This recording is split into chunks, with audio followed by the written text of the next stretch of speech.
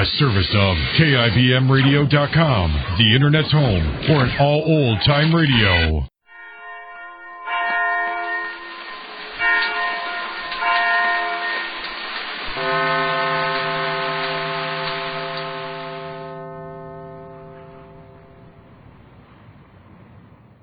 Kroger Tender Ray Beef. No other beef so fresh can be so tender. Presents Hearts in Harmony, transcribed.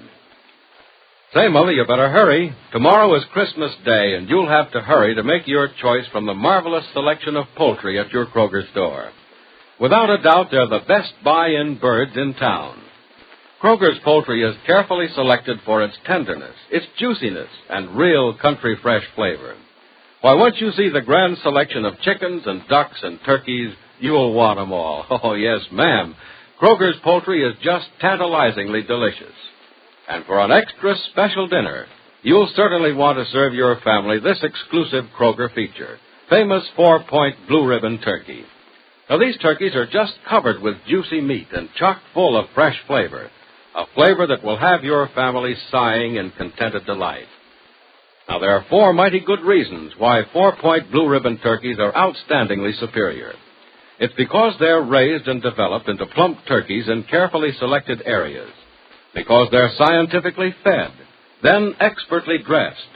And finally, they're personally selected to please you. So get yours without delay at your Kroger store, for it's the only place you can buy famous 4-point blue ribbon turkeys. And now, Hearts in Harmony. It's the day before Christmas, and Penny has set aside her problems in preparation for a gay and happy tomorrow. While Nora bathes the baby, and Grace, Penny's mother, busies herself in the kitchen, Penny puts the last few touches to the Christmas tree. Then the doorbell rings. Come in. Come on in, the door's unlocked. Morning, Penny. Hello, Johnny. Very day before Christmas. Oh, thank you, Mary. The same to you. Guess what? Well, I'm not good at guessing what. You better tell me. Well, I got a telegram from Jed this morning. He's all right, isn't he? Oh, he must be. He's leaving Mapleton on the afternoon train, so he'll be here about midnight tonight. Oh, that's great. Well, the whole family be together for tomorrow. Yep, the whole family. Even Pat? Yeah, Pat phoned from New York last night and said he'd be home for Christmas, too. Oh, that's really swell. Wonderful.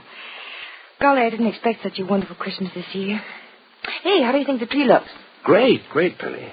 But then again, you can make anything look good. Well, wait till you see it with the lights turned on. Here, want to put the plug in the wall and we'll test them? All right. Which wall socket do you use? That one there with the floor lamp. Oh, yes, I see it. Okay, plug's in. Thank you. Uh-oh. The lights don't go on. Well, you have to turn that switch or something. Oh, yeah. Sort of high-class equipment you have. Yeah, if it works. Well, go ahead, turn on the switch, will you? Yeah, okay. Oh, yeah, it's on. Look, Johnny, so are the lights. Well, it really looks like Christmas in here now. Wait till the baby sees this. Yeah. Wonder if she's old enough to know what it's all about. Oh, of course she isn't. But I guess she'll notice it. Well, I should think she would. Golly, if she were only a little older. Oh, don't ask for trouble, Penny. Next year at this time, you'll have to put a fence around the tree to keep the kid from knocking it over. I suppose we will. Well, we'd better turn the lights out now, or we'll be spending half of Christmas looking for burned-out bulbs. Will you turn the switch? Yeah, sure. There you are. I'm quite an electrician, don't you think? Oh, you're wonderful. I don't know how I do without you. I hope you never find out. Say, you'll be here for dinner tomorrow, won't you? I was planning to call you in a little while to make sure. Well, thanks for the invitation, Penny, but I won't be able to make it. Well, why not? Professor Rogers and Freddie are going to be here. We're going to have a swell time. Well, I hope you do have a great time, Penny, but I won't be able to make it. I'm going down to see Alice. Oh, Johnny, that's wonderful. Well, how can you make it there in time? It's such a long way. Well, I'm flying down in a private job. A friend of mine has one of those fast planes. That ex-Army pilot from Wayne City, maybe you know. Yes, I think you mentioned it. Well, we're leaving here at noon. We'll be there by, about 10 o'clock tonight. Golly, all that distance? Doesn't seem possible. Oh, they'll make it faster than that one of these days, even on commercial airlines. In fact, this fellow's complaining because his plane's so slow. He says we'll never go over 300 miles an hour. Oh, Johnny, good heavens. 300 miles an hour scares me just to think about it. Well, if that scares you, Penny, don't think about what's to come.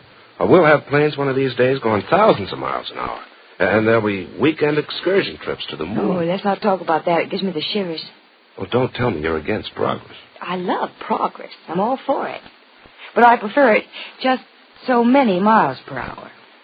And there are a lot of places just 200 or 300 miles from here I'd like to see before I worry about traipsing around the moon. Penny, you're getting old or stale or letting yourself get into a rut or something. No, I don't think so. It's just that some of us have to be practical. Well, you don't have to be one of that some.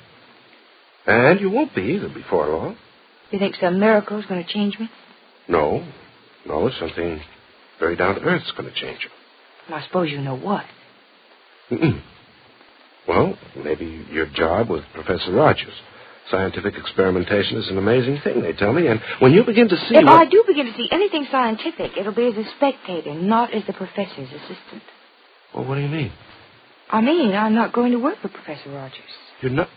Well, I heard... I know, Johnny. You heard that I accepted the job, and I did. But then the job was taken away from me. The job was taken away? Well, by whom? I don't know, Johnny.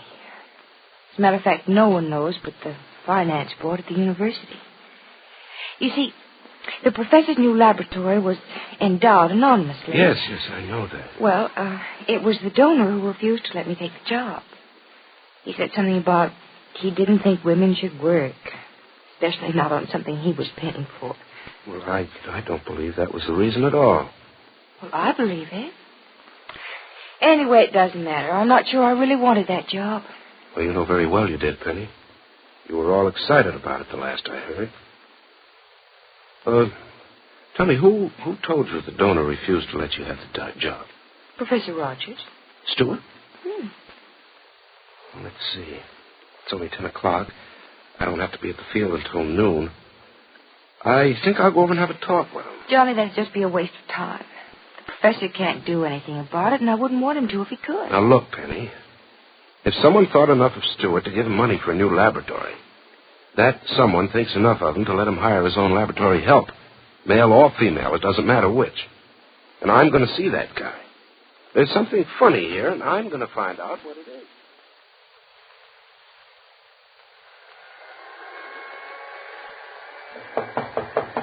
Come in. Hello, Professor. Oh, Johnny, come in. I'm not interrupting anything, am I? No, I'm just testing this electric motor, clocking its revolutions. Oh. Yeah, it seems to be all right. Wait, I'll turn it off. There we are. Well, good to see you, Johnny. Where have you been keeping yourself? Oh, at the office, mostly. I've been pretty busy. Say, this isn't your new laboratory, is it? No, the new one's being put in across the hall. It's not much to look at yet. Would you like to see it? No. Some other time, Stuart. Okay. I'm in sort of a hurry today, flying down to see Alice for Christmas. Oh, that's fine. She know you're coming? No, it's going to be a surprise. A good idea. That'll be a Christmas present in itself. Well, we'll miss you at the Gibbs house, though. Miss Gibbs told me you'd be there, too. Well, I'd like to be, but I think I ought to go see Alice since I have the chance. Oh, well, so do I. Are you flying down? Yeah, in a small private plane. Fast, too. We'll be there tonight. Good. Look, I don't know quite how to get into this, but I want to ask you something. Well, go ahead. And now, look, if I'm not minding my own business, you tell me so, and I'll shut up. But I'd like to know what really happened to Penny's job with you. Oh. She's told you about that, has she? Yeah, and I don't believe the story she told me, or that you told her. Now, just what is the truth of the matter, Stuart? Johnny, that is the truth. The donor refused to let me hire her as an assistant or even let her work in the laboratory in any capacity. Oh, but that's crazy. Why, people don't object anymore to women working. Well, that's old-fashioned. Yes, that's old-fashioned. But if you knew who the donor is, I think you'd consider the action modern enough. Well, I thought the donor was anonymous. Oh, she was, until I insisted on knowing or else not going ahead with my experiment. Pardon me a minute. Did you say the donor is a she? Yeah, Johnny. A she. Huh? Not the she I'm thinking, I hope. The she you're thinking, Madeline Dodge. Oh. Yeah. Now you see why I couldn't have Miss Gibbs as my assistant. I see. And, well, you don't blame me for not telling Miss Gibbs everything I knew, do you? No. I think you did the right thing. Oh, thanks. I hope you'll approve of what I'm going to do next, too. What's that?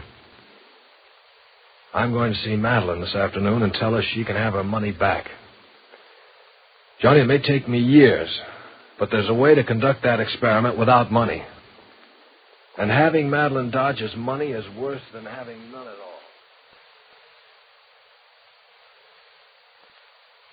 And so I think you'd better withdraw your endowment from the university, Miss Dodge. I don't want it under the conditions I have it now. Oh, Stuart, darling, I think you'll change your mind after a little while. No, I won't.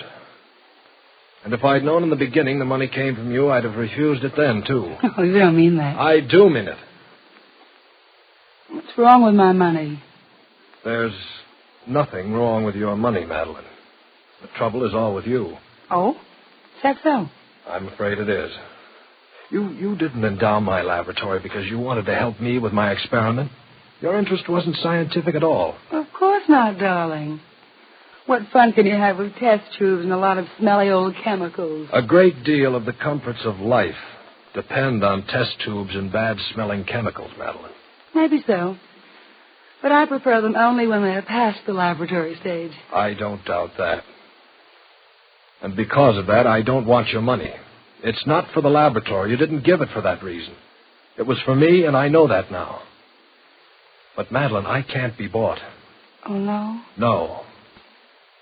I'm telling you to withdraw your endowment. Isn't that proof enough? No, it isn't. Because, you see, I'm not going to withdraw my money. And you're not going to abandon the laboratory. Darling, you're going ahead with your experiment. And you're going to spend the rest of your life thanking me for what I've done for you. You think so, do you? Oh, I know so. You see, I expected something like this from you, so I prepared for it. The university will insist that you go ahead with your experiment. You can't refuse either. Because, you see, I endowed more than just your laboratory. And I'll see to it that the whole university suffers if you fail to go ahead with the new laboratory. You think of everything, don't you? Mm-hmm. I think of you, Stuart, darling. And I just have to think of ways to keep you around. Well, you still have no guarantee that I'll do what you want. Oh, yes, you will, Professor. My money can make you if you do what I want. But if you don't do as I ask, I have money enough to break you, too. Just think that over for a while, darling, will you? Professor Rogers is caught in a trap, isn't he? What will happen if Penny ever finds out it's Madeline who endowed the professor's new laboratory? Be sure to listen to the next dramatic episode of Hearts in Harmony. Well, tomorrow's the big day, and it's going to be a really memorable day if you serve your family Kroger's poultry. They're the best birds in town. You see, Kroger's poultry is specially chosen to please you, and that's why it comes out of your oven tasting better, more flavorful, tenderer, juicier. For instance, those aristocrats of the poultry kingdom, 4-point blue ribbon turkeys. Now, these birds are better, 4 ways better. They're raised in the finest turkey-raising areas by master turkey growers. Then they're scientifically fed, actually coddled, to make them plumper and more tender. Next, they're dressed expertly, as carefully as you would dress a prize bird. And the ones that finally reach your Kroger store are specially selected for folks like you. Why don't you get a famous 4-point blue ribbon turkey at your Kroger store now? Now, your local announcer. Now, Anacin, the tablets thousands of physicians and dentists recommend for fast relief of pain of headache, neuritis, neuralgia, and Bicidol Mints that quickly rid stomach of gastric distress, present Our Miss Brooks, starring Eve Arden.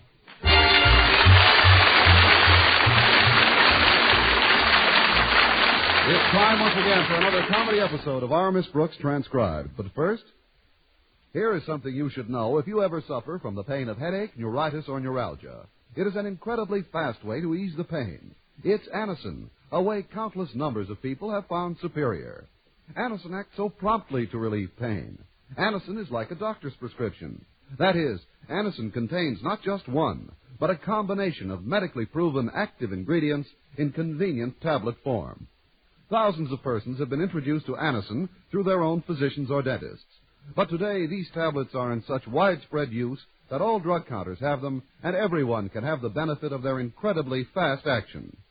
So if you want to relieve the pains of headache, neuritis, or neuralgia, by all means try Anacin on this guarantee. If the first few Anacin tablets do not give you all the relief you want, as fast as you want it, return the unused portion and your money will be refunded. I'll spell the name for you, Anacin. Easy-to-take Anacin tablets come in handy boxes of 12 and 30 and economical family-size bottles of 50 and 100. Ask for Anacin at your druggist's today.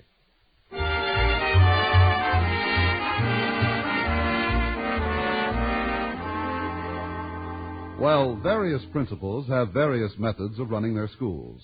Nobody is better acquainted with this fact than our Miss Brooks, who teaches English at Madison High School. Now, you take her principal, Osgood Conklin. And I wish you would. Mr. Conklin has always been a great believer in meetings. These invariably occur early in the morning before first class. This is to ensure that everyone will be as brisk and chipper as a damp pen wiper. Our most recent meeting took place in his office last Friday morning. Present were Mr. Conklin's daughter Harriet, president of the student body, Mr. Boynton and myself as faculty advisors, and Walter Denton, editor of the Madison Monitor. This meeting is now called to order. As in the past, parliamentary procedure will prevail.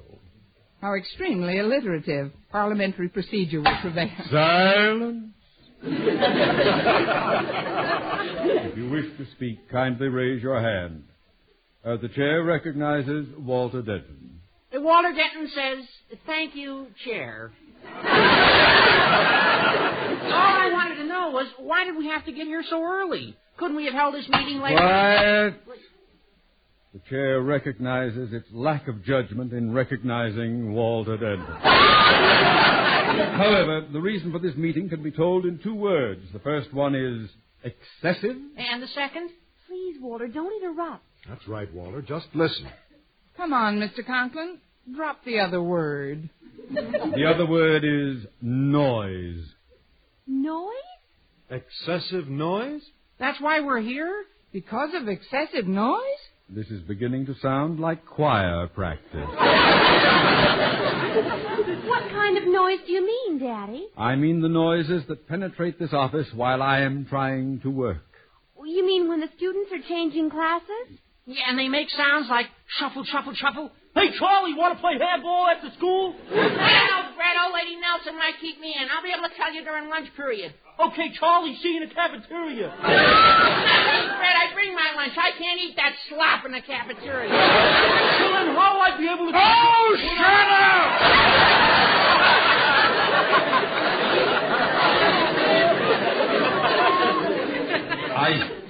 I mean, the chair sees no cause for such graphic description.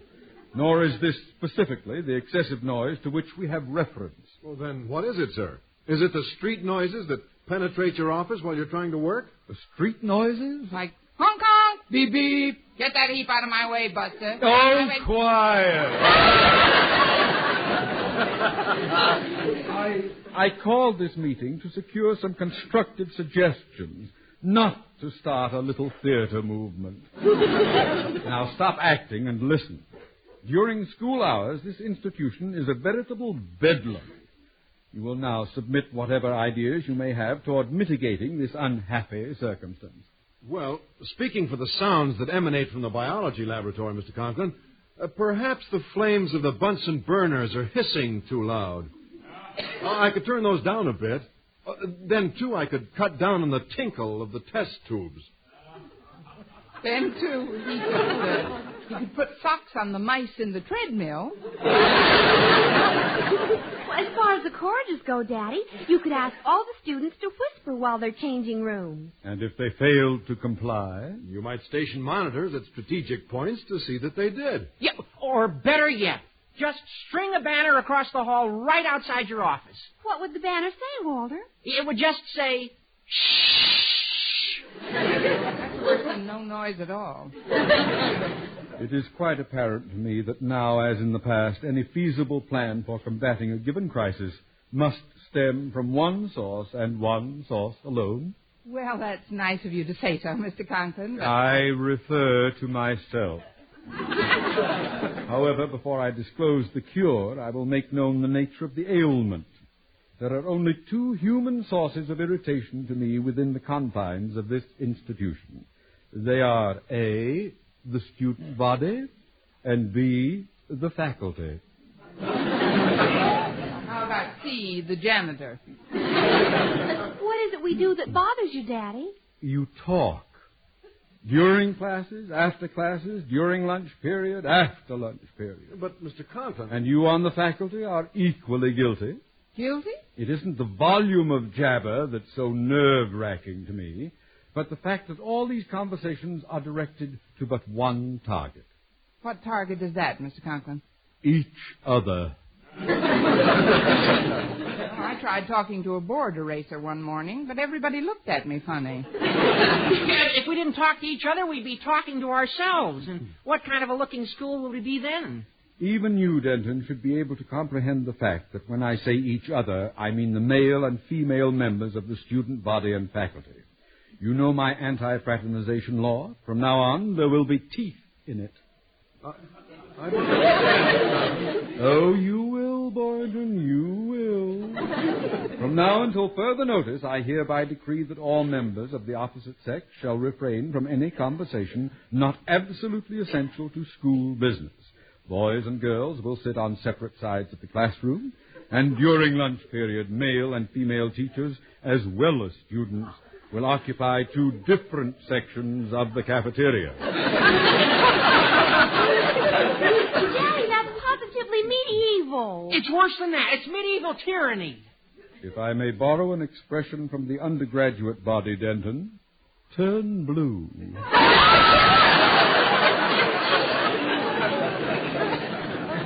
Just a minute, Mr. Conklin. May I say something to you? First, I'd like to say something to you. I wish you wouldn't. I don't look good in blue. That is, speaking for the faculty, sir, I'm afraid this edict of yours will be met with considerable resentment. The temper of the faculty doesn't concern me in the slightest, Miss Brooks. Needless to say, stringent punitive measures will be taken if anyone violates my order. But, sir, perhaps such stern measures won't be necessary. If you'll permit me to address the school assembly, I think I could get your point across by relating a humorous anecdote pertinent to the subject. A humorous anecdote, Mr. Boynton? Yes, sir. I told this story at a recent biology club meeting, and it was received with considerable enthusiasm by my fellow biologists. I bet they laughed so hard they dropped their frogs. Anyway, this story involves some extremely humorous characters. Their names are Timothy Sweeney, Patrick Clancy, and Seamus O'Houlihan. You see, it's about three Irish fellows. It's going to be about a bank teller in Dutch Guiana. Please, Miss Brooks, let Mr. Boynton finish. To be perfectly candid, when I discovered this anecdote in an old anthology of humor, it was couched in rather antiquated terms. However, by rephrasing it, I've brought it up to the minute. So, without further ado, here goes. One day, Sweeney, Clancy, and O'Houlihan were about to take a written examination preparatory to entering the police force. Now, see here, Begorra, O'Houlihan exclaimed with a merry twinkle in his Irish eye. I'm going to get the highest mark of anyone in the room. Now, what do you think of that? I don't know. What do you think of it? I'm not finished, Miss Brooks. Oh. When Sweeney heard that, he looked at O'Houlihan and, with a merry twinkle in his Irish eyes, declared, "Fiddle-dee-dee." Oh, that's Sweeney.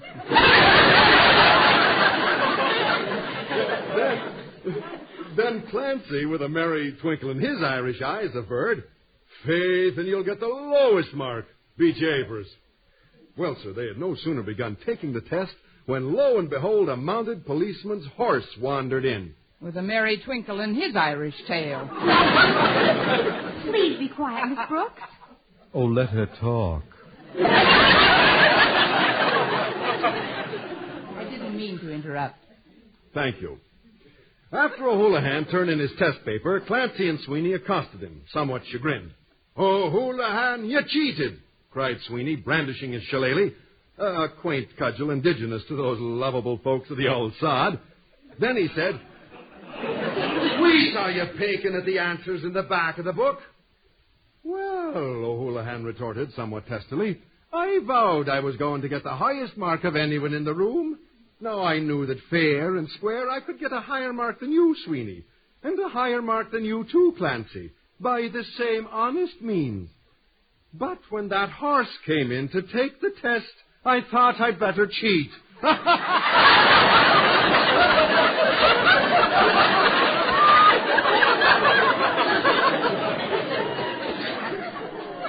Don't you get it?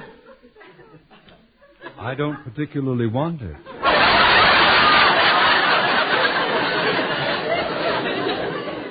Now, what has that anecdote got to do with the current situation? Well, it's about cheating, Mr. Conklin. Someone violates your ban against conversation between the sexes. That's a form of cheating. A form of cheating? One of the duller forms, I'd say. Well, we've wasted enough time. Since there seems to be some doubt as to the efficacy of my plan, I shall put it to the acid test. What do you mean, Daddy? In accordance with my democratic principles, I shall put it to a vote at this meeting. All opposed to my plan will signify by saying no. No. All in favor say aye. Aye. The ayes have it. Motion carried. But, Mr. Conklin, what about our nose? Keep it out of my business. Aye, aye, sir.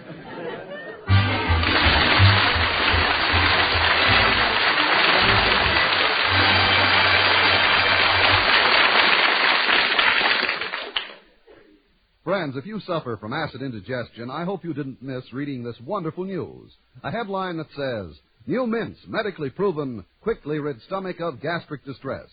That headline is talking about new Bicidol mints. Doctors recommend Bicidol mints because the Bicidol medication acts at once to make painful acid harmless and give you fast 5-way relief. 1. Speeds relief from gas. 2. Sweetens your breath. 3. Gives complete, longer-lasting relief than baking soda. 4. Relieves stomach upset from too much eating, drinking, smoking. 5. Lets you sleep when acid indigestion strikes at night. So don't suffer acid indigestion, heartburn, or gastric distress from excess acidity. Remember, new mints, medically proven, quickly rid stomach of gastric distress. And remember the name, Bicidol mints. Bisodol. Get Bicidol mints for fast relief.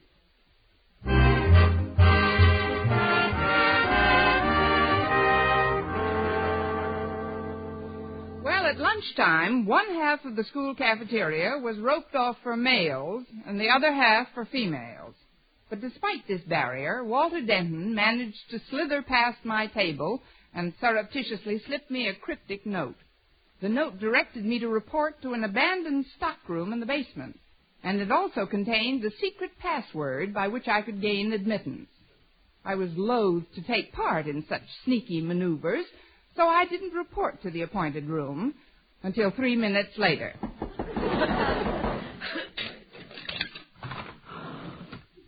What's the secret password? Mr. Conklin is a schnook.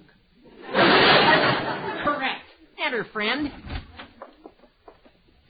Well, what do you think of this old abandoned stockroom, Miss Brooks? I think we ought to abandon it. It's pretty stuffy, Walter. Well, you should have seen it before I cleaned it up.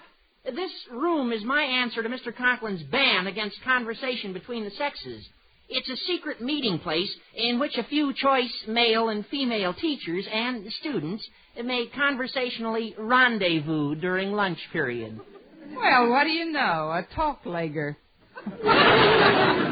These are rather cramped quarters, Walter, but I must admit it's a good idea. Thanks. Now, about the rates. I charge 10 cents for the first 5 minutes. What? And 5 cents for each additional 3 minutes. Those are about the same rates you pay for a phone call. Yes, but the phone company provides a bigger booth.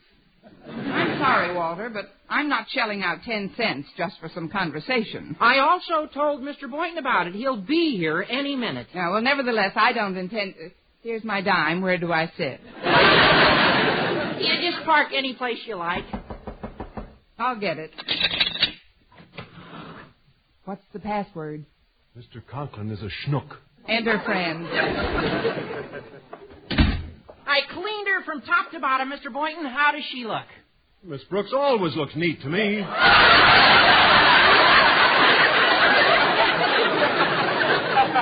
What he meant. You give me 10 cents and she's yours for 5 minutes. What on earth would I do with Miss Brooks for 5 minutes? Let's pay an extra $50 and figure something out. The 10-cent fee is just for the use of the room, Mr. Boynton. Just for the room? 10 cents? Well, that's exorbitant, Walter. It's outrageous. It's unreasonable. It's... Try bejabers. Bejabers, it's too much. Well, those are my rates. It's only fair I get something for my labors, Mr. Boynton. This morning, this was just a musty old room loaded with dust, cobwebs, gophers. Gophers? They've left. They didn't like the rates either. This is no time to economize, Mr. Boynton. Don't you think it's worth 10 cents to be able to sit around and chat with members of the opposite, you should excuse the expression, sex? I suppose you're right, Miss Brooks. Do you have 2 nickels for a dime? Yes, I have. Well, give them to Walter. I don't happen to have a dime on me. That's the quickest way I was ever beaten out of a dime. Walter, do you have 10 pennies for 2 nickels? Yes, I have. Well, keep them. I don't have 2 nickels. I'll put you on the cuff for today, Mr. Boynton. I'll go. What's the password? Mr. Conklin is a schnook, but he really isn't, Miss Brooks. Come in, Harriet. Oh, hello, Harriet. Hello, Mr. Boynton. Hi, Walter. Harriet, my beloved, all this gloomy morn I have prayed for this magic-laden moment when you would come to me on the wings of love. That'll be 10 cents, please. 10 cents? That's a nickel a wing. That's the price we must pay for your father's folly, Harriet. Oh, please don't be too harsh on poor Daddy. The reason he's become so antagonistic toward fraternizing is because of Mother. Your mother? Yes, Miss Brooks. Mother isn't due back home until this afternoon. For the past week, she's been visiting Grandma in Montrose, and Daddy's missed her dreadfully.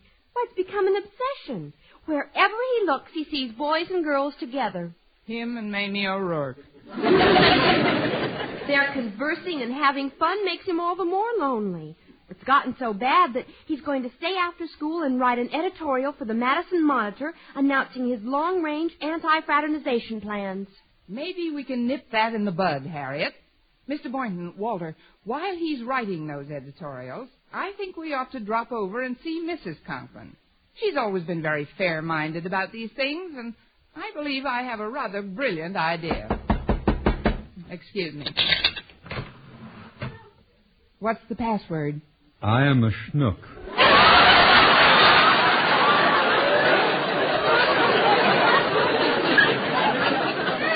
Oh, Mr. Conklin. Curiosity prompted me to read this unsigned, neatly typed note that I found in the cafeteria. Now then, will you open the door, Miss Brooks, or do your rules blackball schnooks over 40? Not at all, sir. Come right in. Daddy! Mr. Conklin. Yipe! So we have the start of a nice little cell, haven't we? Oh, you don't understand, Mr. Conklin. We know nothing about any notes you may have found. We came here merely to do some spring cleaning. Spring cleaning? Yes, sir. We decided that this room must be cleaned out immediately when we discovered that its inhabitants were behaving in a shocking manner and in flagrant violation of your anti-fraternizing rule. Just what do you mean by that, Miss Brooks? The boy gophers were holding hands with the girl gophers.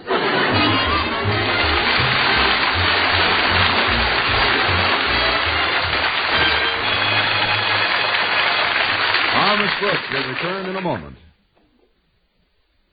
CBS Radio has an important suggestion for you, a suggestion that more Americans take a personal part in the international struggle for peace and freedom. Perhaps you have never looked at service with the ground observers as quite that, but that's exactly what it adds up to. Today, throughout the world, there's a struggle for the minds of great masses of human beings. Both sides have attempted to convince people everywhere to choose between 2 opposing ways of life. Since the end of World War II, America has helped great and small nations regain their stability and live in freedom. At the same time, using every means at its command, another major power has attempted to spread its influence. Now, at this moment in history, when we have every reason to believe the free world is winning the Cold War, we must be more vigilant than ever. We must keep our powder dry, our eyes open. To tempt a would-be aggressor by apparent weakness would be potentially disastrous. So let's all make home defense our business. Drop in at your local civilian defense office and volunteer your 2 hours a week with your local Ground Observer Corps.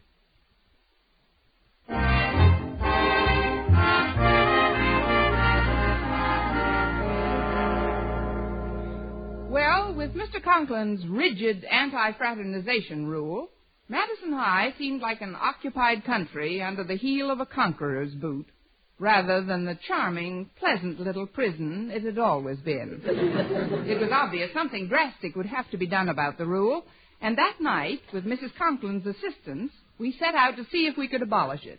I'll go lend a hand to Mrs. Conklin and Harriet in the kitchen, Miss Brooks. All right, Walter. Need any help setting the table, Mr. Boynton? I'm afraid I do. I'm not much good at this sort of thing. Would you give me a hand? Both. I mean, you're doing fine, I think, but you ought to set those shakers at the far end of the table. Oh, yes. Excuse me, Miss Brooks, but you're standing in the way. Unless you move, I'll have to squeeze past you. I know. Get going. It won't be such a tight squeeze, Mr. Boynton. Just try it for size. Oh, okay. I'll just get you. I'll never get through that way. Now, maybe if I slant my shoulders, I can get through. Oh, Miss Brooks, I'm stuck. So I was wrong. Kiss me.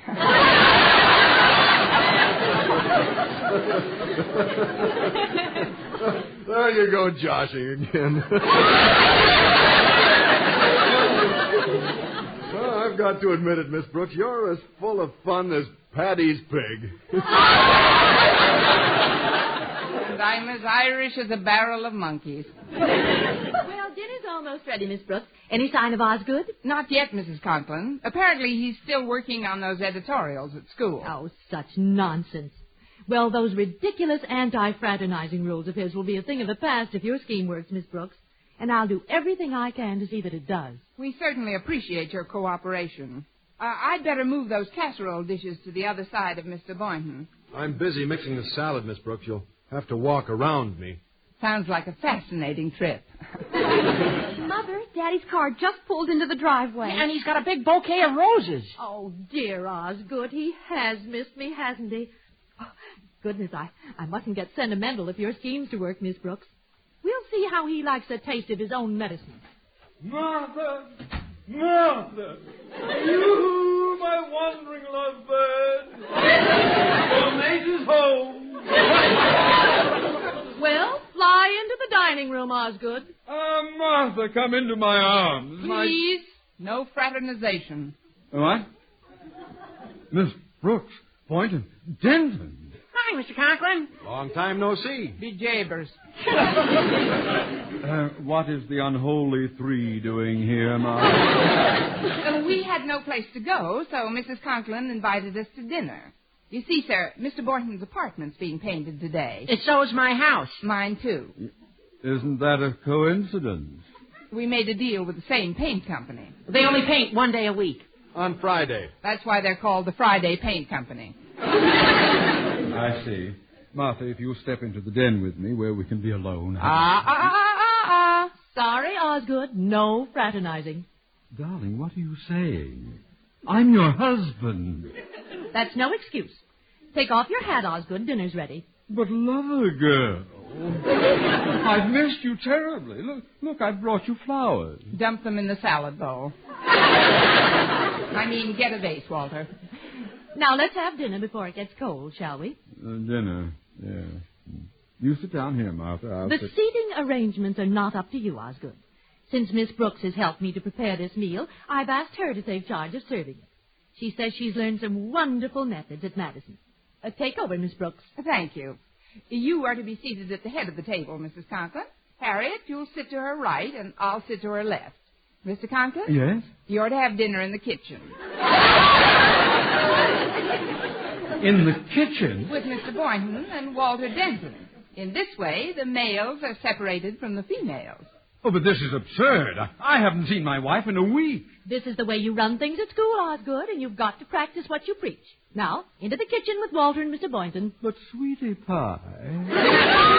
Come on, Dad. We'll have a ball. Oh, no.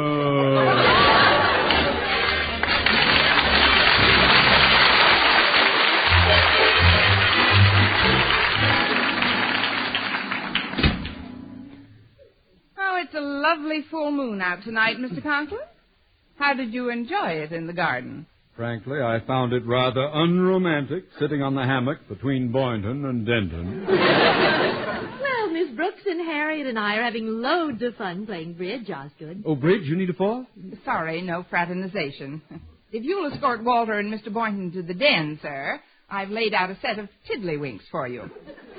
Tiddlywinks at my age? Some tiddlies are older than others.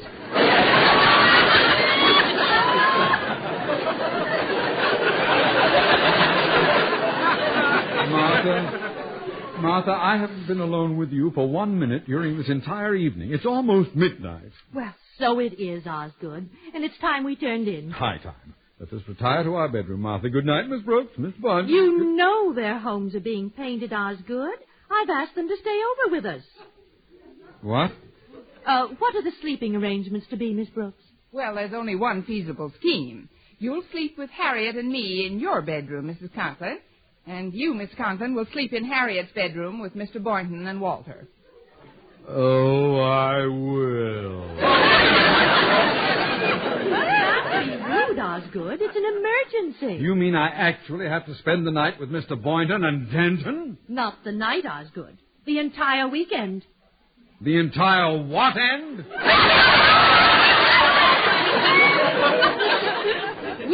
Weak, sir. The way you're beginning to feel about your plan at school. Oh, Miss Brooks, you're right.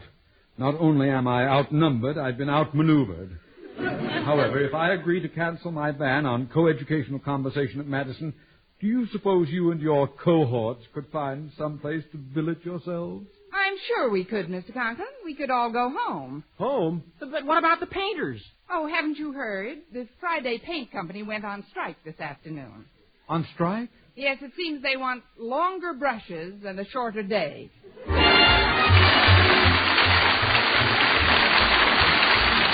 Our Miss Brooks, starring Eve Arden transcribed, was produced and directed by Larry Burns, written by Joe Quillen and Al Lewis, with the music of Wilbur Hatch.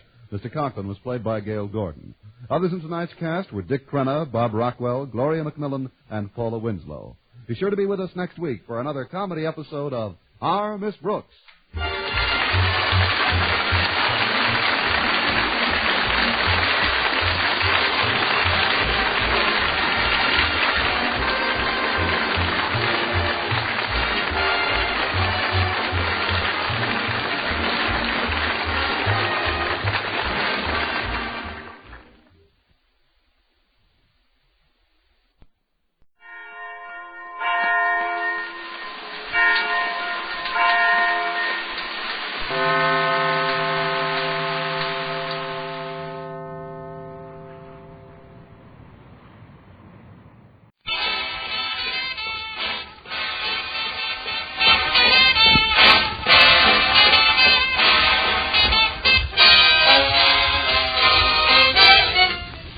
Once again, it's What's Yours in Music, our Saturday night and early Sunday morning all-request, all-dance show coming to you from WCPO and the courtesy of Felsenbrough Beer and Old Hickory Ale. And just in case there was any doubt as to what that introductory melody was, it's one that you've been calling for and requesting during the past hour when, through the courtesy of the brewers of Felsenbrough Beer and Old Hickory Ale, we have left the air to present a special community chest broadcast. But now we carry on with our all-request show, and we get back to Gene Krupa and that bolero at the Savoy. Here it is.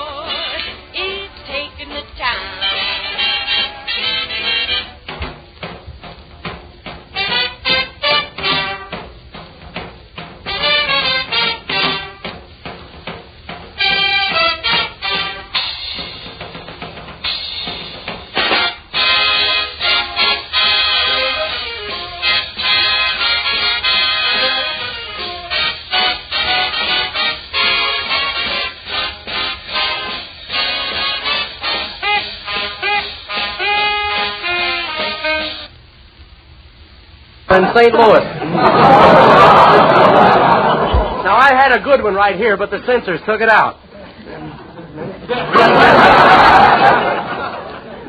I understand last year, and I'm going to the opening game in Chicago this week.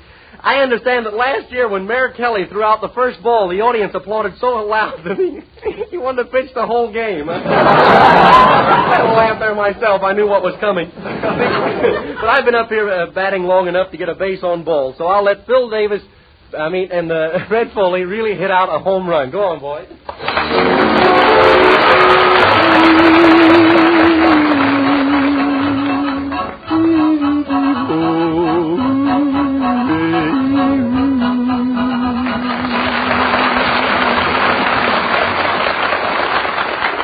Well, thanks a lot, folks, and howdy. For my first song tonight, I'm going to sing one that I think most everybody likes. Mr. Phil, a little introduction, please, to Mexican Rose.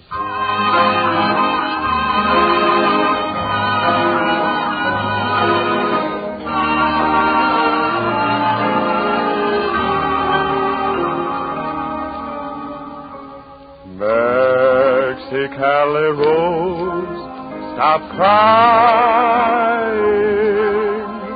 I'll come back to you some sunny day. Every night you'll know that I'll be pining. Every hour a year while I'm away. Dry those big brown eyes and smile, dear. Banish all those tears and please don't sigh. Kiss me once again and hold me. Mexicali Rose, goodbye.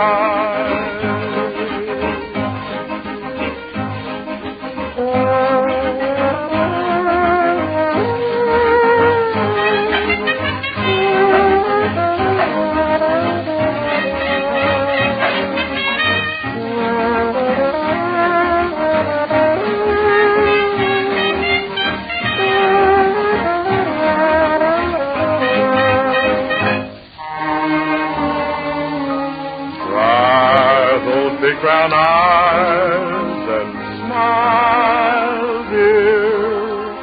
Banish all those tears and please don't sigh. Kiss me once again and hold me. Mexicali Rose, goodbye.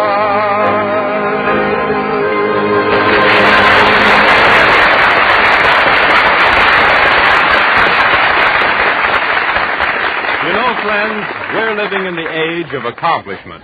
Things that were once considered seemingly impossible are being accomplished every day.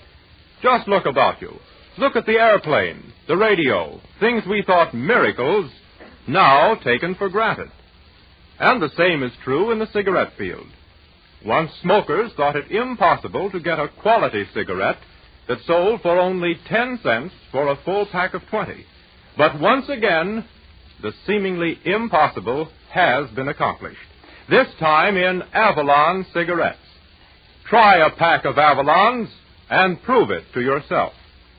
They're 100% union-made from a matchless blend of the world's finest Turkish and domestic tobaccos with a quality that will really please you. Yes, an exclusive quality that can't be surpassed. That's why you'd never guess they cost you less. Only 10 cents. Yes, only 10 cents plus any city or state tax. Never has a price so low, but more high quality in a cigarette. Give Avalons a trial. Why not make it tonight?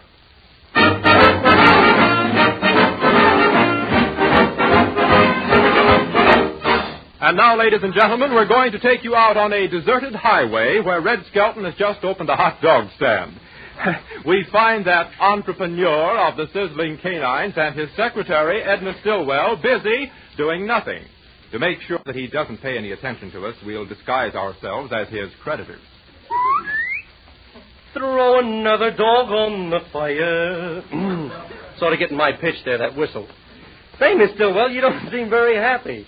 Who gave you this hot dog business anyhow? Nobody gave it to me. I bought it. I gave a guy $3 and my jackknife for it. That proves they gave you the business. Yeah. I wish you'd be kind of careful how you use that word business. It's like you'd have a little respect for the dead. Last night I didn't have a single customer. Well, don't be disappointed if business falls off a little. Yeah. Well, I'm not worried. I was reading a magazine in a barber shop today, and it said we're going to have a big boom this year. Really? Yeah, it said he's going to be bigger in 1930. That magazine was 10 years old. Yeah. No wonder they thought Hoover would be reelected. What's that? Oh, a customer. Look, a big white car just pulled up with twin horns and 4 universal joints. That's a cow. Yeah? Look, there's another one over there without any horns. How come he hasn't got any horns? Well, some cows have long horns and some have short horns. Some don't have any horns at all. But the reason that cow doesn't have any horns is because it's a horse, you dope. Say, the woods is full of them. Look, there's another cow. Oh, hiya, Phil Davis. Hello, Red. How are you? What are you doing in the woods, Phil? Well, you see, I was out for a ride, Miss Stillwell, and I had a little trouble with my Austin. In Austin? What happened? A tire go flat? No, the car went flat.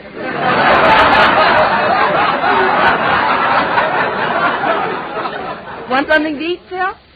Not me. I've got a soldier stomach. Everything I eat goes to the front.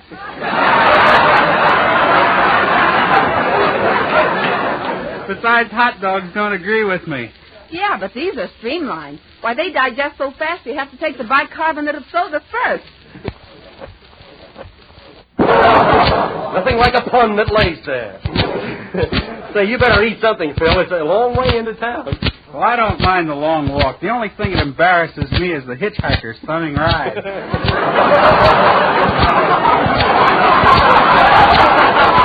Well, I'll see you later, skinny pants. Yeah. Skinny pants? So long, Phil. Guy calling me skinny pants. You know, I could really branch out in business, though, if I was Phil Davis. How's that? Look, ain't he got a corporation in the back of him? Run for your life, the dam's busted. Boy, I'm cold. Chill to the bone. Chill to the bone? Yeah. Well, put your hat on. Yeah.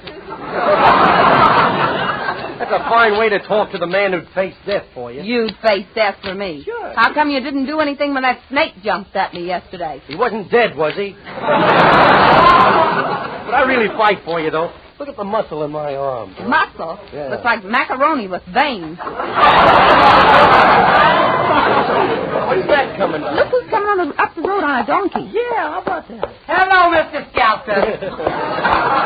Well, Hercules, where'd you get that thing? Thing? Why, he's the Missouri polo pony. Gee, he's kind of cute. You don't flip me on there. Gee, I've always wanted to ride a donkey. Well, why don't you get on to yourself? What are you doing up in this neck of the woods, Herky?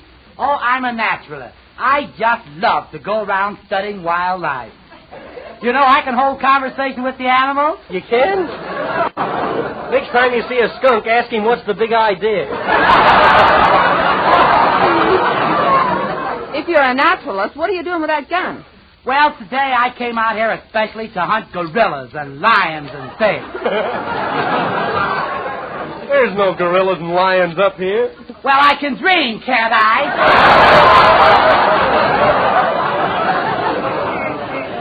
How come you aren't wearing any shoes, Herky? Well, you see, when I go out in the woods, I never wear shoes. No? Walking through the grass just tickles me to death.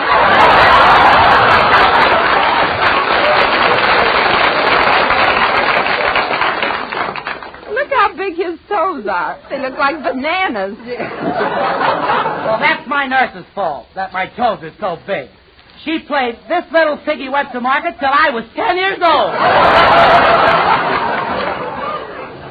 My, those hot dogs smell good. I haven't got any money with me, but they sure do make my mouth water. They do? Give the guy a blotter. Oh, give him a hot dog. Okay, I'll give you one if you let me ride that donkey. Well, all right, but you're kind of big. So don't walk in front of me. If he sees what he's carrying around for a measly hot dog, he'll throw a fit. Well, I must be going now, Mr. Skelton. It looks like rain, and I left some things on the line.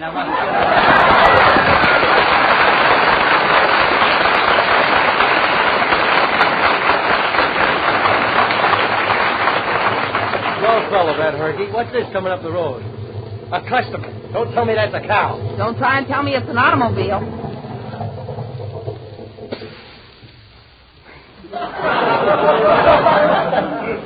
Mr. Skelton, I believe.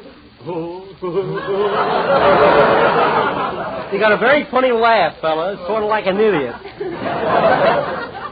Say, you're just the guy I've been looking for, too. And this is your secretary, I believe. Haven't I seen your face before? Well, I usually carry it around with me. Listen, fella, I got a bone to pick with you. Do these hot dogs have pedigrees? Oh, certainly. They're all registered at the Kennel Club. Yes. Hey, don't you hear me talking to you? Yes, don't you see me ignoring you? Hey, come here, Miss Stillwell. That's the guy that sold me this place. Look, we'll make him think business is real good and he'll buy it back, huh? Okay. Okay. Well, sir, we really are doing business here. No kidding. We really are. Say, Miss Stillwell, you better order about 50 more pounds of hot dogs. That sounds like a lot of baloney. That settles it, brother. When you sold me this place, you took me. But, Mr. Skelton, I have something to tell you. You ain't telling me nothing. I want my... My voice is changing. I want my $3 and my jackknife. Very well, here you are, but I'm afraid you're going to regret this, Mr. Skelton. Thanks, but what makes you think I'm going to regret it? Well, the government is going to build a monument on this spot, and they're willing to pay $5,000 for it. You give me back my property, you claim jumper, you...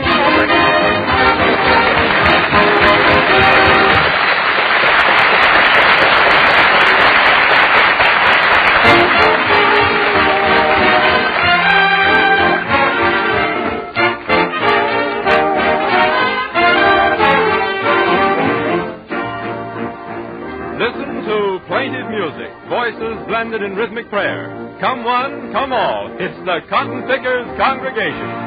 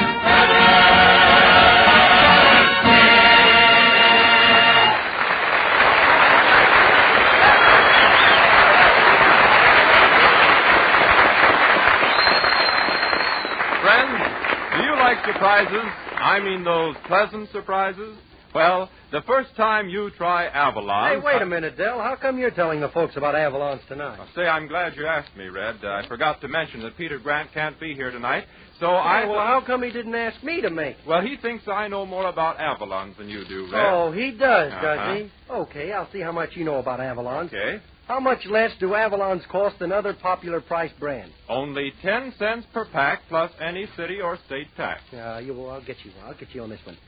Why are Avalon superior quality cigarettes? Well, because they're, I got you. Now, come on. Avalon cigarettes are superior quality because they're 100% union-made from the world's choicest Turkish and domestic tobaccos.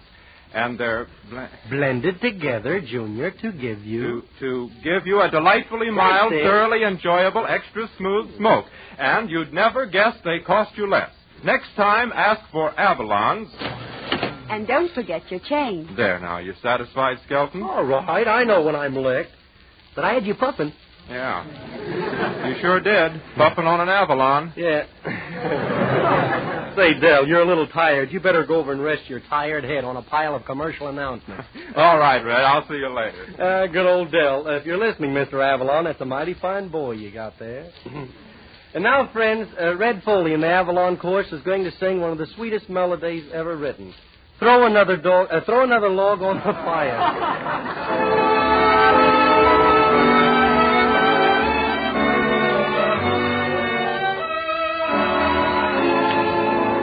Throw another log on the fire. Keep my golden memories aglow. I don't see the face of my loved one when the logs are burning low. Throw another log on the fire. Bring back all the sweetest days I've known when our hearts were young in the springtime and her love was mine alone. Now there's nothing left but the embers. Springtime seems so long ago. Throw another log on the fire. Keep my golden memories aglow. Throw another log on the fire. Keep my golden memories aglow. I don't see the face of my loved one when the logs are burning low. Now there's nothing left but the embers. Springtime seems so long ago. Throw another log on the fire. Keep my golden memories aglow.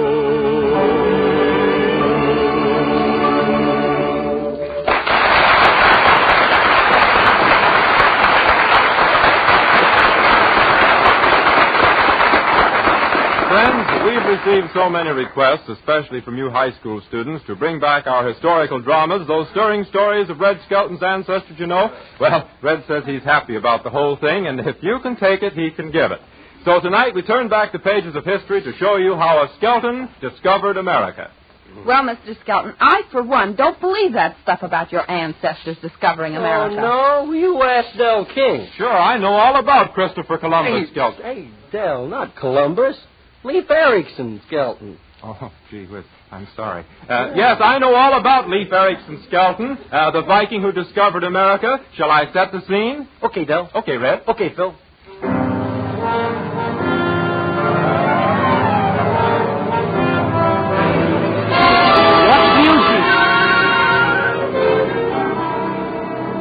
The time, 1000 A.D. The place, somewhere on the turbulent Atlantic Ocean. As the scene opens, we find Leif Erikson Skelton in the cabin of his proud Viking galleon. The ship supposedly making a voyage between Norway and Greenland is lost. we find Leaf frantically poring over his map. With him is his secretary, Greta Stillwell.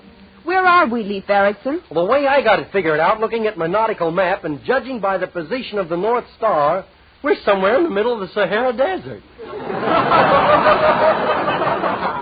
Well, why don't you look at the compass for a I change? threw that thing overboard. What good's a compass? I want to go west, and that thing only points north. Close that door! Leif Erikson, Yeah? a whale has been chasing us for the last 3 days. What'll I do? How's the food supply? Low. Then turn around and chase him. Aye, aye, sir. Close that door! Oh, boy, this ocean's getting awful rough. You know, it reminds me of you. You mean it's wild, restless, and unconquered? No, it's all wet, and it makes me sick. Yeah. Oh, why did I leave Norway? Why did you have to come to Norway anyway? I had to go there on business. I called on old King Olaf. In fact, while I was there, I called on 3 kings. How'd you make out? Well, the other guy had 3 jacks. They don't call me Leaf the Lucky for nothing. Close that door! Oh, Mate Foley, what's up? The barometer, and we're off our course. Yeah? Well, if I had some boxing gloves, I'd box the compass. If we had a compass. We ain't getting many miles to the galleon, are we? How much canvas have we got up? Well, the top sheet, the main sheet, the bottom sheet, and 2 pillowcases. Well, the sails ain't enough. Get those guys in the galley rowing. But we're lost. Where will they row to? Well, what's that over there? That's the horizon. We'll row for that. It's better than nothing. I'm afraid there's going to be mutiny. You better talk to the men. Mutiny, eh? Well, line them up at the rail. They're lined up there now. Well, tell them to turn around. We're going to have a roll call. They've had roll call all day. Every time this ship rolls, they call you something. And I don't mean Leaf the Lucky. Come on, Mate Foley. You stay here, Stillwell, till you figure out where we are. Close that door! Oh, I opened it myself, didn't I? Hey, you lubbers, you supposed to be Vikings. Row, you devil dogs of the sea. Quiet, men. Quiet, please, quiet. You boys in that band heard of Afra? Afra?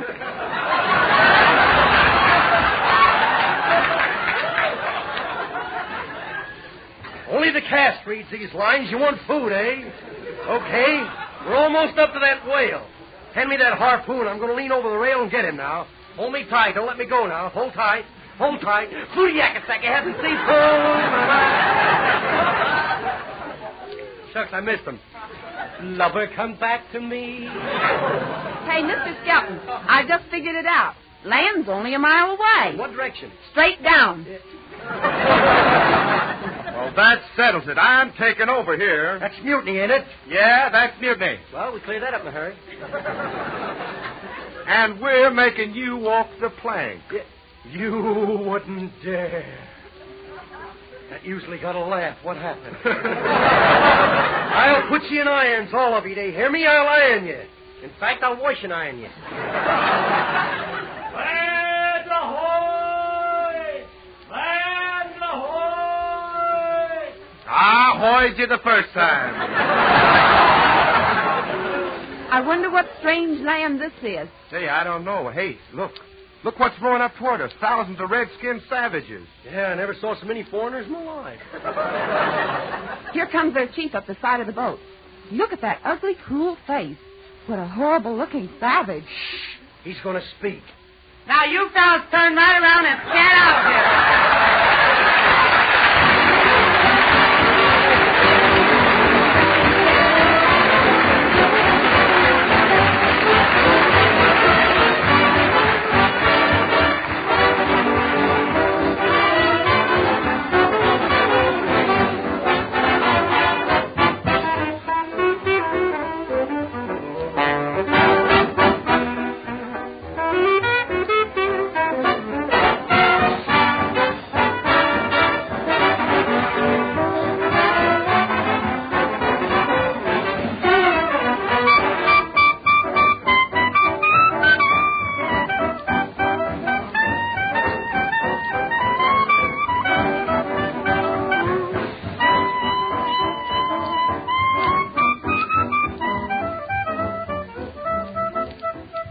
Well, friends, that's all the time we have on the network tonight, and we do hope that through the week you'll remember when you ask for Avalon cigarettes. Don't forget your change.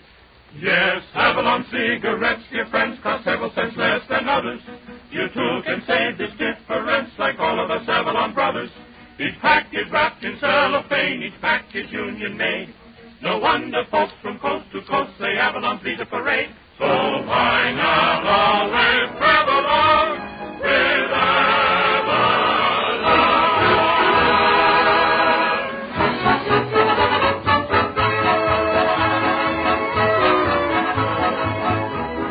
We hope you've enjoyed tonight's show, friends, and we cordially invite you to be with us next Saturday evening at the same time when the Brown and Williamson Tobacco Corporation will again present Avalon Time. Del King speaking. Good night, everybody.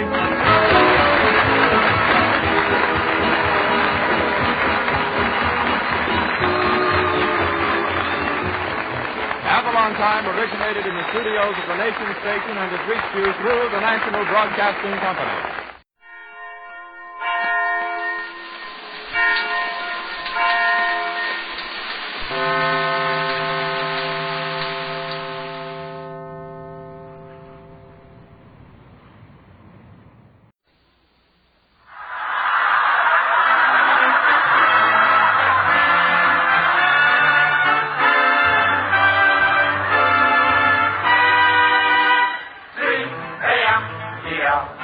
The Abbott Costello program brought to you by Camel, the cigarette that's first in the service. Camel stay fresh because they're packed to go around the world. Listen to the music of Freddie Rich and his orchestra, the songs of Connie Haynes, tonight's special guest, Bert Gordon, the mad Russian of radio, and starring Bud Abbott and Lou Costello.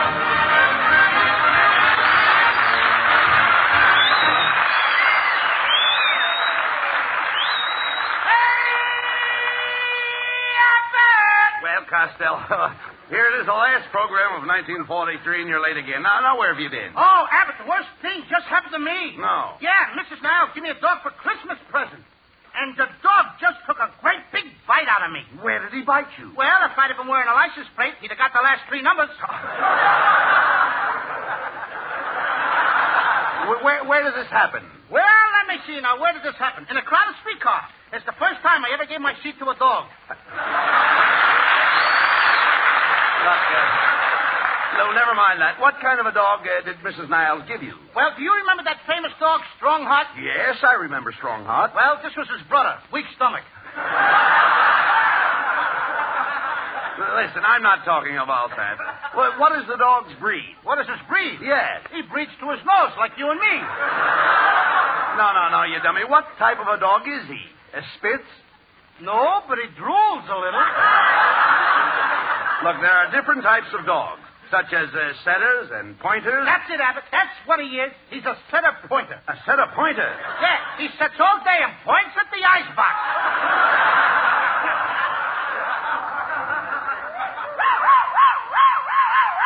Hey, that's the dog now, Abbott. He's out in the hall. Come on, Rover. Come on, Rover. Come on in the door. I said come in the door, not through the door. Why, Costello.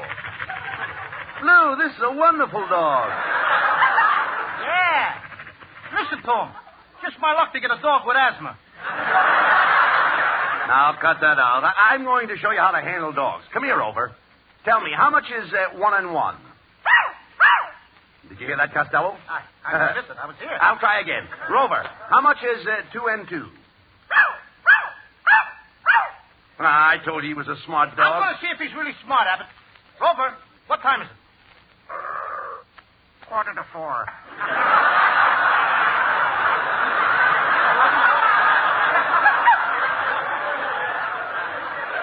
Costello, isn't that the most wonderful thing you ever heard of? A talking dog. Talking dog. Where till I get the phone. Hello? Yes? What? Oh, you don't think so, eh? Okay, Smarty. Goodbye.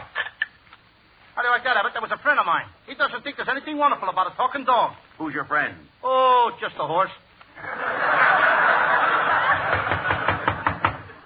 Come in and make it funny. It's costing Camels a lot of money. Oh, it's Ken Niles. Well, if it isn't the spirit of 76 pounds. Oh, yeah? Look who's talking. Listen, fat boy, why don't you unbutton your vest and open up a second front? Very funny, Skinny. Very funny. Now, Costello, Ken Niles is not skinny. Not Skinny, huh? He once worked in an olive factory. He used to crawl through the olive and pull the pimento in after him. But pay no attention to Costello, Ken. I'm ashamed of him. He doesn't even appreciate the wonderful dog your wife gave him for Christmas. Yeah, and what's more, he didn't even thank her for it. Oh, yes, I did. I even kissed your wife on top of her head. Why didn't you kiss her on the lips? Her head is much smoother. I heard that remark, Costello. Why, I ought to give you a thrashing, you little shrimp. Me? A shrimp? Yes, you're a shrimp. You only come up to my chin. Which one? Oh, Costello, are you suggesting that I look old? Well, don't look now, but your Social Security slip is showing. Costello, how can you talk like that to Mrs. Niles after the nice present she gave you for Christmas? When you gave her nothing. Oh, I don't know why you say nothing. Didn't I give her a picture, get her picture published in the paper? Yes, but look where they put it. In the racing news. Well, ain't that the dope sheet? Oh, just look at this picture. Read what it says under it. Oh, I don't think that. Oh, look what it says. This nag showed great promise as a 3-year-old, but is now running in cheap company. Costello, that's an insult. It most certainly is, and I'm leaving. Then take the dog Rover with you. Every time he looks at me, he bites me. Oh, that's silly. Rover hasn't got a tooth in his mouth. I know that. They're all in my leg. You can't talk that way about Rover. Why, I love that little dog almost as much as I do Kenneth. Even more. You gave him a longer leash. Come on, Rover. I'm taking you home. And don't even look at Mr. Costello. Abbott! Get out of here! Get out! Abbott! He bit me again! Take your foot out of Rover's mouth. You're trying to choke him. Costello! Costello, leave that dog alone. He won't leave this. Let my foot out of there. Go, Costello. Just because you don't like me, you're trying to choke poor Rover. You'll regret this.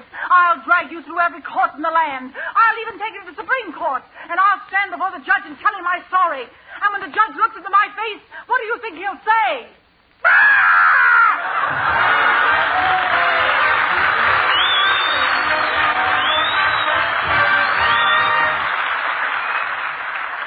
Into a Japanese-held inlet right under enemy guns slides an American PT boat. Out again on her daily routine hunt for Jap supply barges. They've got what it takes, these men of the plywood Navy, and so has their cigarettes, Camels. First with men in all the services, according to actual sales records. Both at home and overseas, more people want Camel cigarettes. But remember, if your store is temporarily sold out, Camels are worth asking for again. They've always got more flavor, the result of expert blending of costlier tobaccos. And wherever you are, wherever you send Camels, they stay fresh, cool smoking and slow burning, because they're packed to go around the world. Camel's tobacco standard is the same for soldier, for civilian, anywhere in the world. C-A-M-E-L-S. Camel cigarettes. They stay fresh because they're packed to go around the world.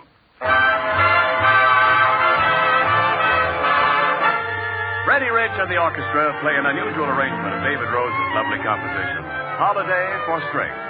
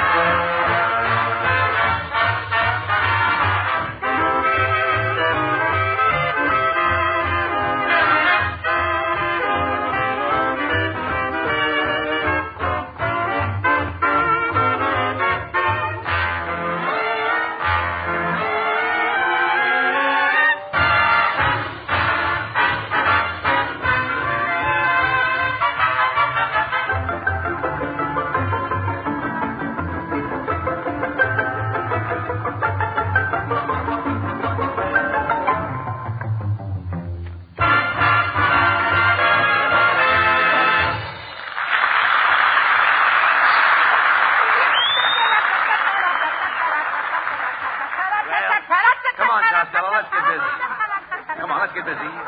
Mrs. Niles will be here soon with a warrant for your arrest for choking that dog. Abbott, I'm telling you before now, I didn't choke the dog. He bit me. I know that, but you'll need a lawyer. Now, we've got to find a good barrister. A what? Don't you know what a barrister is? Oh, yeah. I used to slide down a barrister when I was a kid. Now, don't be silly. A barrister is a legal expert. The greatest barrister of all times was Gladstone. I suppose you never heard of Gladstone? Oh, sorry, I heard of Gladstone. My uncle had Gladstones, but he had to have them cut out. Oh. How can you talk nonsense when you may have to face the... Listen, will you listen to me, please? Yeah. How can you talk all this nonsense when you may have to face a lawsuit for thousands of dollars?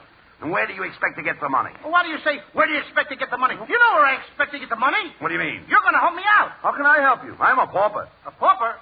Congratulations. What is it, a boy or a girl?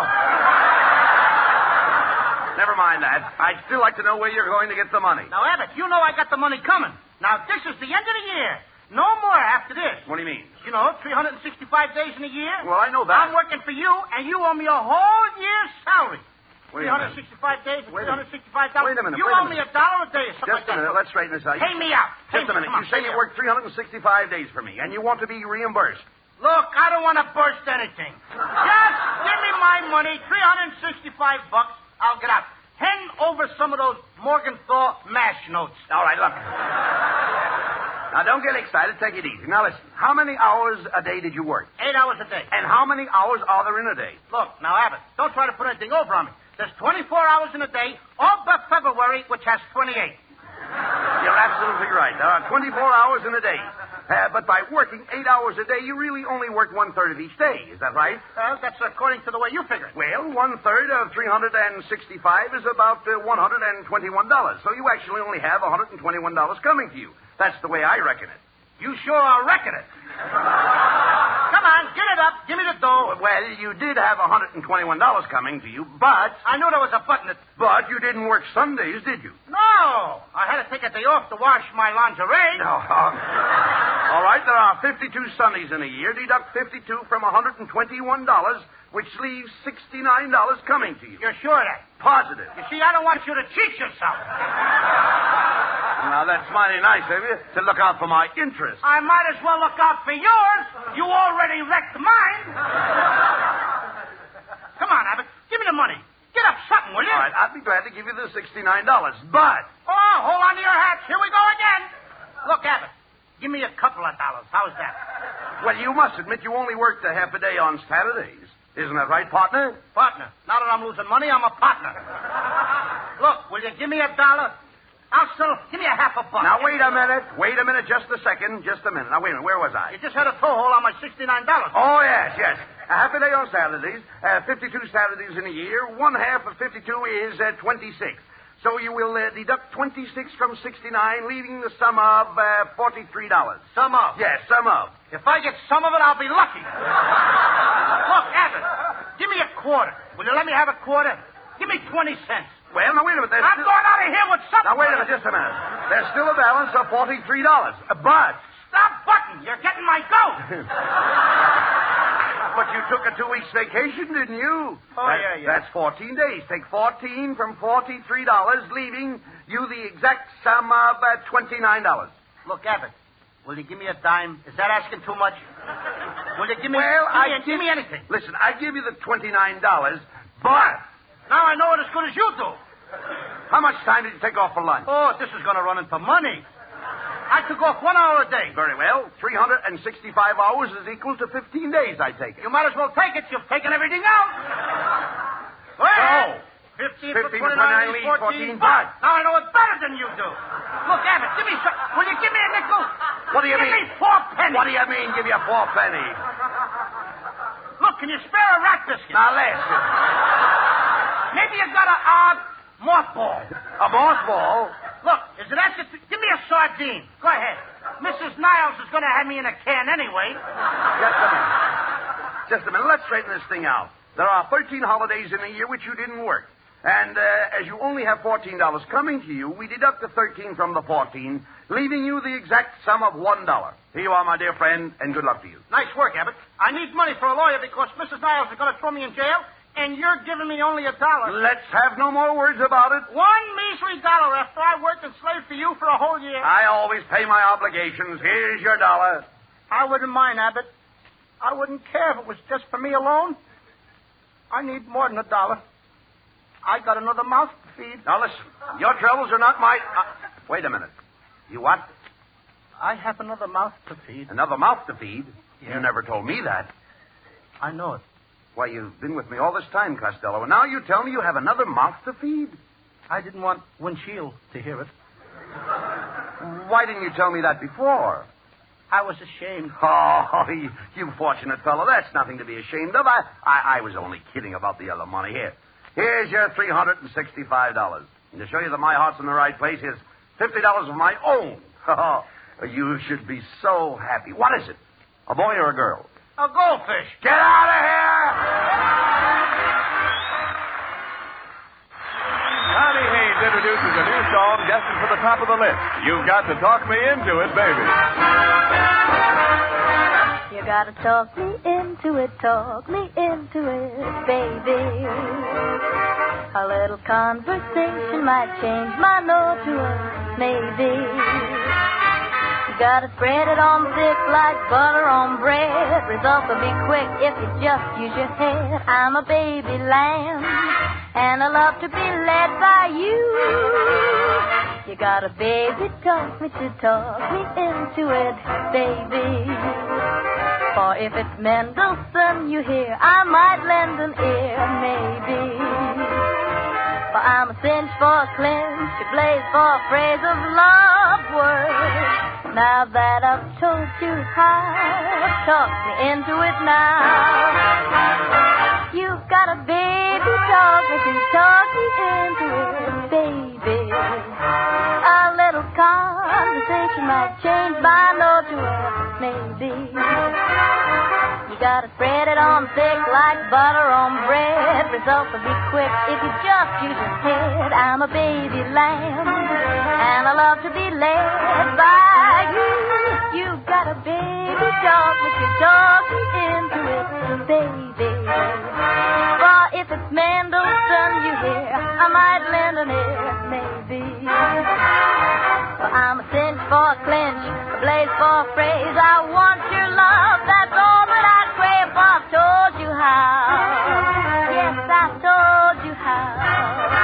You've gotta talk me into it now.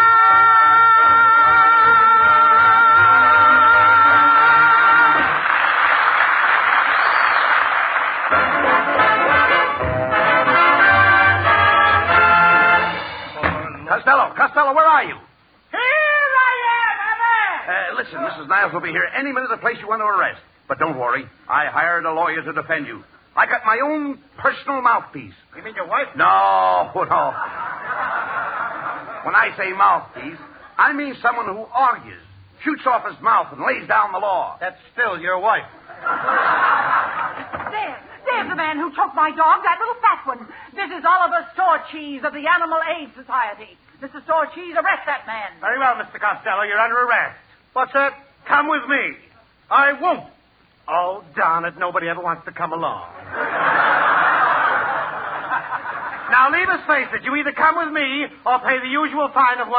Oh, just $1. Did you hear that, Abbott? I can get out of the whole thing for $1.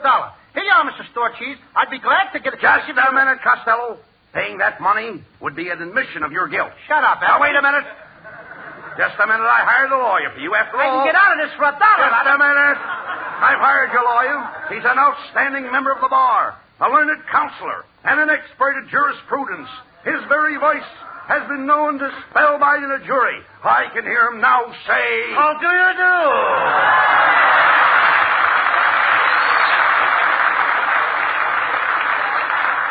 Costello, this is your attorney, Bert Gordon, the Mad Russian. Gentlemen, my card. Let me read that. Bert Gordon, attorney at law, DBTC. What does a DBTC mean? Don't bend the card. Listen, Costello, the Russian's going to give you some advice. Now, that is correct. Mr. Castoria, there are two courses in giving legal advice. Of course and because. Of course, you don't have to take my advice, and because if you do, you'll have to pay for it. Hey, Yeah, but this guy ain't no lawyer. Don't say that. Dad, don't say. When I went to college, they gave me a 5 beta kappa key. Does it fit the hole in your head?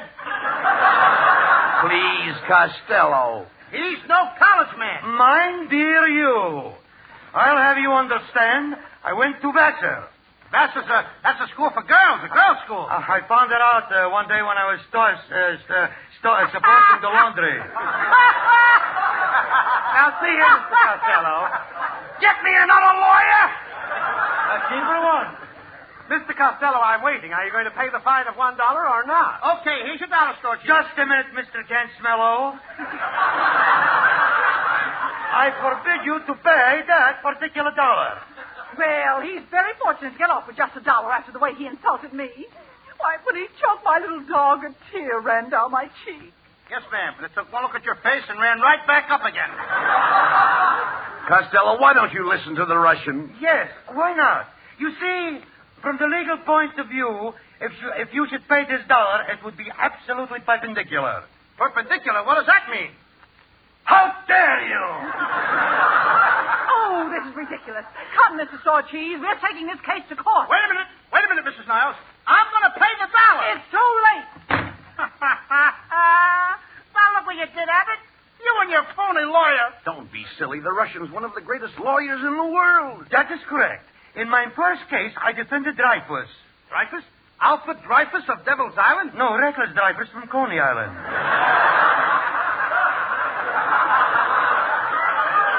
Say, Mr. Castile. Don't worry about the thing when I'm here. I'm a great intellectual. My stock in trade is brains. You got a funny-looking sample case. Now, stop those remarks, Costello. Get a load of his ears. What's wrong with him? Looks like the wind is blowing from his back. Very funny. Very funny? Yes. You think it's funny? Yes. Didn't I see you flying over Pomona? No, it was Glendale. What happened? Shouldn't happen to our dog. Look, will you please take this dollar, Russian, go down to the court and settle the case? Over my dead body. Remember the words of that old saying. Haste makes. Go ahead. There's more. Well, come on, Costello. Let's go down to the court and fight this case. We'll win in no time.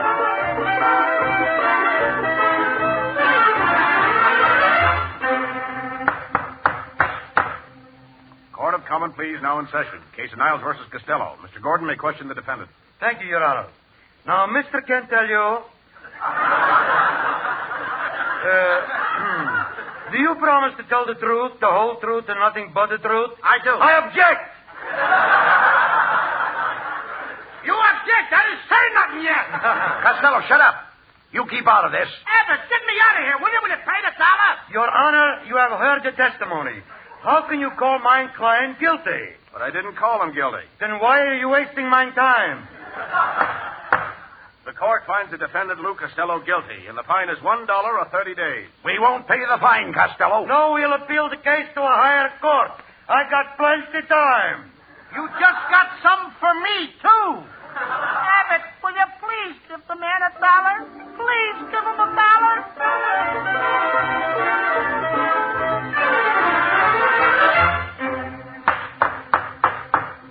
The Supreme Court's now in session. First case, Niles versus Costello. The prisoner will step to the bar.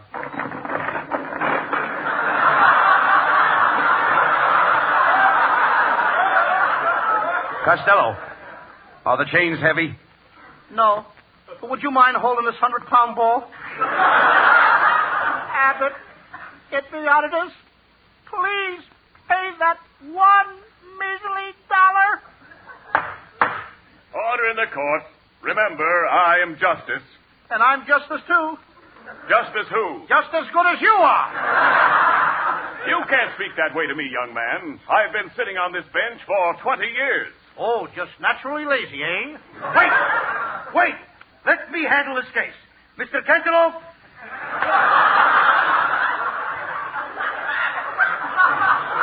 Please tell the judge and jury the story of your life. Okay. Ladies and gentlemen. That's enough. What a short life. Your Honor, my client would never hurt a dog. Mr. Corniello, tell the judge about your own little dog. Okay. I once had a little dog. Did he have long, wavy hair? Uh-huh. And did he have a cold nose? Uh-huh. And did he have very big ears? Oh, yes. Papa!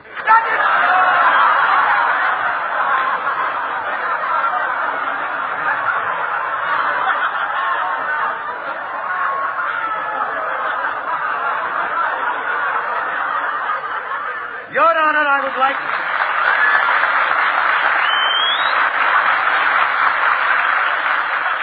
Your Honor, I would like to ask my client just one question. Request granted. Thank you. Mr. Castellanos. Tell me something. Where were you on the night of December 23rd, 1943? I was home. You should have been with me. I had a wonderful time. The defense rests. Alcatraz, here I come. The court has considered the new evidence in this case. Prisoner Costello, when you placed your foot in the dog's mouth, you gave him hydrophobia, after which he bit two people who died immediately. Therefore, Lou Costello, you are found guilty of murder in the second degree, and it is the sentence of this court that you shall spend the rest of your natural life on the rock pile. Abbott, please, pay the dollar.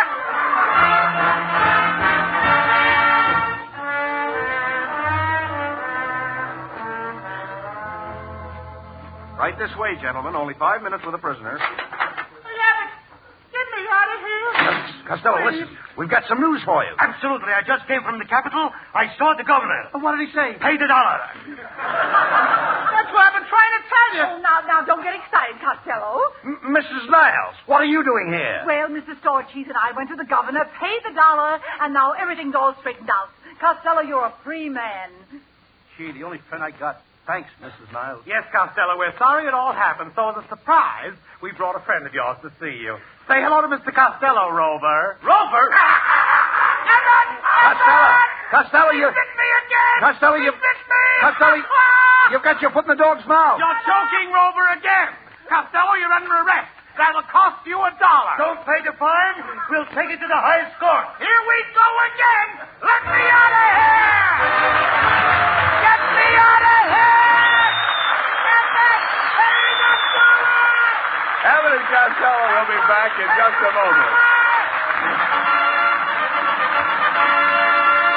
Thanks to the Yanks of the Week. Tonight we salute First Lieutenant Thomas H. Regan of Chicago, an ordnance officer at an American air base in England. When the flying fortress exploded above this field, it scattered 16 live bombs over the countryside.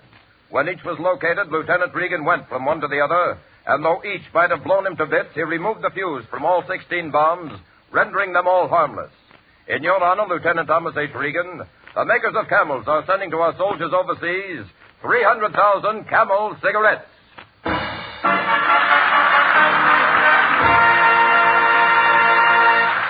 Each of the 4 Camel shows honors a Yank of the Week, sends 300,000 Camel cigarettes overseas. A total of more than 1 million camels set free each week. In this country, the traveling camel caravans have thanked audiences of more than 3.5 million Yanks with free shows and free camels. Camel broadcasts go out to the United States 4 times a week, our shortwave to our men overseas and to South America. Listen tomorrow to Jimmy Durante and Gary Moore. Saturday to Bob Hawke in Thanks to the Yanks. Monday to Blondie. And next Thursday to Abbott and Costello with their guest, Judy Canova. And now here's Abbott and Costello with a final word. Thanks, Ken. We're a little late, so I'll just say good night and a Happy New Year to you all. Be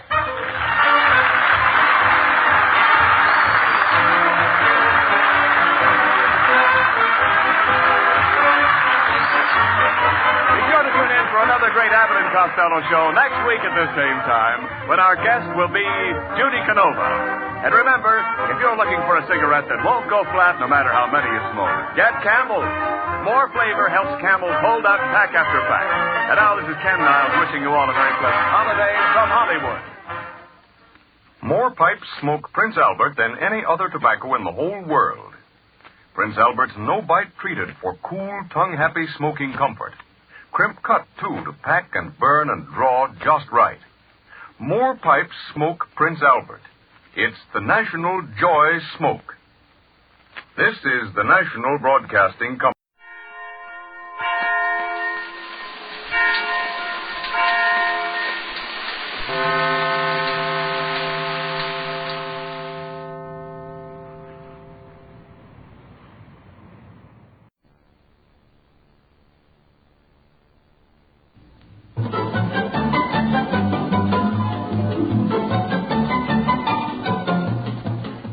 This is Nightline, the right line to the right place at the right moment. And this is Walter O'Keefe. Good evening, and welcome to our first Nightline feature tonight, the one and only Groucho Marx and You Bet Your Life.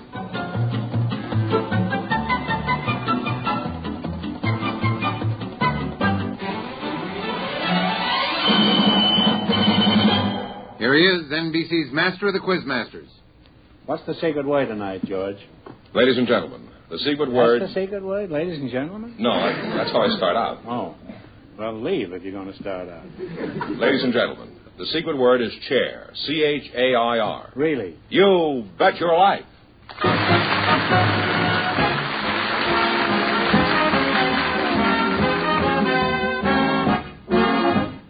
The National Broadcasting Company presents Groucho Marx in You Bet Your Life, the comedy quiz show transcribed from Hollywood.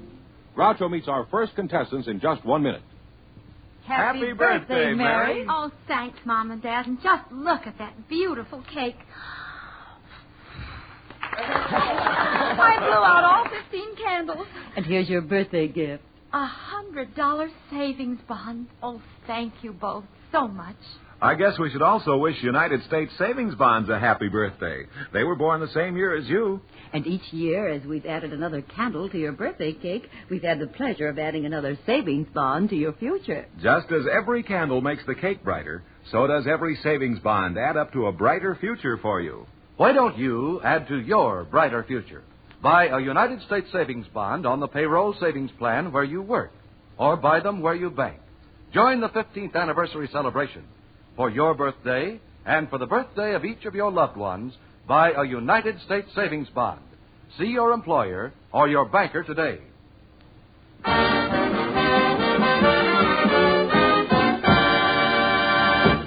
Here he is, the one, the only...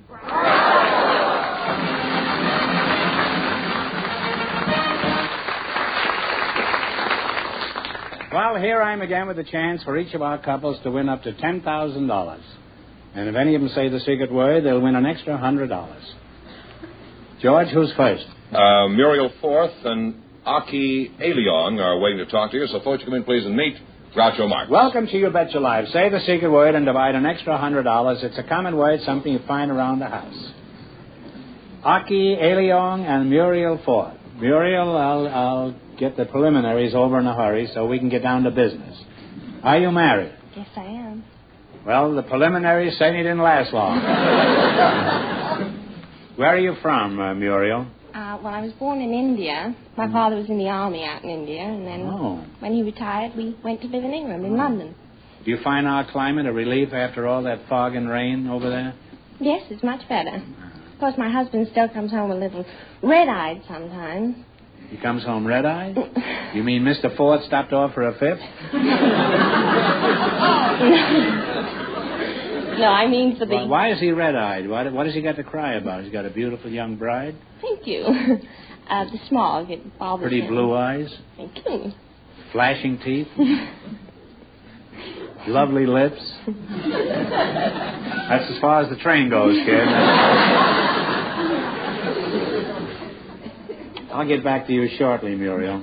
And if you weren't married, I'd get back even quicker than that. Your name is Aki Aliong? Aki Aliong. Aliong. What kind of a name is Aliong? Well, Aliong is an old Chinese name. Oh. And Aki is a Japanese name. Well, then you must be Korean, huh? Are you from China or Japan? No, sir, I'm from Trinidad. Well, east is east and west is west, and it sounds like to me like the twain certainly picked a strange place to meet. I know Trinidad is famous for calypso music, Aki, but I'm sure there must be more to it than that. What else is Trinidad noted for? Well, sir, we've got lots of oil, asphalt, and Angostura bitters. Oh, asphalt and Angostura bitters. That makes a pretty strong drink. I never tried asphalt and bitters. That's what I'm going to order next time when I have one for the road.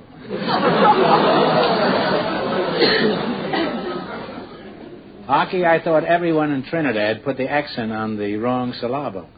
But you speak beautiful English. Where did you go to school? Oxford or Cambridge? Brooklyn College.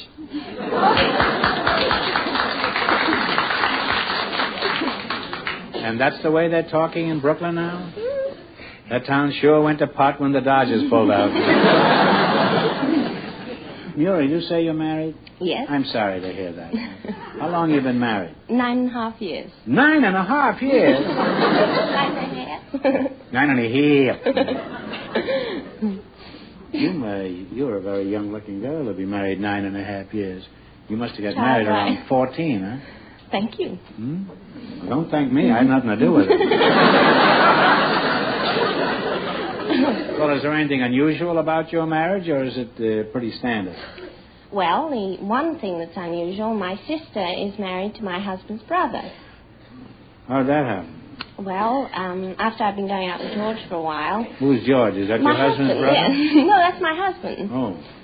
We arranged a double date for my sister. Why, were you sick of George?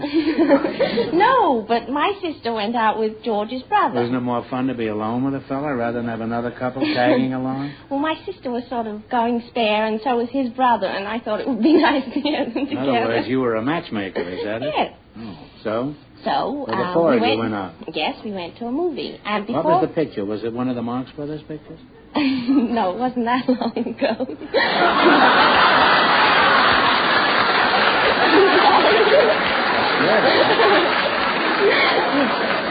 It was,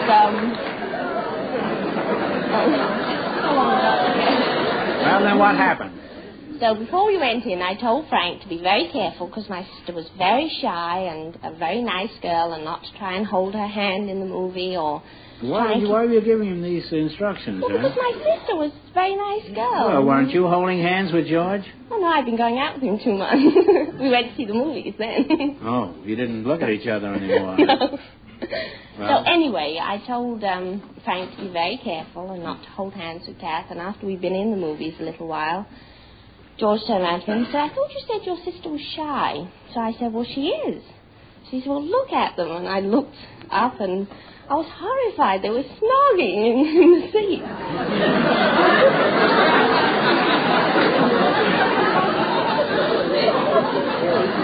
You say they were snoring in the seat? That must have been one of our movies, all right. Snogging. Oh, I thought you said snoring. No, I said snogging. Well, I guess if you want to snog, there's no place like a movie theater. Now, just what is snogging? Well, when you do it, you call it necking. No, when I do it, I call it reminiscing.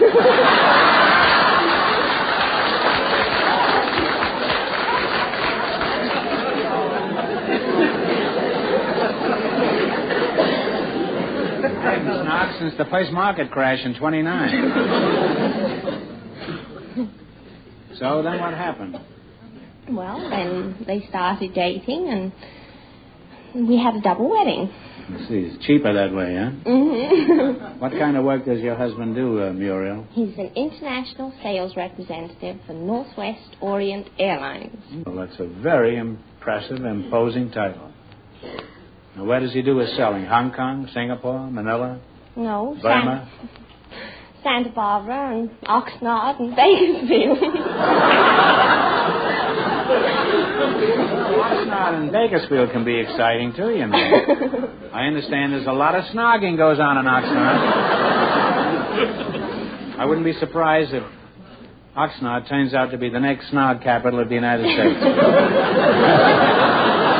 Well, you're charming youngsters, and you're crazy if you don't get married. I've enjoyed talking to you. Now, let's see how much money you can make in the quiz.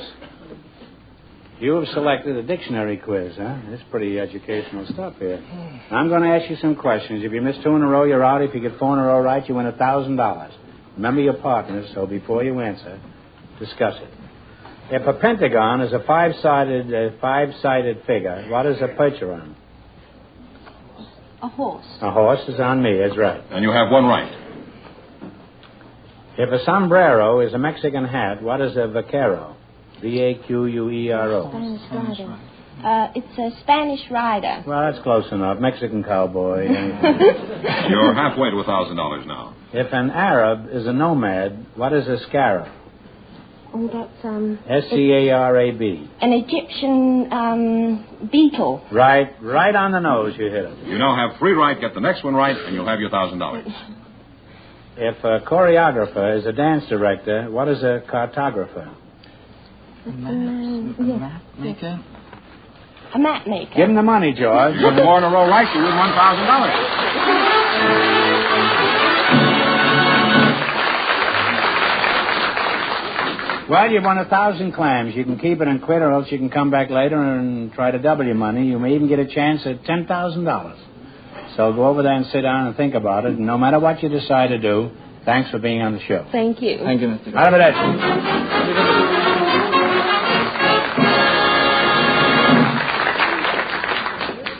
In just a moment, our second couple will join Groucho to play You Bet Your Life.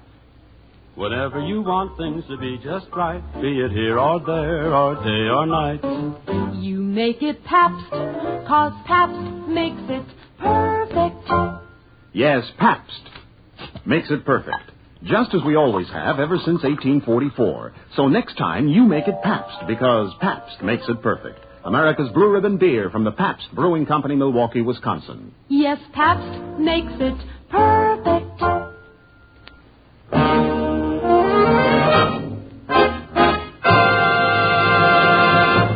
Groucho, we have some special guests for you now. One of the truly great names of Hollywood, Mr. and Mrs. Francis X. Bushman. Well, welcome to your best life. Say the secret word and divide an extra $100.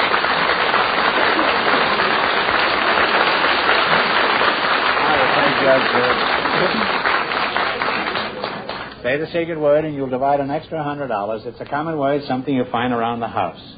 Francis, I'm glad to see you, and Mrs. Bushman, it's nice to see you, too. In case you don't know who this feller is, I'll tell you. He's the Elvis Presley of the 1920s. He was a combination of Rudolph Valentino and Clark Gable. He was, without a doubt, the biggest matinee idol in the history of Hollywood.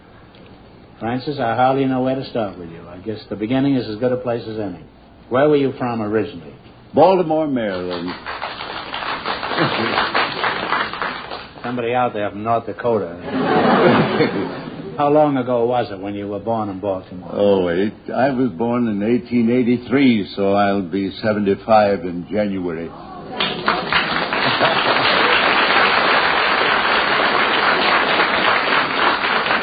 How many of you people out front remember Francis X. Bushman?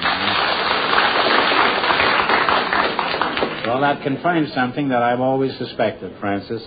We have the oldest audience in television. Now, Mrs. Bushman, I know his name, but what is your front name? Ivor. Now, Ivor, you know 35 years ago, every woman in America wanted to marry this chap there. How do you feel being married to one of the country's idols? Oh, it's wonderful. I'm still very excited about it, and I've been married a whole year. You've been married a year? Mm-hmm. You kids are practically newlyweds, huh? Just about. How did you meet him, Ivor? Well, I moved into the house next door to him. Did you do this deliberately? Did you know he was going to be there? No, I didn't. That was just some of the good fortune that befell me after I was in escrow. Oh. How many years have you been in show business, Francis? 60 years. 60 years? Well, don't get discouraged. It takes time to become a big star. 60 years. That was even before they had movies. How did you start? Well, I started with lantern slides, and as you see, I'm ending up in television. Just the opposite with me. Now I'm in television. Next year I'll be in lantern slides. I wonder how I'll do when Pay Lantern Slides comes in. Now, Francis, you were the biggest star in Hollywood. How many pictures did you star in? Between 300 and 400. There was no way of determining. I think in the Marx Brothers, in our entire career, I think we did 18 pictures, and you did 400. Huh? That was before taxes took it all away, wasn't it? Yes. You must be worth millions, are you, Francis? Well, the The Treasury Department at one time stated that I had made $6 million in 5 years. But that's what they said. Huh? What did you say? Well, I said that I've spent it, no doubt, in 4.5 years. Now, how about the women of the country? Didn't you get a lot of marriage proposals in those days? Well, I confess... Fan mail? You won't think me immodest if I tell you this. I may, but tell it anyhow. You see, I was a symbol. They were in love with the symbol, I believe, and I, at one period, received 17,000 proposals. I got 300 once, but to get out of the country, mine was. You know, I've gone almost through the same thing. All my life, women have been throwing themselves at my feet. And after they tackle me, they usually hold me for the police. Well, don't you miss all this hoopla, Francis? All the big mansions and fancy cars and the fan mail and everything? Well, the play isn't over yet. No, it certainly isn't. Not the way you look. No. I think you're still in the first act. Well, they still recognize me and want my autograph and all that sort of thing. As a matter of fact, I live for today, and I'm looking forward to the future. Well, that's a very sensible philosophy, Francis. I, on the other hand, am looking forward to tomorrow. Well, it's tomorrow I make my last payment on my garbage disposal. It's been quite a grind, but that's all down the drain. Well, now, let's get on with the Bushman at hand, shall we? And you have selected as your category cities and small towns of the United States. So all those one-nighters you played, I'll bet you're pretty good at this, huh? I'll give you 4 cities or towns in a particular state, and you identify the state. Shake hands with a real actor, yes. George. How do you do, George? This is Mr. Fenneman. Mr. Fenneman. Who's being discharged as soon as the performance is over. Now, if you miss 2 in a row, you're out. If you get 4 in a row right, you win $1,000. Remember, despite the fact that you're married, you're partners in this thing, so you discuss each one before you answer. Clear? All right, and what state are these places? Paragould, Pine Bluff, Texarkana, and Hot Springs. Moore says Arkansas. Moore is absolutely right. Arkansas is right, yeah. You have one right. Soda Springs, Gooding, Moscow, and Pocatello. What's the state? Idaho. That's right. You have 2 right. Tallulah, Baton Rouge, St. Bernard, and Crowley. What's the state? Louisiana. Louisiana is right. If you get the next one right, you'll have $1,000. Tombstone, Welton, Winslow, and Claypool. Winslow, Arizona. Arizona. You need to go no further, Mr. Bushman. You've won $1,000. I think I played all those sounds. Yes, I have too. Now, I can't go back, but you can. Now, you won $1,000. You can keep it and quit, or else you can come back later and try to double your money. You may even get a chance at $10,000. So go over and sit down and think about it. And if we don't see you later, thanks for being on the show. It was nice seeing you, Francis. Goodbye.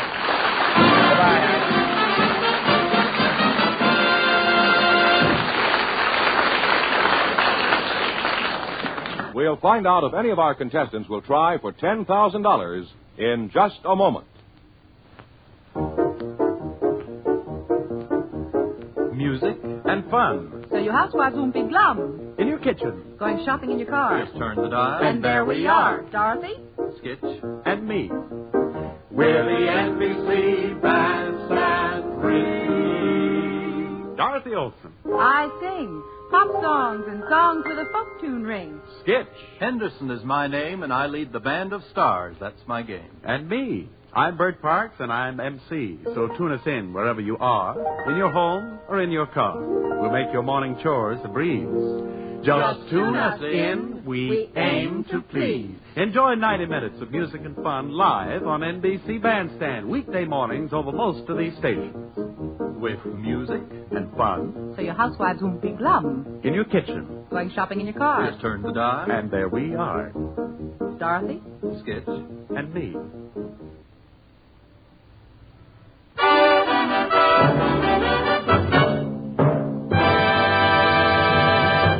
George, we're ready to see you once you get a crack at all the money. Well, Mr. and Mrs. Francis X. Bushman have decided to keep the money they've won so far and not try for the big question. I believe our other couple is ready to come back and take a chance. Muriel Forth, And Aki Aliong, come back? Well, you won $1,000 so far. If you decide to try for the 10 and you fail, you wind up with a total of $500. What are you going to do? We're going to try. You are going for the big money. Now get together and pick a number from 1 to 10, and then spin the wheel. If any number besides the one you pick comes up, the question is worth $2,000. If your number comes up, the question is worth 10. What number do you want? 4. Give it a turn.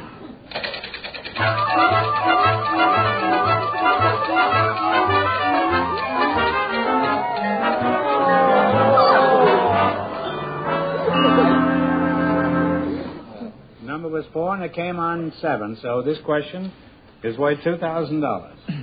The Mormon Church was founded at Fayette, New York, F-A-Y-E-T-T-E, New York, in 1830. For $2,000, who was the founder of the Mormon Church? Walk it over.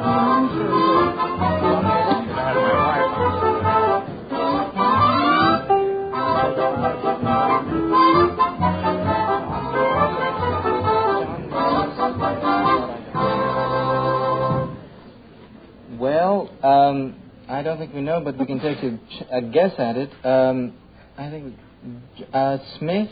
John Smith? Last name is right. I think you ought to give it to him. It's Joseph Smith, but that's...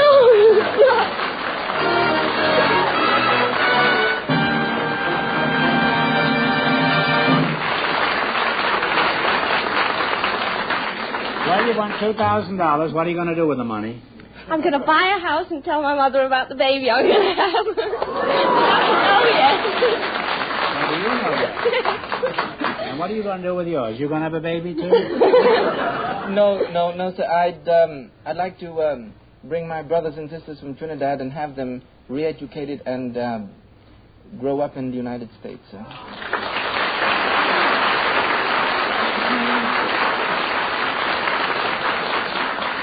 Well, Aki, if they're anything like you, they'll be welcome additions to our country. Thank you, sir. Congratulations, and thanks for being with us. You bet your life. Thank you so much.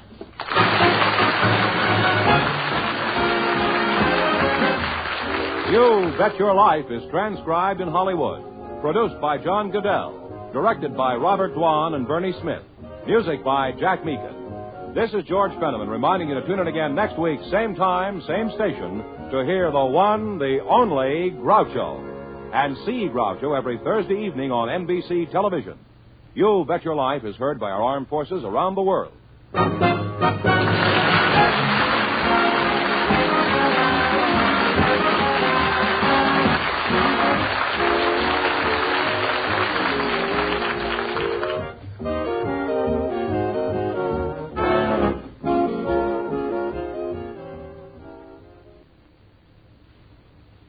Violinist Michael Rabin appears on the telephone hour tonight on NBC.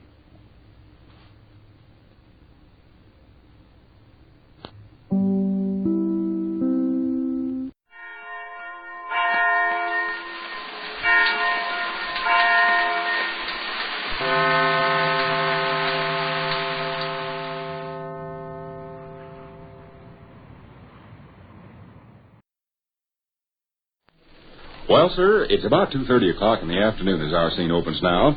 And here in the living room of the small house halfway up in the next block, we find Sade and young Russell. The former is established in Vic's easy chair, crocheting, and the latter, gelatinously athwart the Davenport, chatters away about nothing in particular. Listen. You know, I enjoy an occasional day like this during summer vacation. Most days during summer vacation, I'm busy as a horse. I got 40 different plans lined up. But every once in a while, like this afternoon, for instance, I find myself completely at liberty. I can lay back and take it easy. There's stuff you could be doing. I could name off half a dozen jobs around the house. Well, don't do it. Don't even name one job. You destroy my lazy mental condition and make me uneasy. My groceries already? Uh-huh. Heard the kitchen door open. Yes, groceries? You, Irvin? I hope so. Well, go. Is that the voice of my darling little Russell there? Yeah. Where's the voice of my darling little Sadie? Hi.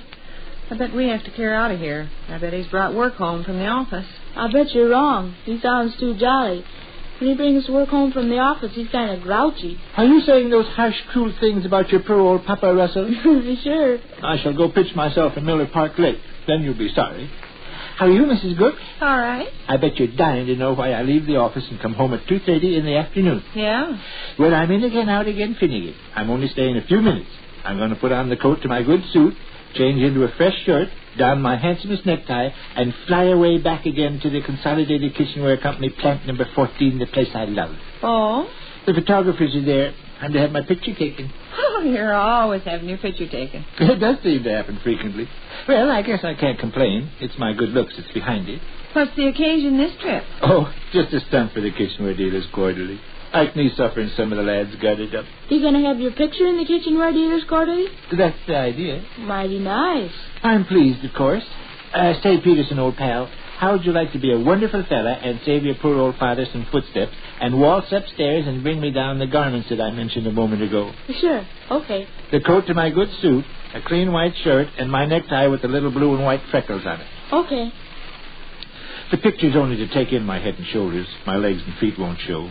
I don't see any point in changing all my clothes. Huh. You got 2 neckties with blue and white freckles, Goff? The one Gus Fuss gave me for Christmas. You can identify it by the little silk label. Says somebody or other's haberdashery, Dubuque, Iowa. Okay.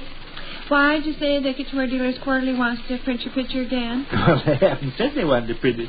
Ike Niesuffer and some of the lads down at the plant are submitting the picture thinking they will be interested in printing it. What kind of stunt, you say? Yeah. Imagine you'd consider it childish. Oh, I'm mean and cross and nasty as a rattlesnake. Oh, hey, now, I never meant to imply that. I know you never. What is the stunt? Oh, some of the kids down at the plant started a beauty contest a couple of weeks ago. Just a foolish little affair to have fun with, see? Well, it kind of caught the popular fancy because the plant employees voted right and left. In fact, interest ran high and there was considerable rivalry. Beauty contest to see who got elected the prettiest girl? Beauty contest to see what plant employees got the prettiest eyes. Oh? I know it's childish and silly, but it's innocent fun, and it's good for the morale of a big outfit like Consolidated Kitchenware Company if the boys and girls take time out now and then for a laugh. Beauty contest to see who got the prettiest eyes, Kind of a new little twist for a beauty contest. Oh, the idea's not new. Was it your idea? No. You're one of the judges, I bet. Well, where do you fit in? Kiddo, I hesitate to tell you this because I'm afraid you'll roast me. Yes? I won the contest. You won the contest? You got the prettiest eyes of anybody working for the Consolidated Kitchenware Company? No. What do you mean you won the contest? Well, here's Russell with my clothes. What'd you do, Sister Lyd? Take a bath and a nap? You've been gone half an hour. I had trouble locating your half-wit necktie. It was way down underneath 8 million other neckties. Did you finally find it? Yeah. Adolph L. McMasterson and Company. Light Bonton Haberdashery. We cater to the well-dressed fox, Dubuque, Iowa. Good boy. You got the prettiest eyes at the kitchenware plant? No. What's this? Your father's got the prettiest eyes at the kitchenware plant. Oh, don't you say. You said you won the beauty contest. Oh, yeah, but it's just fun. Anyway, I didn't really win it. I tied. There were 2 winners. 2 of us got exactly the same number of votes. Who was the other one? This isn't the necktie I told you to bring down. Sure it is. Who was the other one with the pretty eyes? Who'd you have the tie with in the beauty contest? No, I never told you this necktie. You did, too. You even told me I could identify it by the label. Read the label. Light Bonton Haberdashery. We cater to the well-dressed fox, Dubuque, Iowa. Oh, I apologize. You're perfectly right. I swallow my words and choke on crow. I crawl on my belly to and fro. I'll say. Except your father's pleading for forgiveness. Who was the other winner in the beauty contest, Vic? What? Who was the other winner in the beauty contest? One of the girls from the boxing department.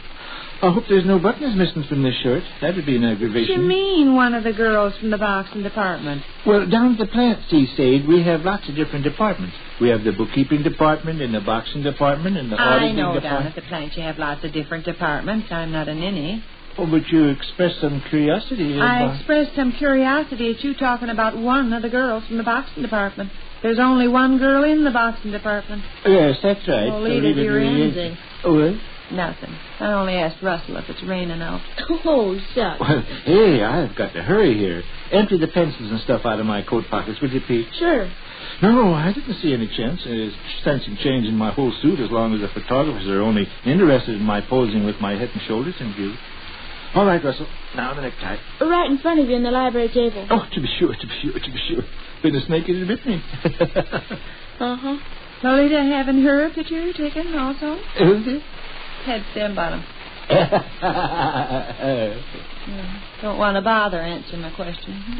Question? Yes, question. What was your question? I asked if Lolita was having her picture taken for the Kitchenware Dealers Quarterly also. Yes, she is. Oh, darn it all, the thunder. I tied this necktie like a hat whip. One end's 10 miles longer than the other end. I have to take it off and start all over. That's what happens when a man's in a hurry. You and Lolita having your picture taken together? Yes, you see, we had the same number of votes in the beauty contest. That's a funny remark for a person to hear their father say. He had the same number of votes in the beauty contest. Yes, very funny. Your eyes are just as pretty as Lolita's, and Lolita's eyes are just as pretty as yours. Well, her eyes are a little larger than mine, but mine have little purple flecks. Who said so? Oh, some of the kids that hang around the telephone switchboard. Heck, I don't know. I don't care either. Lolita's eyes are larger than yours, but yours have little purple flecks. I don't care if my eyes got little purple flecks or not. No, I don't imagine you do. Well, friends, I guess I'm off. Goodbye. Be home at the regular time. Uh-huh. Thanks for helping me with my clothes, Russell, old man. Not at all. And carry that stuff I took off upstairs to the bedroom. Okay. Goodbye, Sade. Bye. Bye. Bye. Goodbye, Russell. Goodbye, Gob. Bye, Sade. Goodbye.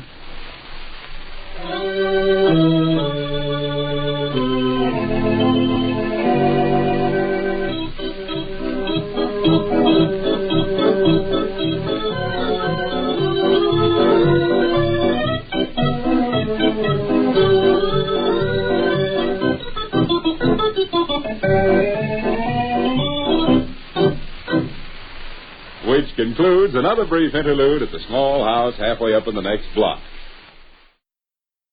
In cooperation with the Armed Forces Radio Service, the following broadcast is one of the radio programs selected to be shortwave to our armed forces overseas.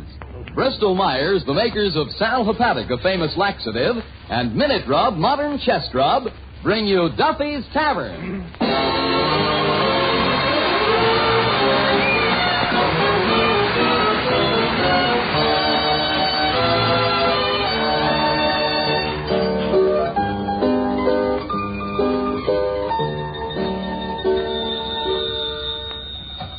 Duffy's Tavern, where the elite meat to eat. Archie, the manager's speaking. Duffy ain't here.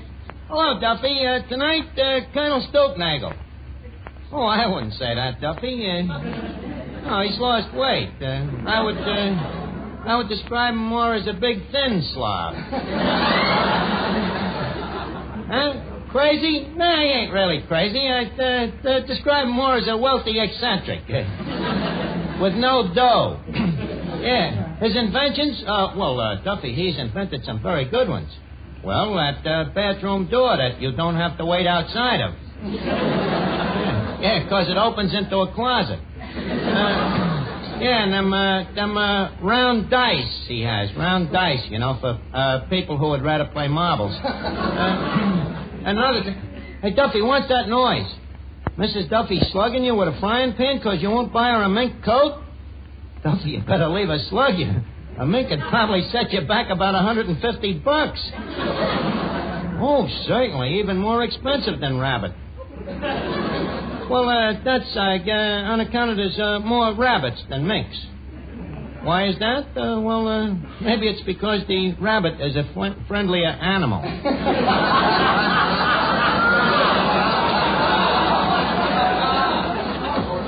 Well, look, Duffy. I'm busy. Fight it out yourself. I gotta go figure my income tax. I'll call you back.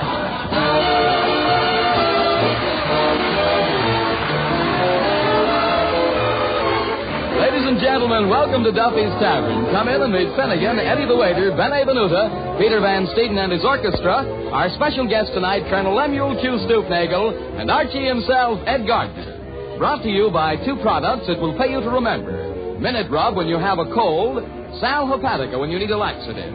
Minute Rub, Sal Hepatica.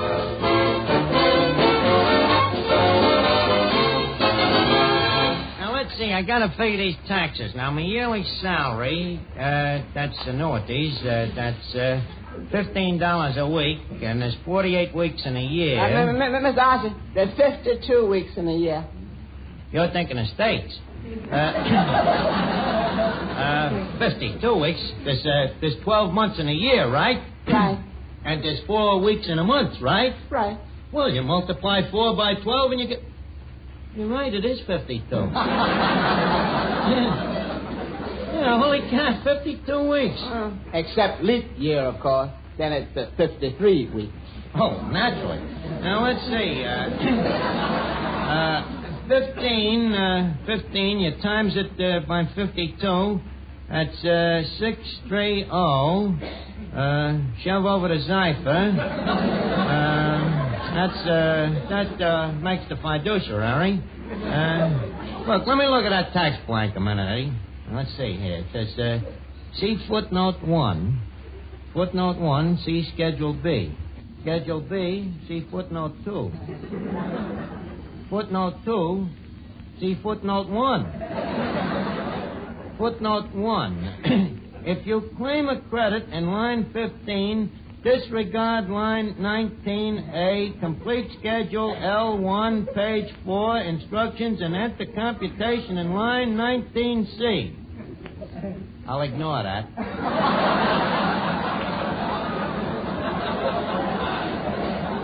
Sure. Must be a typographical error. Now, if I add Schedule 1 to the 15... by the way, Eddie, you want me to help you with your taxes? No, thanks. No, sir. I don't want to bother you. You got enough work making out your own tax wrong. Oh, yeah? Well, look, Eddie. I may seem confused internally, but inside, me brain is going clickety-clack, clickety-clack, like a broiler factory. Yeah, Eddie. I'll have you know that when I was at PS4... At PS4, I was the mathematical genius of the school. Yeah. Well, if you stay any place long enough, you're bound to get to the top. Right. You should have seen me in them days, Eddie. Me knowledge of mathematics was positively gruesome. Yeah, I mastered them all. Arithmetic, geometry, adding, plane geometry, fancy geometry, trigonometry, calcium... And algebra, square root, and the cube root, and the round root, and the entire multiplication table up to and including 9 times 9. Up to and including 9 times 9, huh? Yeah. How much is 9 times 9? Now that I think of it, I guess it was just up to, not including. Well, look, let us get back to this blank. What are you doing? Me income tax, Finnegan. Did you do yours? Oh, heavens to Betsy, yeah. Thank goodness mine is all completely. Oh, it is completely, huh? Who filled it out for you? Nobody. I went down to the post office, I waited in line, and finally decided to fill it out for myself. Well, how much was your tax? $600. Finnegan, how could you figure it to come out $600? Well, I hate to admit this, but I cheated. Oh, you cheated, huh? How? I copied from the guy in front of me.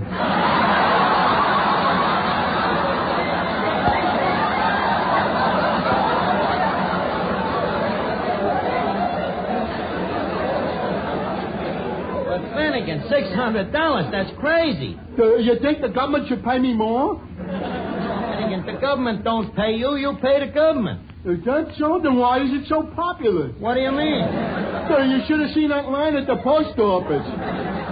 Look, Finnegan, you got to fill out a return. Tell you what, I'll help you. We'll do it together. After all, one head is better than none. Thanks, Josh. Yeah, I demand a recount.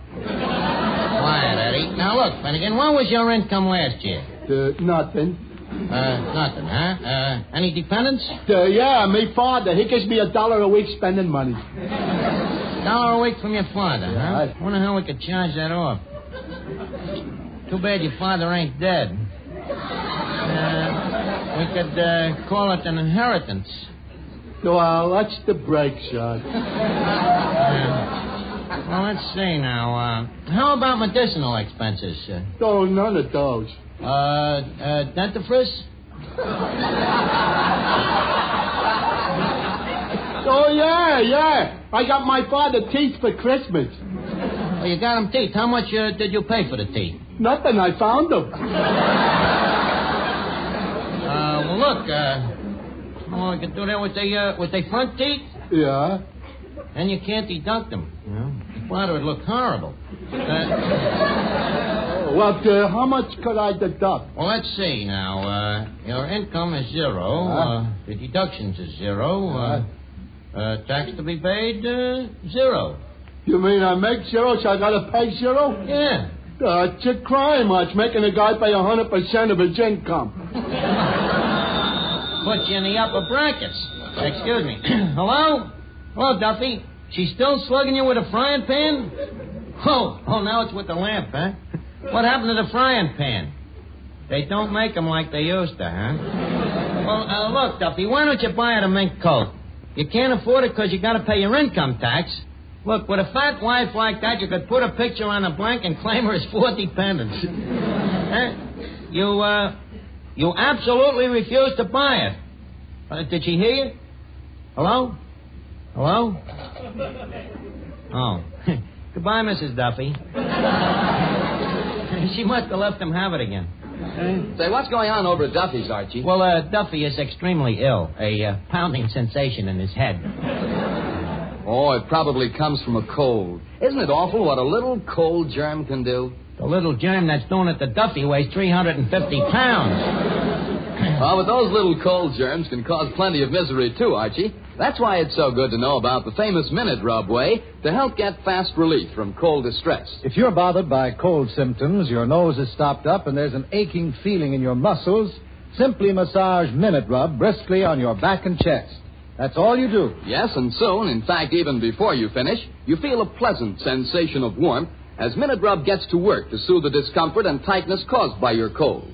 At the same time, Minute Rub's active menthol vapors help relieve that stuffed-up feeling in your nose and throat. Minute Rub is greaseless. Minute Rub is stainless. Disappears like vanishing cream as you rub it on. Get after those cold symptoms with this famous modern chest rub that helps bring such fast relief. That takes only a minute to use. Minute Rub. M-I-N-I-T-R-U-B. Minute Rub.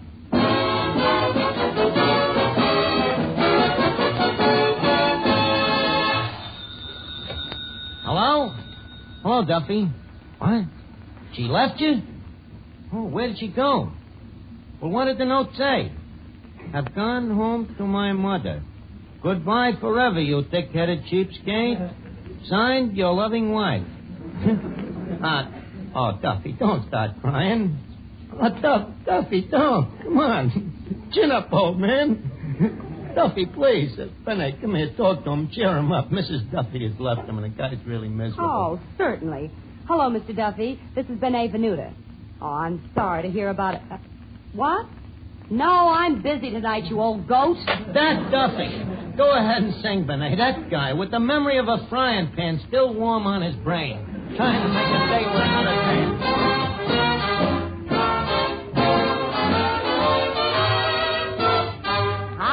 To see the evening sun go down. I hate to see the evening sun go down, 'cause my baby, he's left this town. St. Louis woman with her diamond ring pulls that man around by her apron string. Twerk for powder and for store-bought hair. For the man I love would not have gone nowhere. Got the St. Louis blues, just as blue as I can be. That man's got a heart like a rock cast in the sea. Else he wouldn't have gone so far from me. Oh, got the blues, got the blues, got the mean St. Louis blues. That man's got a heart like a rock cast in the sea. Or else he wouldn't have gone so far from me. Oh, a red-headed woman makes a good man leave this town. I said a red-headed woman makes a good man leave this town. But a bland-headed woman makes a fella slap his pappy dog. Oh, I love that man like a schoolboy loves his pie. Like a Kentucky colonel loves his rock and roll. And I love that man. I love him till the day I die.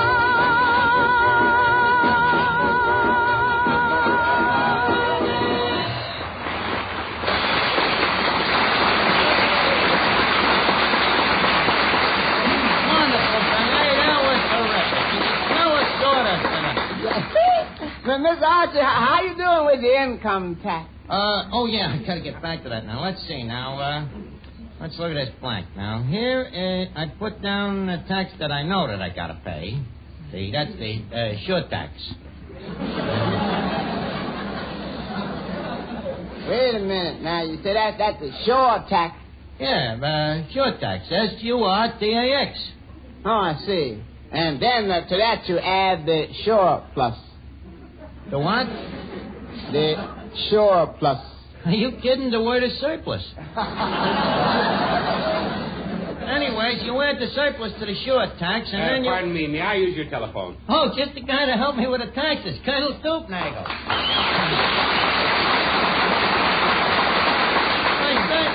The phone is a phone, Colonel. Ah, thank you. I'm in an awful rush. Uh-huh. Hello, information. I'd like the phone number of Duffy's Tavern. But, Colonel, this is Duffy's Tavern. Oh, really? What's the phone number? Orchard 29970. Thank you. Hello, information. That number is Orchard 29970. You're welcome. In the future, please look it up in your own directory. This guy's a maniac.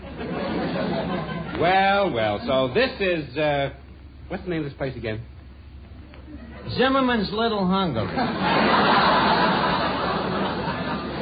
Colonel, ain't you a little bit punchy? Well, yes, I think so, too. But most people agree with me. Huh. And not only that, I'm also absent-minded.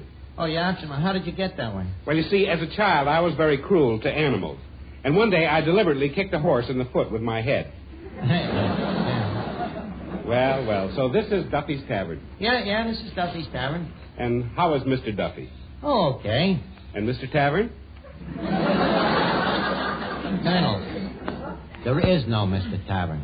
Oh, I'm sorry. Well, we've all got to go sometimes. But Mr. Duffy is carrying on, huh? Oh, he certainly is carrying on. His wife just left him. Oh, really? I hope they'll be very happy together. Incidentally, Archie, speaking of marriage, I have a new invention for newlyweds. New invention for newlyweds? What is it? It's an overhead threshold so that if you marry a heavy woman, you can carry her under it. Oh. What do you think of it? Well, I don't know. To me, it sounds crazy, but I think it is. Archie, I'm glad to see that you have visions. Colonel Stoopnagel, I believe. Oh, Colonel, man just stepped out of the audience there. Clifton Finnegan. Finnegan. Were you ever awake by James Joyce? No, I have an alarm clock. Colonel, you confused the guy. The correct grammar is Finnegan's woke. Say it's a verb, not a tense. Mr. Finnegan, may I say that you are a very intelligent-looking man? Oh, thanks, Colonel. Yes, I'm sure that if you had a forehead, it would be a very high one. No, Colonel. I would rather have a head like yours coming up to a point. Yours comes to a point, too. Yeah, but yours comes to a higher point. Ah, no. Yours comes to a higher point. What is this, we the steeple? Look, Colonel, I got me income tax to fill out. Income tax? Well, that's right down my uppies. Archie, would you like to reduce your taxes? Reduce me taxes? Certainly. Then here, take a look at my latest invention. Your invention, what do you call it? The Tactual Q Reducer Nagel. The greatest little machine I ever invented. Cut your taxes 80%. Look, Colonel, not that I doubt your insanity, but how can a little machine like that reduce your taxes? You doubt me? Let me read you some testimonials. Listen to this one. Mr. Henry Morgenthau, dear sir, since the invention of the reducer nagel, many people have reduced their taxes by 80%. Signed, Colonel Stoopnagel. Let me see that. Hey, you're right. It's addressed to Morgenthau, all right. Yes, Archie, and not only that, the reducer nagel carries a written guarantee. Written guarantee, huh? Yep, here it is. I, Colonel Stoopnagel, hereby guarantee that if my invention does not reduce your income tax by 80%, signed, Colonel Stoopnagel. Guy couldn't ask for no more than that, could he? Excuse me. Hello? Hello, Duffy. She didn't come back, huh? You're lonesome. Oh, sure. A dame that weighs 350 pounds must leave quite a gap in a guy's life. Hey, wait a minute, Duffy. I got an idea. Colonel Stoopnagel invented a machine that'll knock 80% off your taxes. Huh? Well, so what? All great inventors is nuts. Take Robert Fulton. Sure, they call him Bugs. And that other guy that invented gravity. Sure, they call him Figs Newton. Sure. And look, Duffy, with the 80% that this machine saves you, you can go out and buy Mrs. Duffy a mink coat and anything else a big fat heart desires. Huh? You'll go right out to I.J. Fox? Attaboy, Duffy. Leave your income tax to me and the Colonel. We'll reduce it. Okay. Colonel, warm you all up the reducing egg. We're going to do Duffy's tax. Oh, say, Archie. Oh, Colonel Stoopnagel, this is Danny Seymour, our announcer. Oh, really? I once invented an announcer, but it didn't look anything like you. Did it work, Colonel? Yes, except for one thing. I couldn't invent anything for my announcer to say. Oh, well, Colonel, the most helpful statements aren't invented anywhere. They're facts. Oh, sure, like what Danny here has to say. Yes, a fact like this, for instance, ladies and gentlemen. According to a nationwide survey of thousands of people, the two things most wanted in a laxative are first, speed, and second, gentleness. Well, those are two of the very things that have made Sal Hepatica famous. Remember that when you wake up feeling dull and headachy because you need a laxative, and take that famous saline, Sal Hepatica, right away. Well, then you can depend on speedy Sal Hepatica to bring exceptionally gentle relief, and usually within an hour. So you can see, with Sal Hepatica, it's not necessary to wait till night to take the laxative needed in the morning, and consequently, not necessary to risk feeling miserable all day.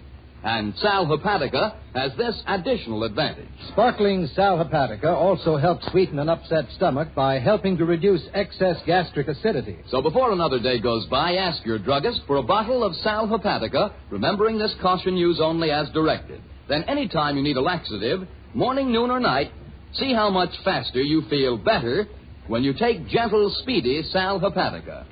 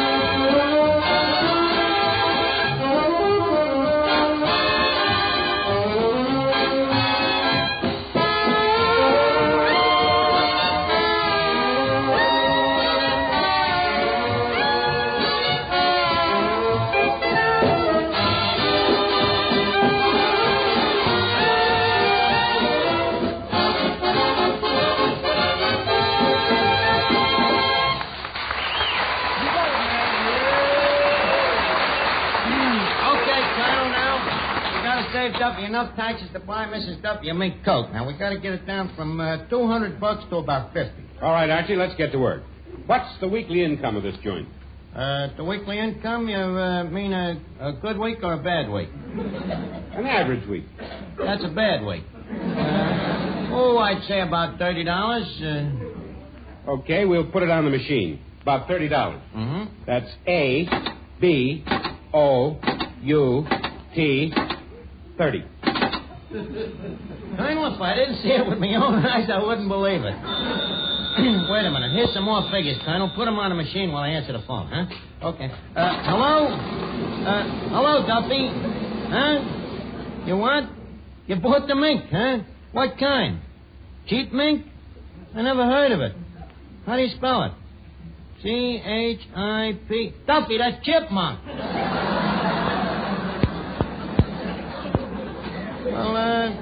Well, she'd probably like the chipmunk, Duffy.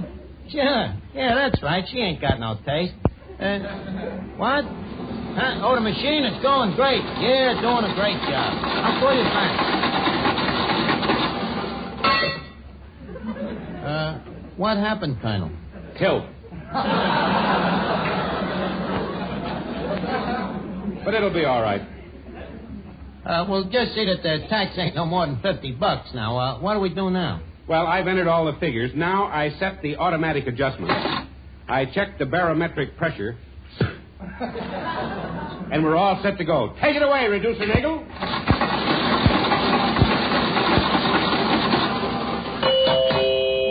There.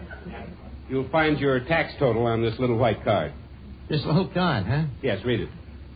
You have a pleasant disposition and make friends easily. That's a little extra service. Your tax is on the back. On the There back? you are. Yeah. Oh, on the back. The total income tax, $2,000. Colonel, who invented this machine, you or Morgenthau? Gee, really, I'm embarrassed. This is the first time this has ever happened. You sure? Positive. It's the first time I ever used the machine. Let me try it again.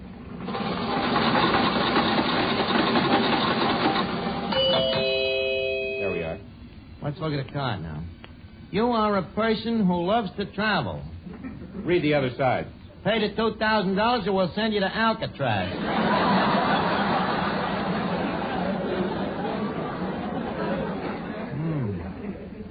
Duffy can't afford to pay $2,000. Archie, you've given me an idea. I hereby renounce the reducer nagel. I hereby christen this machine the taxual Q increaser nagel. Increaser nagel? Yes. It's to help poor people to get into the higher income tax bracket. But, Colonel, please, Duffy was buying a mink on the strength of $150 we was going to save him on the reducer nagel. What? Oh. Hello? Hello, Duffy. Did you buy the coat? You did, huh? Did she come back? Yeah, huh? And she liked the coat, and you're both very happy, huh? You don't know how to thank me, huh? Look, Duffy, if I was to tell you... No, I can't spoil it. Duffy, I hope you and Mrs. Duffy will continue to be happy for many, many years. Yeah, okay. I couldn't tell it to the guy. They're too happy, you know. I'll pay the $150 out of my own pocket, huh?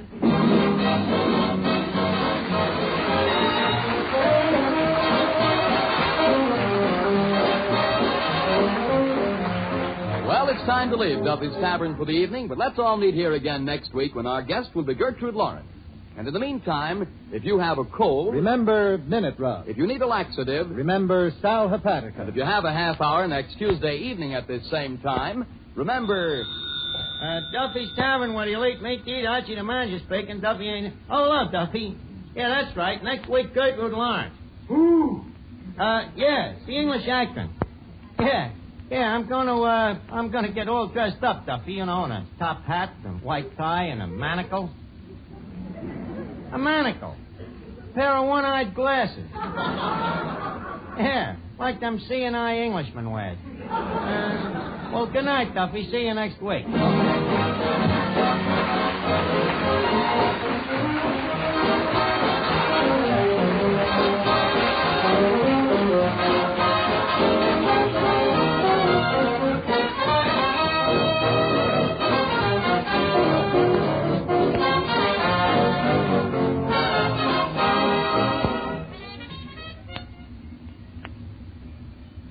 Mothers, why let your boy or girl suffer from neglected cold symptoms? Get after your child's cold distress quickly and easily with Minute Rub, modern chest rub. All you do is massage Minute Rub on your youngster's back and chest. For rubbing on Minute Rub promptly helps soothe cold discomfort. And Minute Rub's menthol vapors help relieve congestion in nose and throat. Minute Rub is greaseless and it's stainless, too. Won't harm clothes or linen. So get after your child's cold distress with his famous modern chest rub, Minute Rub. MINITRUB. Minute Rub.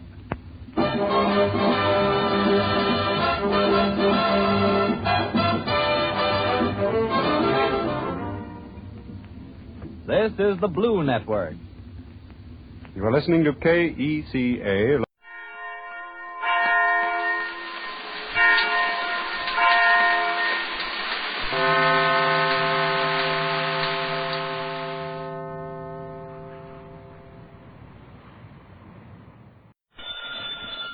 Hello? Oh, Lana. What? No, I can't possibly come over, Lana. Of course you're fascinating. Of course I like it when you hold me close. Yes, I also enjoy it when you kiss me. But you'll just have to get through this evening without me. I'm listening to The Life of Riley. Teal, T-E-E-L, Teal, the amazing liquid dentifrice. That's it, T-E-E-L.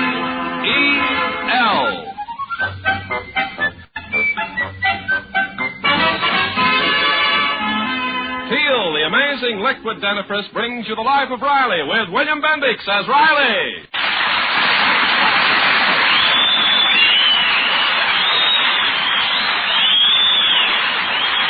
Remember, friends, for beautiful smiles, it's T-E-E-L, Teal, and just for laughs, it's R-I-L-E-Y, Riley in The Life of Riley.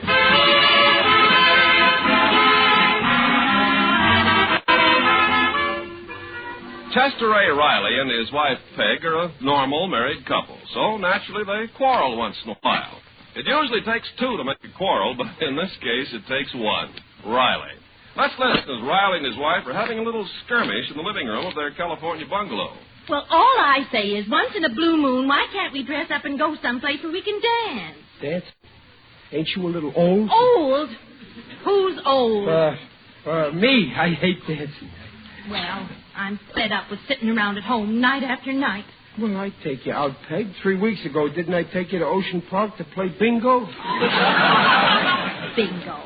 Then Babs and Junior were saying how you never budge out of the house. We never go anyplace interesting. Well, all last year, didn't I take you every single month down to the blood bank? What of it? Well, don't you call it interesting to watch them drain the blood out of my veins? I don't know what you women want. Oh, Riley. Sometimes I don't know why I ever married you. She don't know. You married me for 2 reasons. Your heart was aching with love for me, and your feet was aching from working in that department store. You think you're smart. I slave all day cooking your meal, cleaning up the house after you. And when I ask you for a little pleasure... Oh, now, Dumplin', come on. Now, dry those tears. Where's your handkerchief? I don't know. Oh, here, darling. Here's a blotter.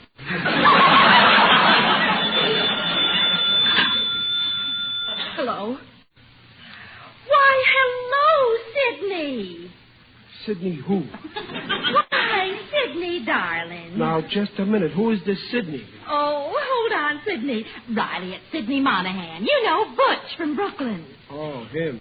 That foul ball from Ebbets Field. Hang up, Peg. The coffee's boiling over in the kitchen. I'm not making coffee. Well, when did you get into town, Sidney? Oh, that's wonderful. Oh, now, Sidney, you don't expect me to answer a question like that. Well, if you must know... just a minute. Riley, I think the coffee's boiling over in the kitchen. You're not making coffee. What'd you say, Sidney? Oh, Butchie. You always were a fresh thing. Tell him about Babs and Junior, our 2 children. Tell him. Oh, now. Now, don't say things like that, Sidney. Remember, I'm an old married woman now. Peg, hang up. Let's go out dancing, huh?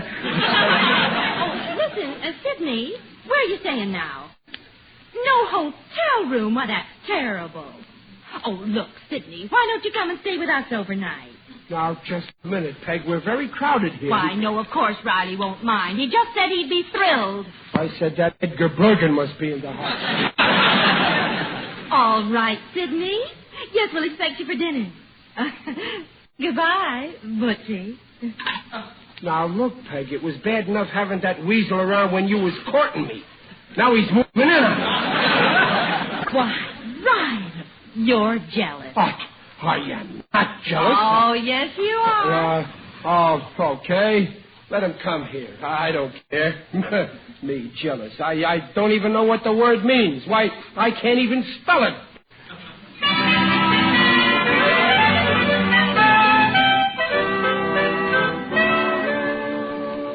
Hey, Mom, there's a cab up. I guess it's him. All right, Junior, don't shout.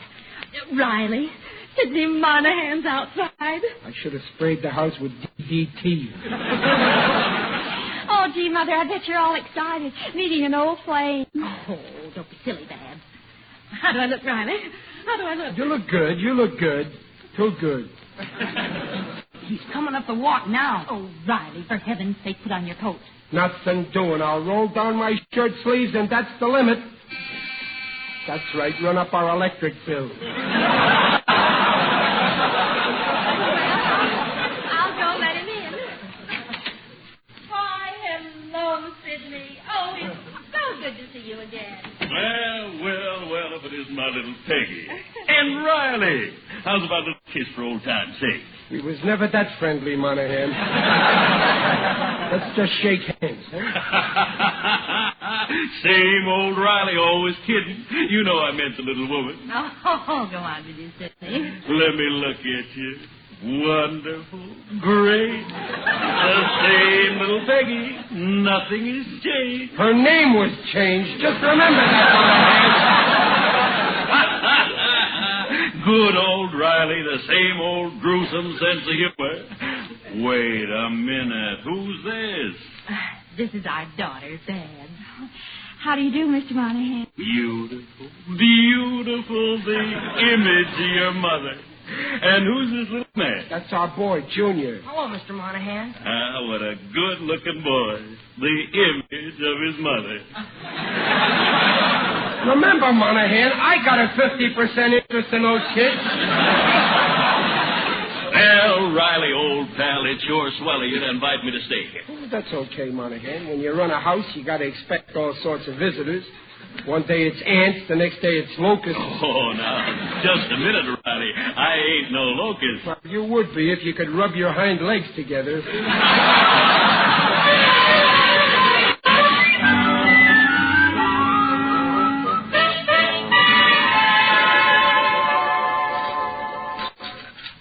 Yes, sir, Peggy, I bet you're a great little cook. Oh, go on, Sidney. Oh, here, Riley. Here's your plate, dear. Well, what's this stuff here? Meatloaf. Meatloaf. Oh, Peg, you know I don't like meatloaf. Well, that's all there is. Well, hey, wait a minute. What's in that dish there? That's for Sidney. I had half a chicken left. Chicken?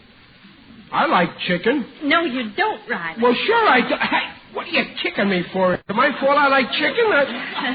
Here's your chicken, Sidney. Oh, that's too much for me. Look, why don't you divide it up between Riley and me? Oh, no. Go on now. I insist. Well, all right. Here you are, Sidney. You take the wings. Thanks, Peggy. Here, Riley. This is for you.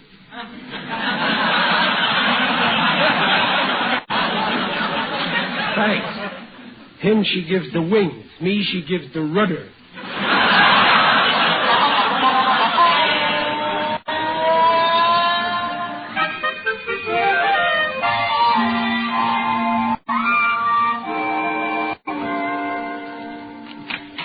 Hello, Junior. Oh, hello, Pop. Gee, you're home late tonight. Yeah, I had to put in overtime. Where you going, son? Down to the corner to get some cigars. Well, That's real thoughtful of you, son, but I've got cigars. Oh, these aren't for you. They're for Sidney. Oh. Where's your sister? Oh, she went down to get some wool. She's knitting a sweater for Sidney. Oh. Well, see you later, Pop. Sidney. That's all I've been hearing for a week. Everybody's doing things for Sidney. Peg, where are you? I'm in here with Sidney. In the living room, dear. Gotta get rid of that guy. Well, hello, dear. Sit down, Riley. Sit down. Make yourself at home. Thanks, Monahan. My, you look awful tired, dear. Yeah, Riley. Pick out a comfortable chair and flop. I already picked one out, but you're sitting in it. Guess what, Riley? Sidney and I have been playing. Playing what? Peanut, sit down, join us. No, thanks. I don't feel like playing. Oh, my, you sound sleepy. I'm sleepy. Well, time to hit the hay. Well, it's too early for me. I'll sit up a while. Okay, good night. Come on, Peg. I think I'll sit up a while. I ain't sleepy. Go on. Play pinochle and deal me in. Go ahead.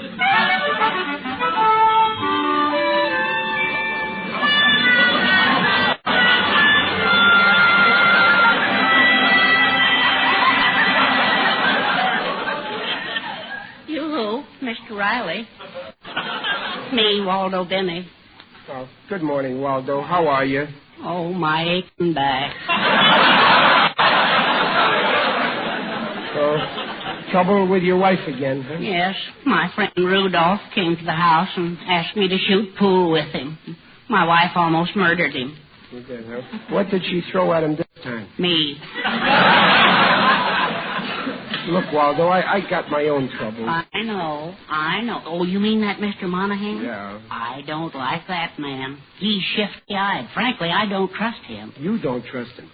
For 7 days, that sneak has been telling Peg how beautiful and young she looks, and she loves it. Ah, it's the old story. A bored wife, old flame moves in, husband gets burned. Waldo, you don't think that my Peg would ever stop loving me? Oh, no. Not yet. But I hope for your sake that Monahan leaves soon. Yeah. Well, he's going to leave very soon. I'm going right in there and throw him out. Oh, no. That would be fatal. It would only make a martyr out of him. And women love martyrs. They do, huh? Well, maybe I ought to become a martyr. I can let him throw me out. No. That's no good. I'm all mixed up. What am I going to do, Waldo? You must woo your wife all over again. Recapture the romance of your youth. You must make love to her. But I've been married 17 years. I'm all out of practice, Waldo. You've got to. Start out by sending her flowers every day. Call her endearing names. Put your arm around her. Okay, Waldo, I can take it from there. Yes, sir. I'll do it. During the day, I'm Riley the Riveter. But starting tonight, I'm Riley the Romeo.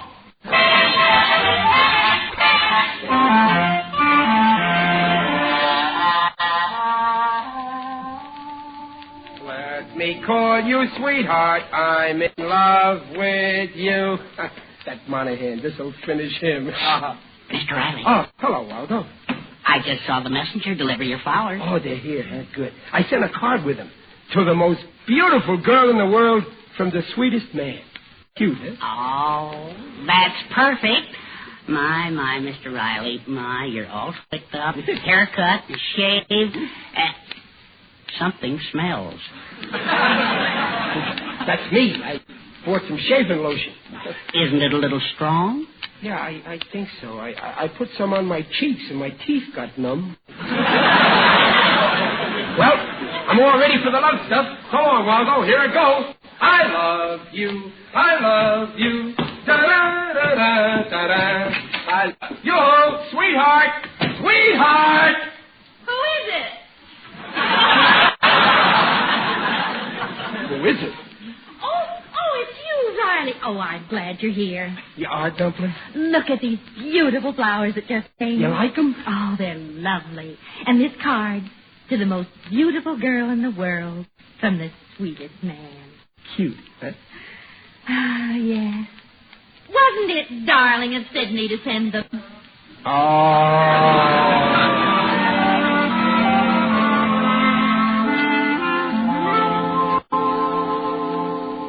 Oh, you're leaving tonight, Aunt Sidney? Yeah, Peg, I got to be in San Francisco tomorrow. Well, we'll all come down to the station and see you all. Say, that'd be swell. And look, I'd like to buy Riley a little something to make up for all the bother I've been. Oh, well, you're saying you didn't bother Riley? Yeah, I know. He's such a sweet guy. Could have used some nice luggage. Well, yes, but Okay, that's it. I'll find some leather goods shop and get him a suitcase. Sidney, while you're there, would you do me a favor? Why, sure, Peg. Well, Riley's been pressing me to give him a picture of myself for a long time. I finally had one made. Would you pick up a nice leather frame for it? Why, sure thing. Here it is. Ah, beautiful picture. I'll put it here in my pocket so I won't forget it. Oh, thanks. Riley'll certainly be surprised when he sees it.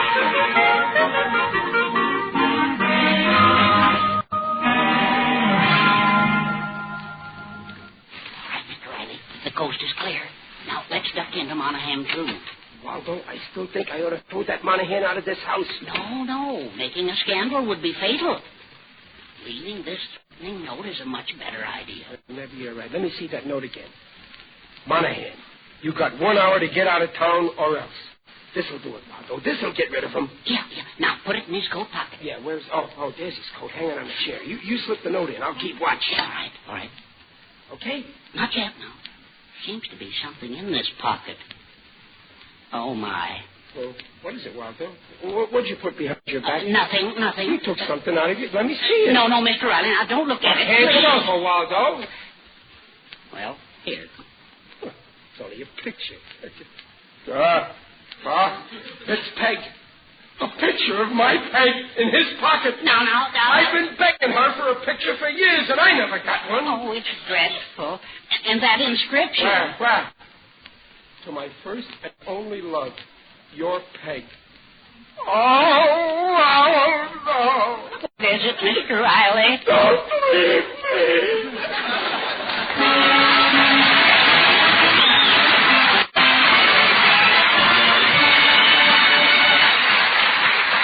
Neil has just brought you the first act of The Life of Riley, and we'll be back with Riley in just a moment.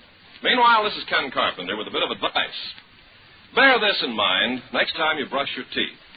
Instead of keeping cavities away, you may be brushing them in, right at the gum line. Cavities that you can easily avoid by switching to Teal. Here are the facts. Judge for yourself. Out of every 10 adults, 8 have receding gums. When gums recede, softer and less protected parts of the teeth are exposed. Those parts are 25 times softer than tooth enamel and are easily damaged by the regular use of a toothpaste or powder containing harsh abrasives. Therefore, the chances are 8 in 10 you are risking those ground-in cavities daily, unless the dentifrice you use contains no such abrasives. Well, there are the facts. And remember, Teal alone of all leading dentifrices contains no abrasives. Teal cleans teeth with a patented ingredient, protects teeth from ground-in gum-line cavities as no other leading dentifrice can. So switch to Teal. Enjoy its wonderful flavor, its foamy action. The Teal way takes only 1 extra minute a week. Makes teeth look their loveliest safely. For the sake of your teeth, for the sake of your smile, ask for T-E-E-L, Teal, the liquid dentifrice. Just follow directions on the package. Teal protects teeth beautifully. And now back to The Life of Riley with William Bendix as Riley.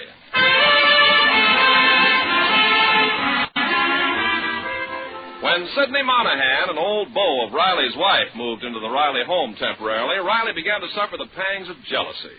And then, to his horror, he discovered his wife's picture inscribed, "To my first and only love," in Sidney's coat pocket. Picture is really meant as a surprise gift for Riley, but our hero doesn't know this, and what he doesn't know certainly hurts him. Waldo, I just can't believe it.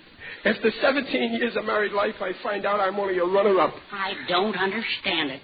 I never thought Mrs. Riley would be interested in another man. Why, I've been coming into your house for years, and she never even looked at me.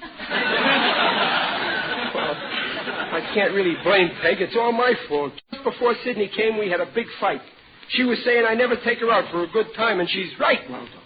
Mr. Riley, isn't that Monahan coming up your front walk? Yeah, that's the rat. He's carrying a suitcase, a new one. But he has one already. What does he want with another one? Oh, my heavens. No, it can't be. What can't be? No, your wife would never do it. Do what? Not to such a fine man like you. No, she wouldn't. Wouldn't what? Wouldn't what? Oh, she wouldn't. No, I wouldn't even think of it. All right, but let me think about it. The new suitcase. I just thought maybe she and Monahan might be planning to run away. Run away? No. My Peg wouldn't do that. She'd never run away without taking me with her. I mean, I can't stand this. I'm going in there to find out once and for all from her own lips. Oh, that's a lovely suitcase, Sidney. You're a darling. Oh, Waldo, I'll tear him apart. That's a very roomy suitcase. This part holds 2 suits, and there's still room for your things, too. Her things?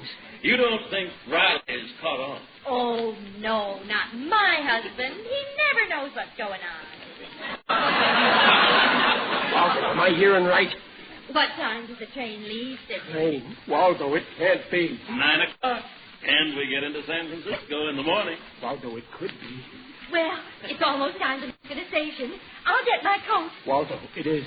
I can't stand no more. Let's get out of here. Mr. Riley, where are you going? I don't know. But you've got to stop them. Go in there. No, I got my pride. That's the way Peg wants it. It's okay with me. I won't stand in their way. I wish them both all the happiness in the world. And if they're miserable, that's okay with me, too.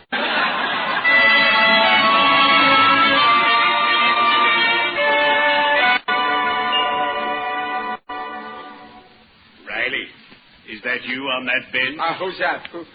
It is I, Digby Odell, the friendly undertaker.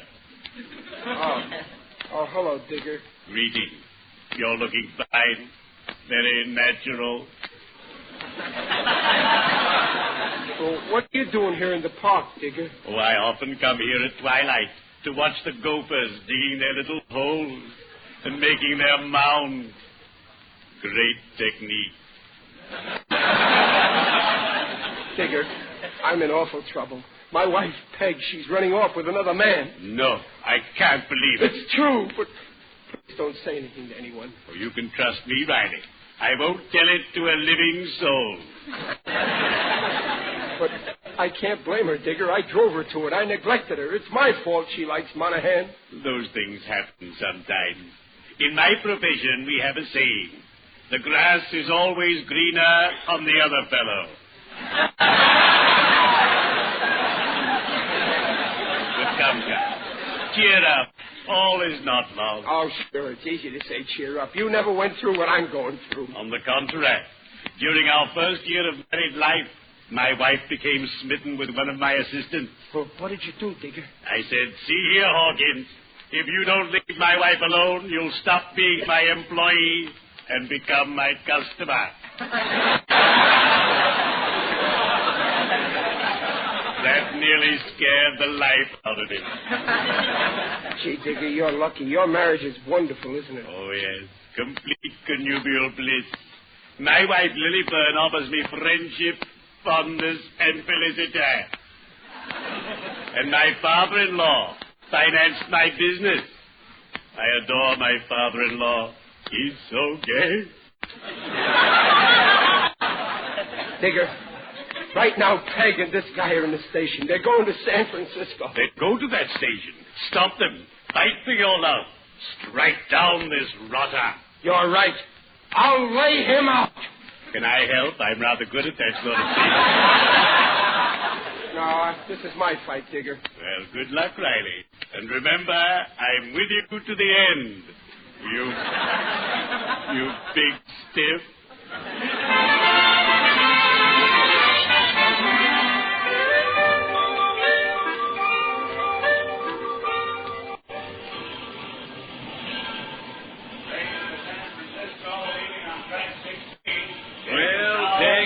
I'll have to get aboard. Oh, I feel terrible that Riley isn't here to say goodbye. Well, don't forget to give him that suitcase for me. With my best wishes. Oh, look! Here comes Daddy. See, over there. Oh, that's... Oh, my, look at him run. See, Sidney, I told you he's fond of you. I'm in time. Riley, what's the matter? Monahan, get away from my wife before you break every bone in my body. What's eating you, Riley? But, Daddy, what's wrong? Babs, Junior, what are you doing here? Well, they came with us, of course. He's taking the kids, too. For 17 years, I fed and clothed them. And now that they're old enough to work, he's going to get them.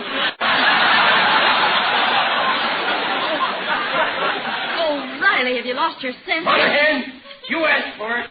Put him up, you wife stealer. Riley, what are you talking about? I'm coming at you. Take that! Sidney, pick Riley up. I'm sorry, Peg, but he ran into my fist. Break up my home with you. Run away with my wife, huh? Won't even leave me my kids. What? Riley, you mean you think Sidney and I... Oh, Sidney, he thinks... Well, I'll... Daddy, you're impossible. They're all against me. Oh, listen, you poor darling. Why, we just came down to the station to see Sidney off. Good. Huh? I don't believe it. What about that new suitcase? Oh, holy smoke. I bought that for you, Riley. Well, what about that picture I found in his pocket? Why, that was for you, too. I only gave it to Sidney to have it framed. You mean you ain't running away? Oh, why, no, dear. I'm staying with you. What a revolting development this is.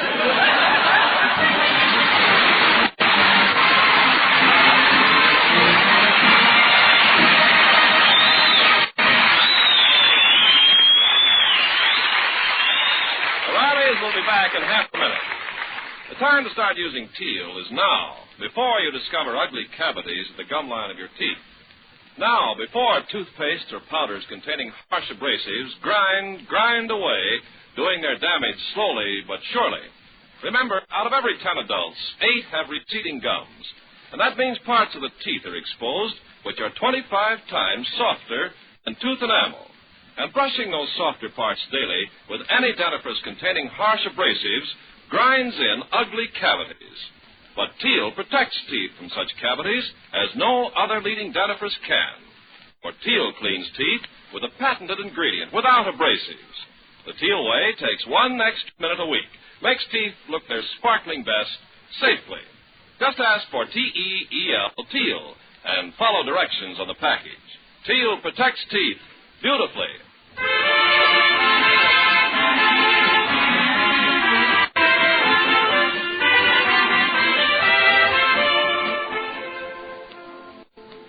Then you forgive me, Peg, for acting like I did? Of course I do, dear. Why, you know Sidney Monahan means nothing to me. Well, I ain't always as bright as I should be. Certainly not. Thanks, Dublin. And you know what? Tonight I'm taking you out. Oh, wonderful. Yep. We're going to a high-class restaurant. After that, a show, and then to a smart place for some dancing. That is, if you can lend me $3. Well, I've got $3. Okay. Then let's go. Wait, hey, where's my overcoat? Oh, I forgot to tell you, Riley. It's cold in San Francisco, so I lent it to Sidney. It's a losing fight.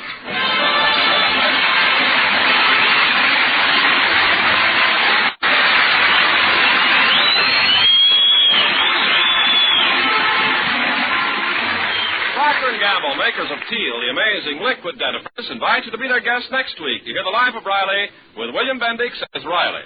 William Bendix appears by arrangement with Hal Roach Studios. The Life of Riley is produced by Irving Brecker and is directed by Don Bernard. Music by Lou Kozloff. Mrs. Riley is Paula Winslow. Digger Odell, the Merry Undertaker, is John Brown. Junior is Scotty Beckett. Babs is Sharon Douglas.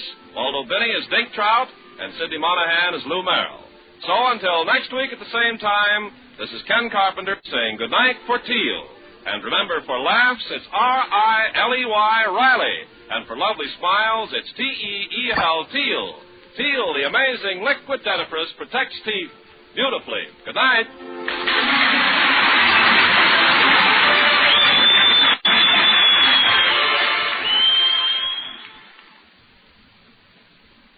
Here's a gal with a message and only 30 seconds to get it across. Okay, let's go. I just want to say, these days, nice clothes are still scarce. If you're lucky to find blouses and slips and sweaters in your size and style, they've got to last. Well, if you give those nice things Ivory Flakes care, they'll stay lovely. Actually last up to twice as long. Only 10 seconds left. That's all I need. Friends, the thing to remember is, with Ivory Flakes care, you'll get up to twice the wear. Hey, you still got 2 seconds. Then I'll say it again. With Ivory Flakes care, you'll get up to twice the wear.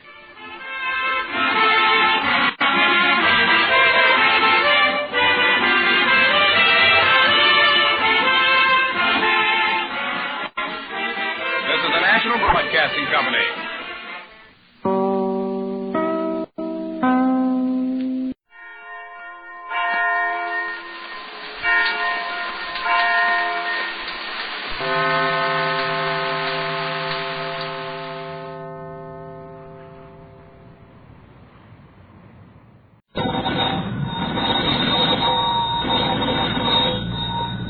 Granny's, Abner. I believe that's our ring. I dog is Lum. I believe you're right. I'll see. Hello, John Pound Store. This is Lum and Abner.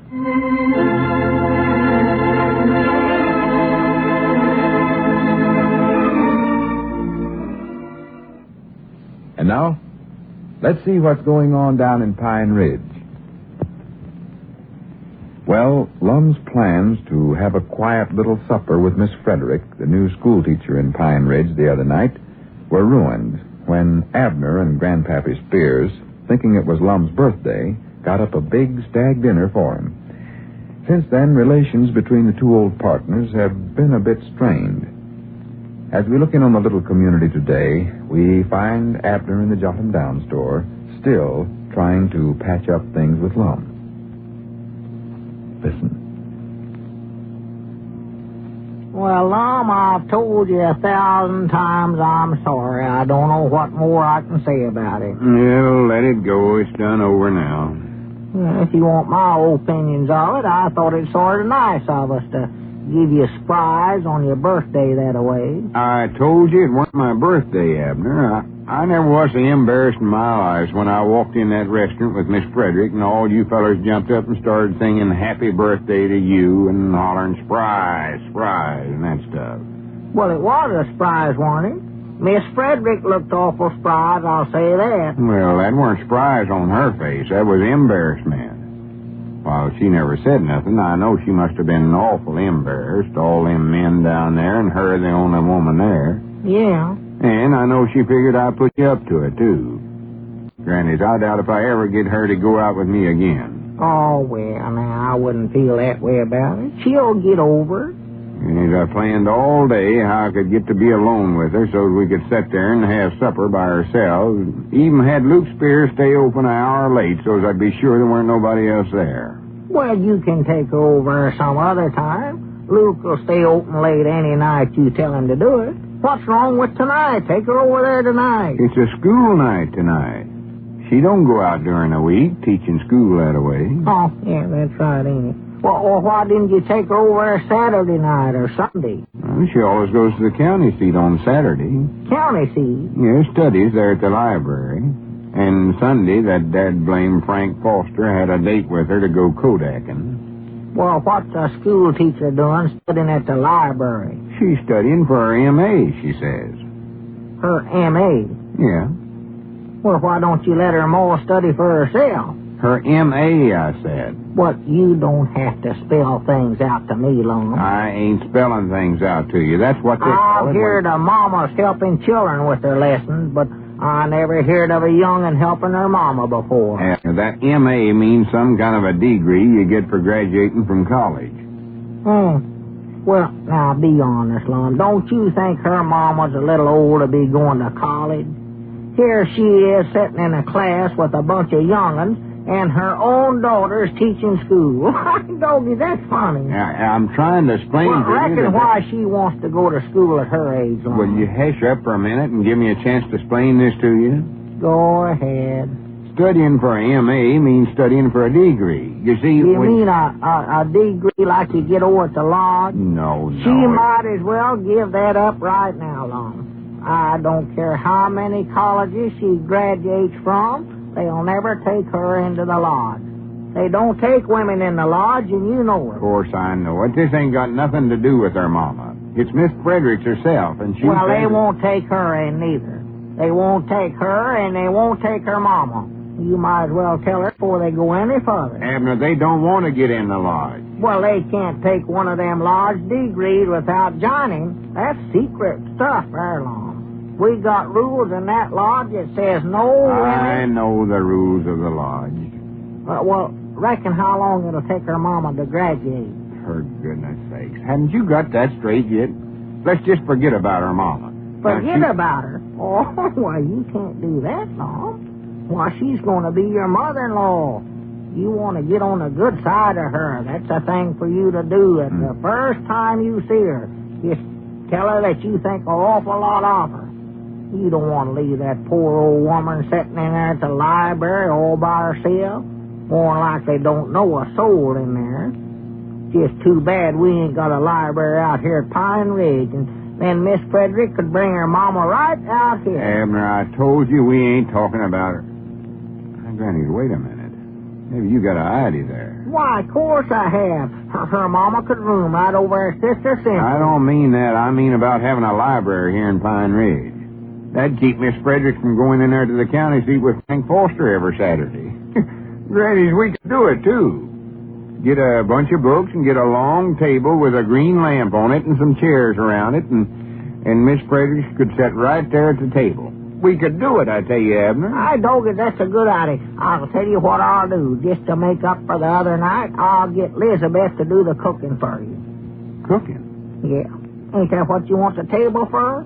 So you and Miss Frederick can have a nice, quiet supper with just her mama along? Of course not. I just want the table now, to read on. Well, it won't be no trouble for Elizabeth, Lum. I know she'd be tickled to death to do it for you. Well, that's mighty nice of her. I appreciate it, but I'll just call her up right Abner, now. sit back down there. Now, leave that telephone alone. Let me talk to you a minute. I want to get this straight in your head. Oh, yeah. I better find out what you want to eat first.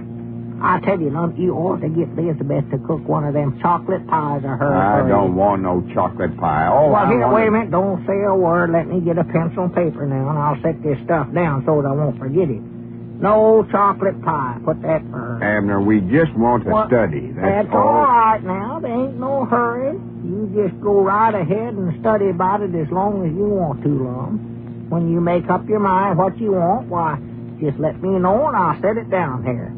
Another thing, Lum, Elizabeth fries chicken awful good. I believe Miss Frederick would like that. I'll be dead blame. You get something in your head and a body couldn't jar it out with a stick of dynamite. What do you think I'm getting all them books in the store here for? I don't know. Let's see.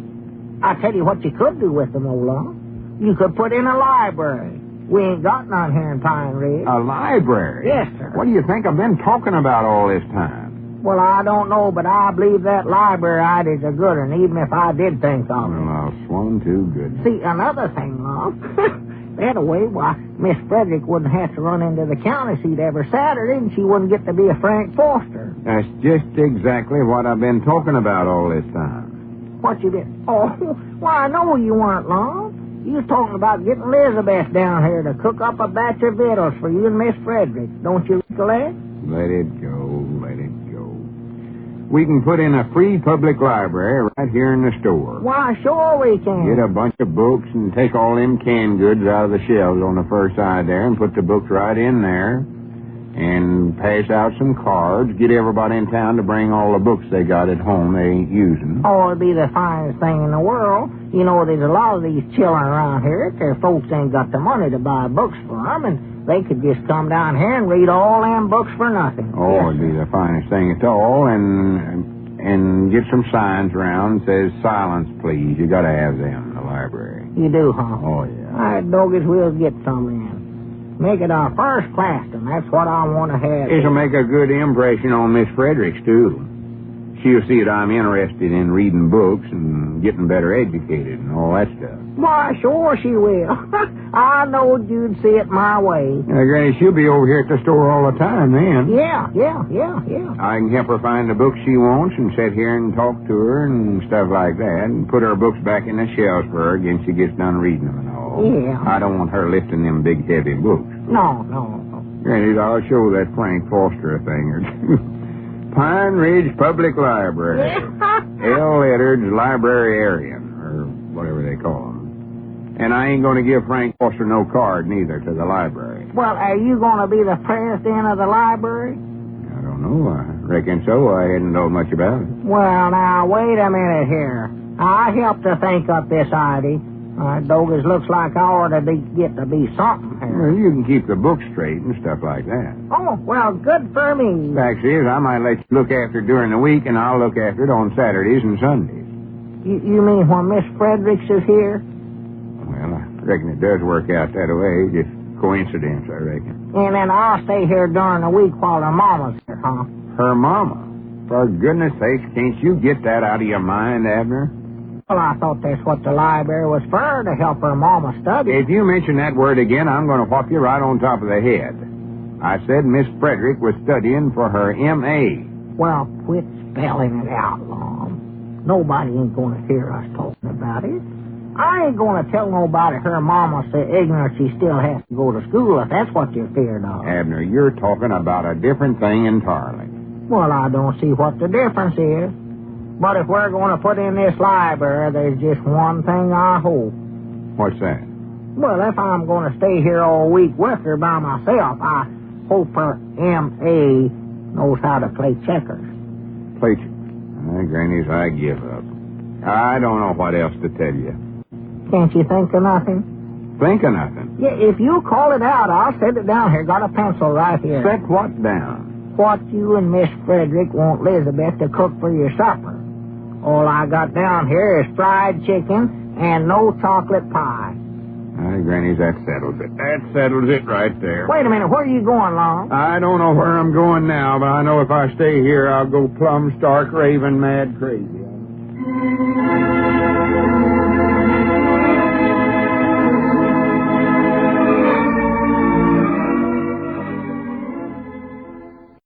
Amos, it's Sunday again. Sunday is right, and don't forget we is on the radio every Sunday for Rinso. Yeah, and here comes Ken Carpenter now with the biggest news in Rinso's history. Let's listen to him. It's the biggest news ever. It's new 1950 Rinso with Solium, a full year ahead of time. New 1950 Rinso has 3 times the whiter washing action of any other soap. But more about that in a few minutes. Now, Lever Brothers Company and New 1950 Rinso bring you the Amos and Andy Show.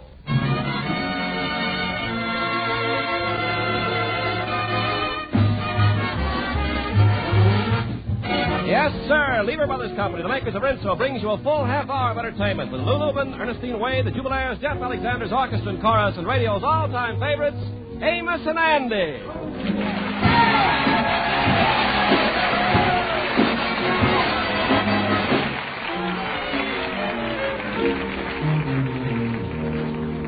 Well, there seems to be some spring cleaning going on today in the household of George Kingfish Stevens. The Kingfish and his wife Sapphire are now in the back bedroom washing windows. Sapphire sitting on the windowsill with her feet in the room, washing the outside of the glass. Look, you big loafer, if you won't do no work, the least you could do is hold my ankles inside there while I'm sitting on this windowsill cleaning the outside of the window. Well, I'll hold them. Don't worry about the thing. You know, if I was to fall off of this window ledge, to drop to the ground would kill me. George, why are you looking at me like that? Oh, nothing. I'd never get away with it anyway. Tell me, Sapphire, why are we spending so much time cleaning this back room? Don't tell me your mama's coming to stay with us again. And what would be so terrible about that? Listen, Sapphire, there's only 3 major disasters that ever hit this present generation. The blizzard of '88, the San Francisco earthquake, and your mama. And I think I got them in the wrong order, too. That'll be just about enough of that, George. And it so happens all this cleaning up ain't for Mama. We've had so little money coming in the past few months, I done reached a decision. We're taking in a boarder. A boarder? Nothing doing, Sapphire Stevens. I just couldn't bear the disgrace having the neighbors to know that my wife had to rent a room. that my sweet little spouse had to sink so low as to take in a boarder. Well, George, that's sweet of you to be so considerate, but what else can I do? Well, maybe you could get your old job back washing cars. I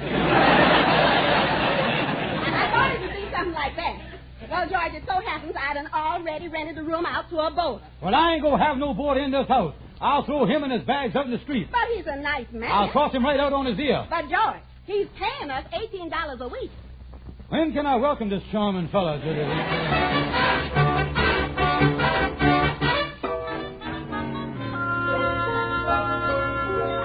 Yes, Andy, me and Sapphire done took in a boarder. A boarder? Kingfish, I was surprised at you doing a thing like that. Why, Andy? Well, after all, Kingfish, I done read somewhere that a man's home is supposed to be his castle. A place where he can get away from the cares of the world and seek sanctuary. Yeah, I know, Andy, but this fella's paying us $18 a week. Oh, $18, huh? Well, I guess you can tear down the castle for that. Yeah, tear down the sanctuary and everything else for that. Tell me this, what kind of fellow is he, King? Well, I ain't met him yet, Andy. He came in last night after I went to sleep, and he left this morning before I woke up. Well, that man gonna kill himself. He only getting 8 hours sleep. Yeah, I done snooped around his room, though, and kind of get a line on him. He sure brought a lot of baggage with him. Yeah, how is his clothes? Too tight for me under the arm. I tried.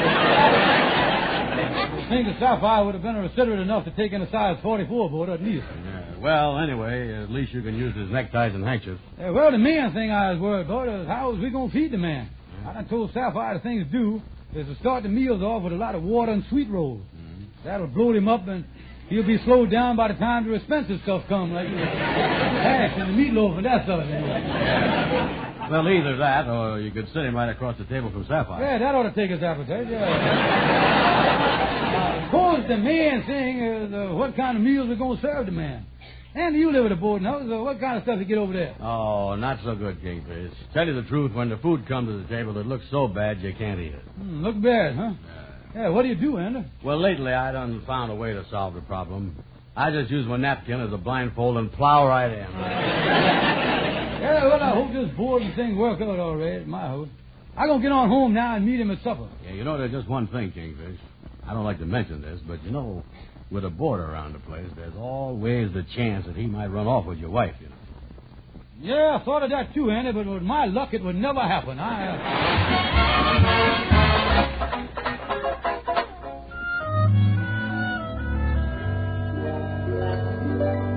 George, is that you? Yes, I was home, Sapphire. George, look in the parlor. There's flowers, and I got the lights out and candles lit in there. It's all ready for the boarder. Holy smokes, don't tell me your food has killed him already. Don't be funny, George. We're eating supper in there. Oh. I want Mr. Wilson's first meal here to be a pleasant one. Yeah. Everything's on the table. Now, you go wash your hands, and I'll call him. Wash my hands for what? For the boarder's benefit. What you talking about? I ain't gonna touch the fella. George, be quiet. I'm gonna call Mr. Wilson now. Oh, Mr. Wilson! Dinner's ready if you are. Now, remember, George, be nice to him. Remember, he's paying us $18 a week. Well, don't worry about me. I can get along with anybody for $18 a week. Well, you must be Stevens. Put it there, old boy. Winthrop Wilson's the name, but my friends call me Windy. Windy Wilson. Sapphire, we got to get more money. George. Well, let's sit down. Looks like you got a wonderful meal on the table here, Miss Stevens. Oh, I'm crazy about roast beef. I'll just help myself here.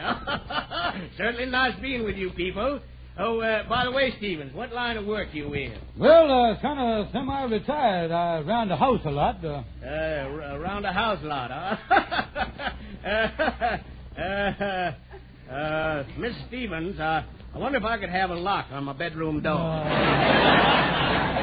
Well, I don't think that'll be necessary. Oh, this roast beef certainly is good, all right. You know, I'm very glad I found this place. Very comfortable here. You know, a lot of single men like hotels. Not me. I'm a friendly type. Like to have people around me all the time. I'll help myself another piece of beef here. Say, Stevens, you seem rather quiet. What's wrong? Well, Speak up if you have something to say. Join in the conversation. A man never got anywhere in life keeping his mouth shut. Well, That's right, speak up. You know, there's not conversation. You got to learn to express yourself. That's what you got a mouth and a mind for. Use them. Well, I agree with you. You see, I always feel that if a man... And now, let's not overdo it. Now, I hate a blabbermouth.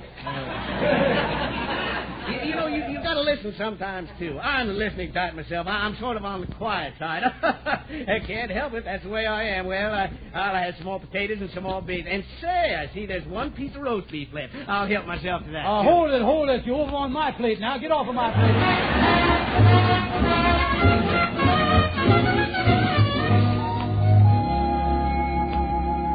Well, George, wasn't that a lovely dinner? Lovely dinner?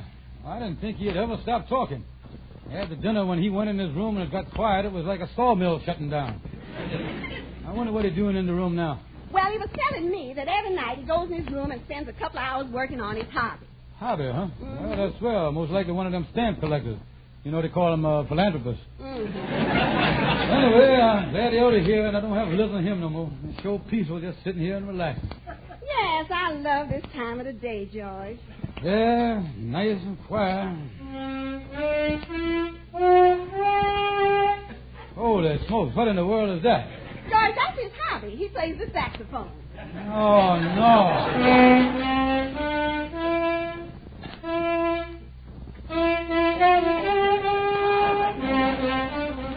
Holy mackerel. I want to be blowing into the right end of that thing. Why, George, I think he plays it very well. And Red Sails in the Sunset is my favorite song.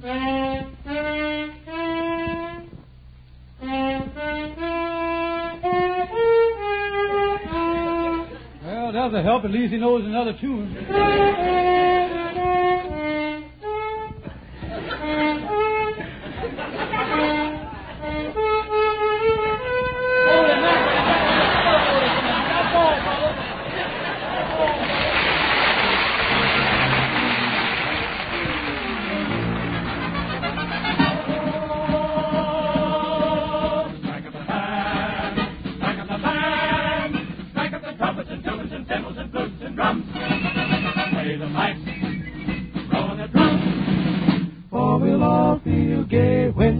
Marching home. When Johnny comes marching home again, hurrah, hurrah. We give him a hearty welcome then, hurrah, hurrah. The men will cheer, the boys will shout, the ladies they will all turn out, and we'll all feel gay when Johnny comes marching home. The steeple bell will peal with joy to welcome home our soldier boy, hurrah, hurrah. The village lads and lasses say that they will cheer him along the way, and we'll all feel gay when Johnny comes marching home. His old friends will meet him with joy. The butcher, the baker, and the paper boy. The barber, the tailor, the cop on the beat. The druggist on the corner. And the girl across the street. Her name is Mary, Mary. Plain as any name can be. And there is something rare that's sweet and fair. It's a grand old name. Get ready for the Jubilee, hurrah, hurrah. To get on, he will 3 times 3. Hip, hip, hip, hip, hooray. There's a good time coming, let's jump for joy. Start celebrate for Johnny boy. We all feel gay when Johnny comes marching home. Johnny comes marching home.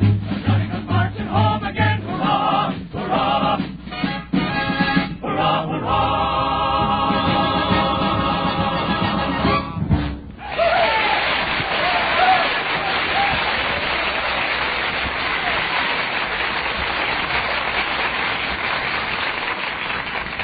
New 1950 Rinso is here, a year ahead, the greatest development in soap history. 1950 Rinso with Solium puts sunshine in your wash. New Rinso with wonderful Solium gets white clothes whiter than new, and washable colors brighter than new. That's right. 1950 Rinso gets white clothes whiter than new, and colors actually brighter than new. My Rinso wash is almost unbelievably bright. It's because Rinso, only new Rinso, contains the scientific sunlight ingredient Solium. 1950 Rinso has 3 times the whiter washing action of any other soap. That's right. No other soap gets and keeps your clothes as white, as bright. And yet Rinso is so safe for clothes, so kind to your hands. Get the new 1950 Rinso in the same green and yellow package, and see how 1950 Rinso with Solium puts sunshine in your wash. Now, back to Amos and Andy.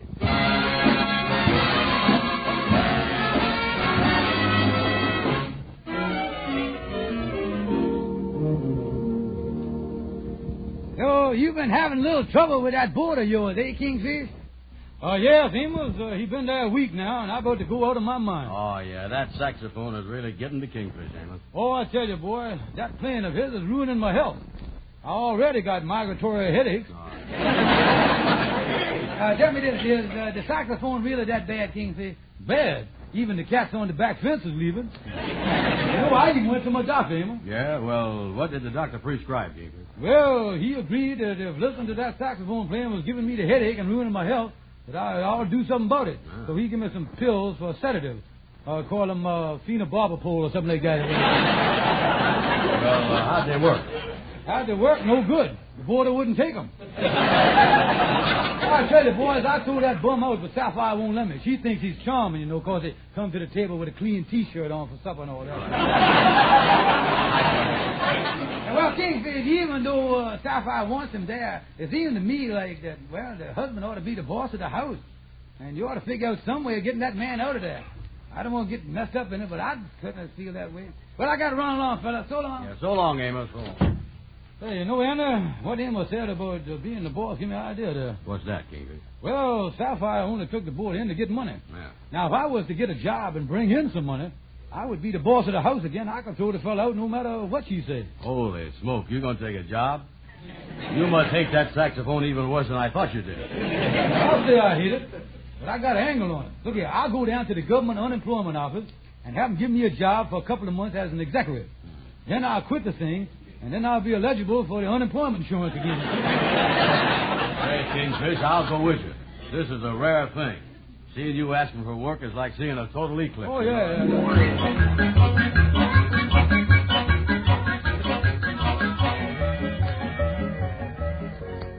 Say, Andy, the unemployment man said to sit right here at this desk, and he'd be right back to interview me for the job. Yeah, well, he might give you a executive job at that if you play the thing right. Yeah, well, I say, wait a minute. Here comes the fellow now. All right, Mr. Stevens. As I understand it, you wish employment.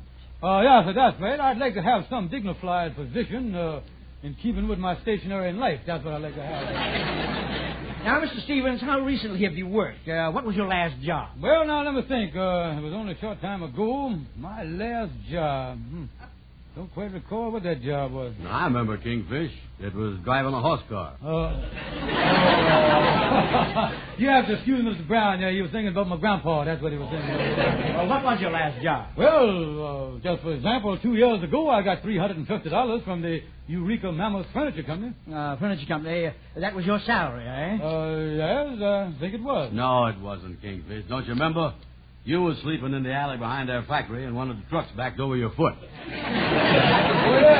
You see, I had a big job at the time, mister, and all of us vice presidents took a nap out there in the alley. Now, getting back to this job, though, you got something for me, like something like in a bank or maybe the Federal Reserve. Something counting money. I'm good at that kind of stuff. Anything that would suit my talents, you see. Well, I've just been looking over the list of jobs here, Mr. Stevens, and I see one I think would fit your talents to a T. Fine. What is it? It's over in New Jersey, picking berries. Picking berries. Well, now, just a minute, mister. I got kind of a bad back, and I'm going to tell you about my back, too. I bend over like that. Every time I bend over, my sacroiliac jack pops out. That's it. Take that right in. Oh, sure. Sometimes the thing pops 20, 30 feet. Took us 2 days to find it once. Well, if that job doesn't suit you, here's one running a freight elevator on a night shift. Freight elevator on a night shift. Well, now, about that job, I can't stand being closed in a small place like an elevator. See, I got what they call claustrophobia. That's what I got. Well, I tell you, mister, you better forget about that one. Just a minute here. There's another job here you might handle, a cleaning job, standing on a ladder and washing walls. Well, I couldn't take that ladder job neither, mister. Well, what's wrong with that? Don't tell me that would give you claustrophobia. No, but when I work up high like that, I get hydrophobia. That's what Hold on, mister. Well, Kingfish, listen, what you going to do now? Well, I don't know, Andy. Just going to have to live with that saxophone player until I can find some other way of it. Yeah.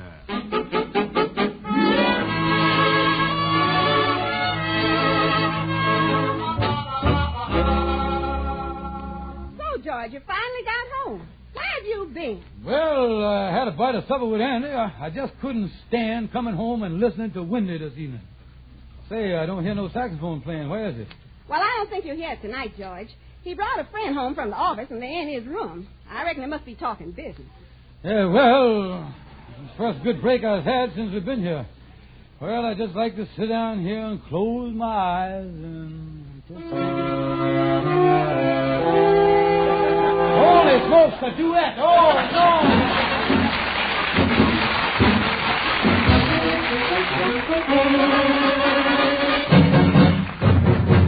Now, friends, here is something new, something sensational, an improvement that you'll say is the greatest ever in your kitchen.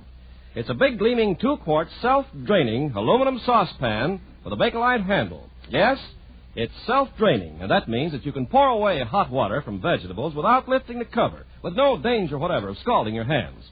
This wonderful aluminum Regalware saucepan is yours for half price if you act quickly. All you do is send $1 and 2 Rinso box tops to Lever Homemakers Club, Box 27, New York. That's Box 27, New York. This offer is good only in the United States, Hawaii, and Alaska, and for a limited time. So hurry, send $1 and 2 Rinso box tops for your self-draining aluminum saucepan right away. The address is Lever Homemakers Club, Box 27, New York 8, New York. And now, back to Amos and Andy.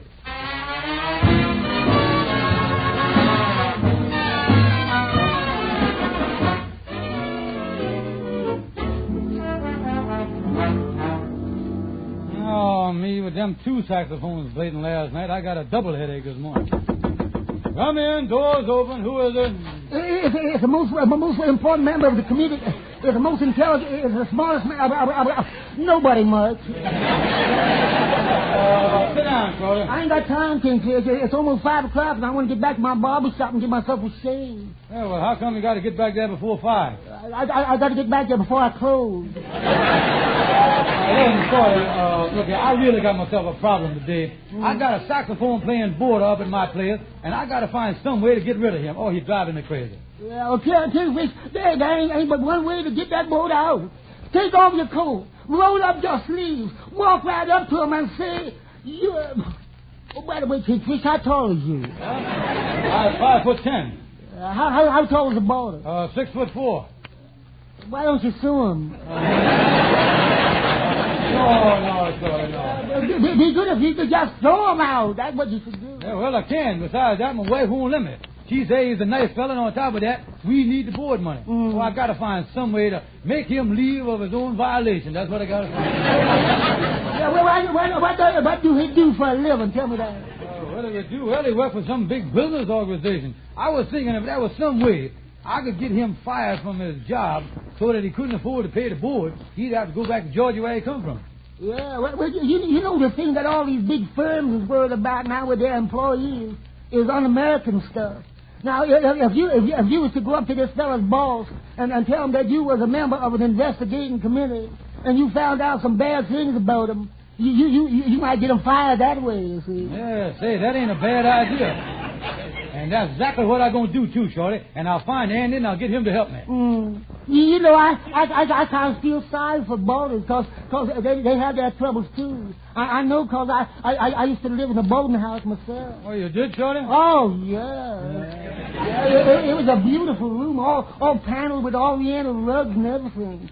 I remember one night I was having some friends over, and so I decided to make it nice and homey and have a log fire going for them. Yeah, that's always nice. Oh, yeah, I got some beautiful hickory logs, and I got the right kind of kindling wood, and by the time they got there, I had a real roaring fire going, but, boy, was my landlord sore. How come, Shorty? Well, you see, no fireplace.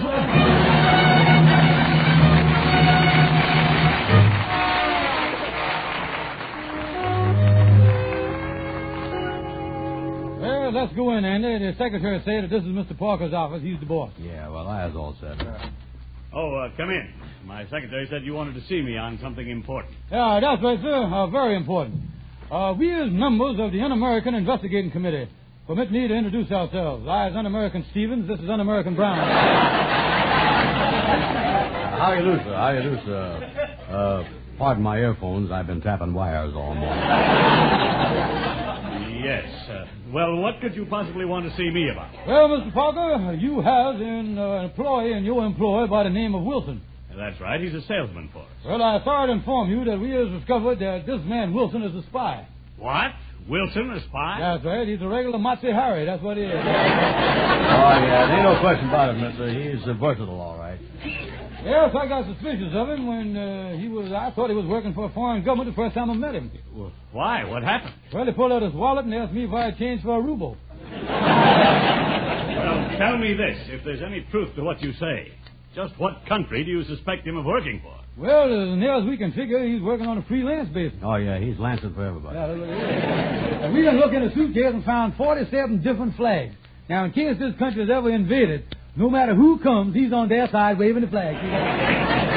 Well, up to now, this has all been sheer supposition on your part that he's a spy. Have you any definite proof of this? Oh, certainly we have. We give him a test on the lie detector machine. Yeah. You know, the one of them things with all the needles and the bulbs and the dials go all over? Well, anyway, we set the dials and we strapped the thing on the man's arm and we asked him point blank, is you in the employ of any foreign government? What happened? The machine blew up. And we had to finally throw water on it, too. Now, look, this has gone just about far enough. I don't know who you are or what your purpose is.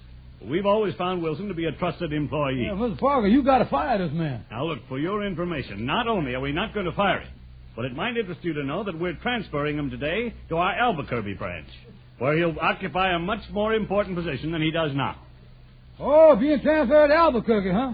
Yeah, well, that's all right with us, just as long as he's out of the United States. We don't care.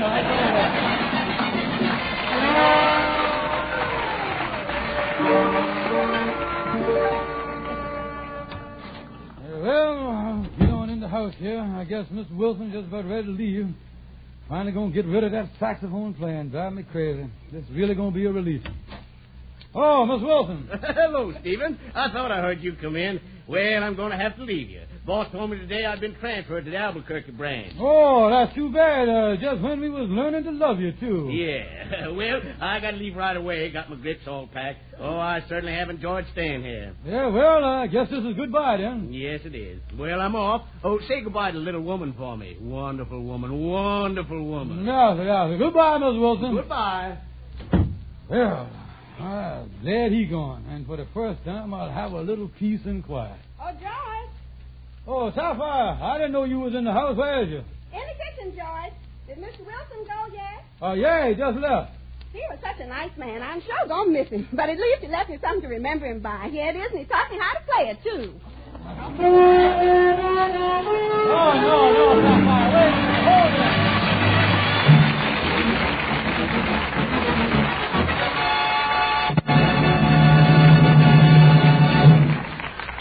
Well, come in, fellas. Glad to see you. Yeah, hi, Amos. Hi. Well, hello there, Amos. We just dropped over to see your little baby, little Amos Andrew. Yeah, that's right.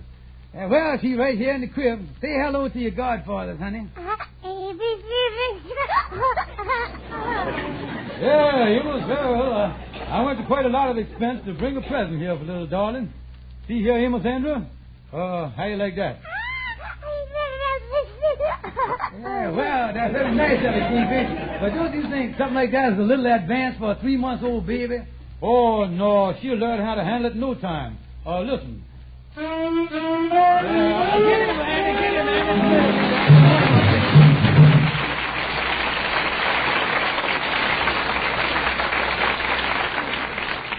Ladies and gentlemen, many people have written in asking where they can get the lovable Amos Andra doll. Well, we're happy to tell you that the Amos Andra doll is now available at your favorite department or chain store. Amos Andra is really a beautiful doll. You know, Amos, to hear Mr. Carpenter talk like that almost makes me want to be a mother. And speaking of mothers, Amos, how many women is there in the world? Oh, there are millions, Andy. Why? Well, then it's safe to say that Rinso passed the biggest test in the world. Yeah, sure has, of course. More women use Rinso than any other wash-day soap in the world. Is that right, Mr. Carpenter? All right, is Rinso. More women use Rinso than any other wash-day soap in the world. New 1950 Rinso contains Solium, the scientific sunlight ingredient. It has 3 times the whiter washing action of any other soap. 1950 Rinso will get white clothes whiter than brand new, washable colors even brighter than brand new. Only 1950 Rinso contains solium. Good night, folks. See you next Sunday.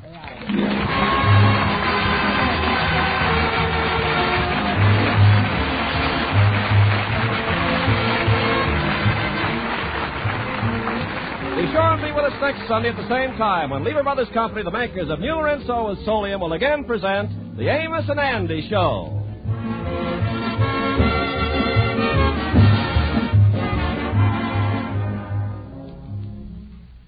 Lifebuoy gets skin cleaner. Lifebuoy, with its purifying ingredient, gets skin cleaner, stops VO as no other leading soap can. Yes, doctors proved it. You are cleaner, safer from VO when you bathe daily with Lifebuoy. Get Lifebuoy Health Soap right away.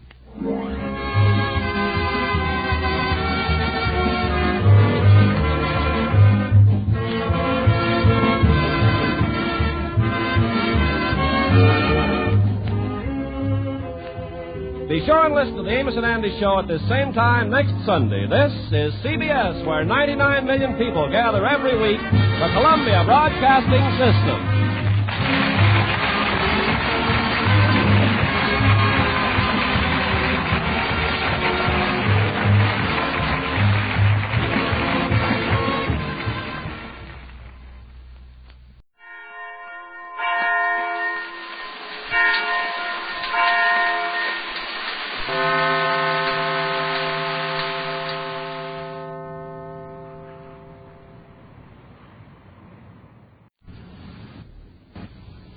It's Maxwell House Coffee Time, starring George Burns and Gracie Allen.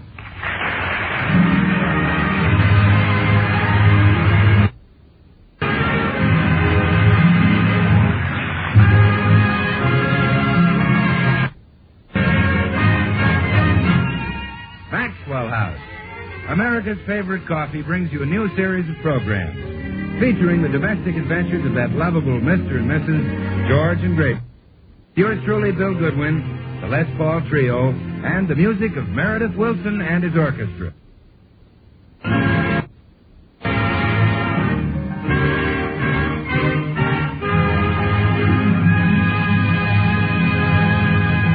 Well, the doorbell at the Burns house just sounded, and Gracie is opening the front door to admit an old friend. Good morning, Mrs. Burns. Here's your mail. Well, thank you, Mr. Postman. And how are you this lovely day? Oh, simply glorious, Mrs. Burns.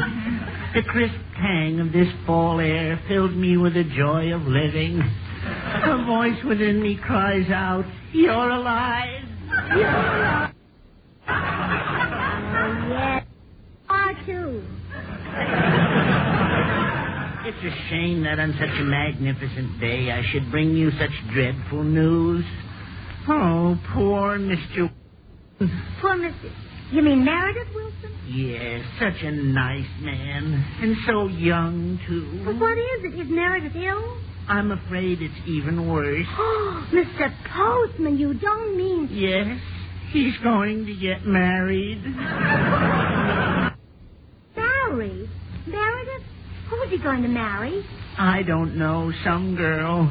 Oh, how wonderful. That's what he always wanted to marry. Oh, this is thrilling, Mr. Postman, but it's almost unbelievable. Meredith is so shy and bashful. He's so afraid of a woman. Wait till he gets married. He doesn't know what fear is yet. Oh, now, Mr. Postman, you shouldn't be so dead set against marriage just because yours turned out so, well, shall we say, unfortunately? Yes, let's say that. It's mild, but let's say it. Well, I think marriage is wonderful. And I've been married for 10 years. Half my life. Really? Certainly. And Meredith will be happy, too. No one was ever meant to go through life alone, Mr. Postman. There's a mate somewhere for everyone. I suppose that's... Of course it is. Every human being on Earth should marry another. I guess that's where I made my mistake. Oh, well, I've got to rush in now and tell my husband the big news.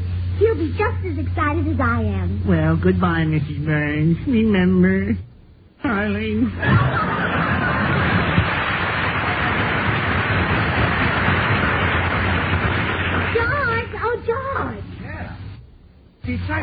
I've just heard the most thrilling news. Guess who's getting married? Meredith Wilson. Meredith Wilson? Uh-huh. Gosh, that's wonderful. But how did he ever propose? I think he had nerve enough to talk to a girl. George, a man doesn't have to talk when he proposes to a girl. Huh? Well, of course not. All he has to do is get down.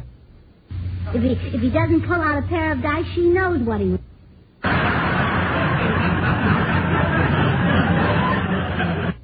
Yes, so. Well, gee, this is great news. Isn't it? Oh, I'm so excited.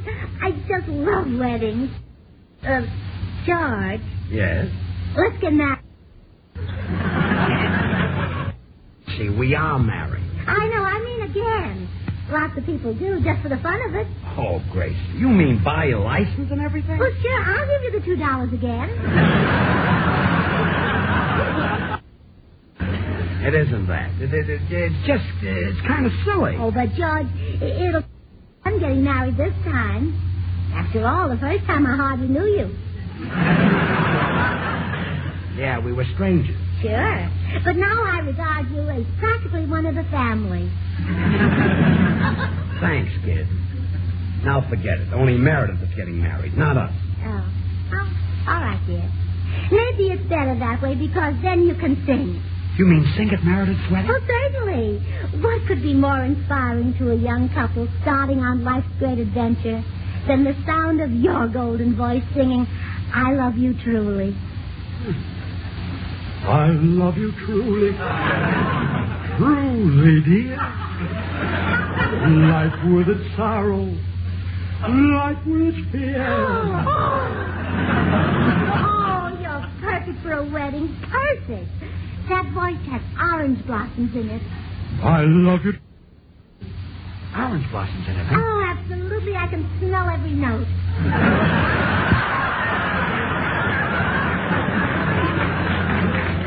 Well, come on, let's go over and we'll tell Bill Goodwin the news. Take me there on wings of song. I love you truly.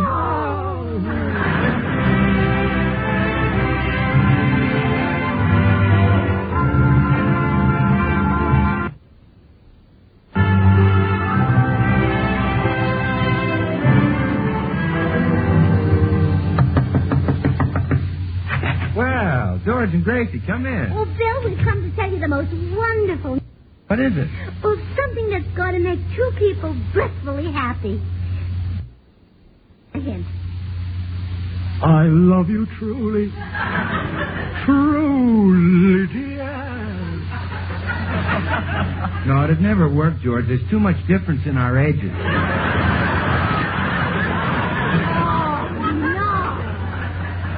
No, Meredith Wilson is going to get married to a girl.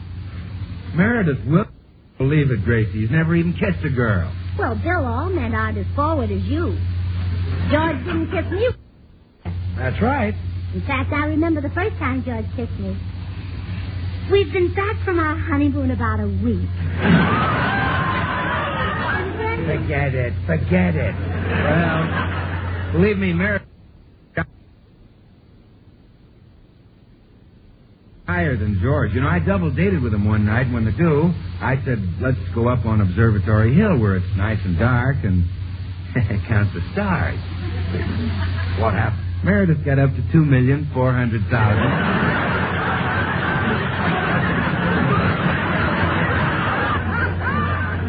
I'll bet you weren't counting stars, huh, Bill? No, George. I took my girl for a walk down the old Ox Road.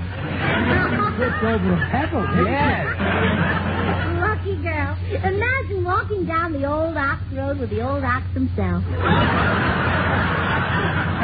Well, I still can't believe that bashful Meredith is getting married. Why don't we go over to Meredith's house and check up on this? Well, yeah, let's go. By the way, if it's true, you'll be the only single one left. Well, that suits me. Now, Bill, settle down like George. Not that far down, no. Let's go and see Meredith.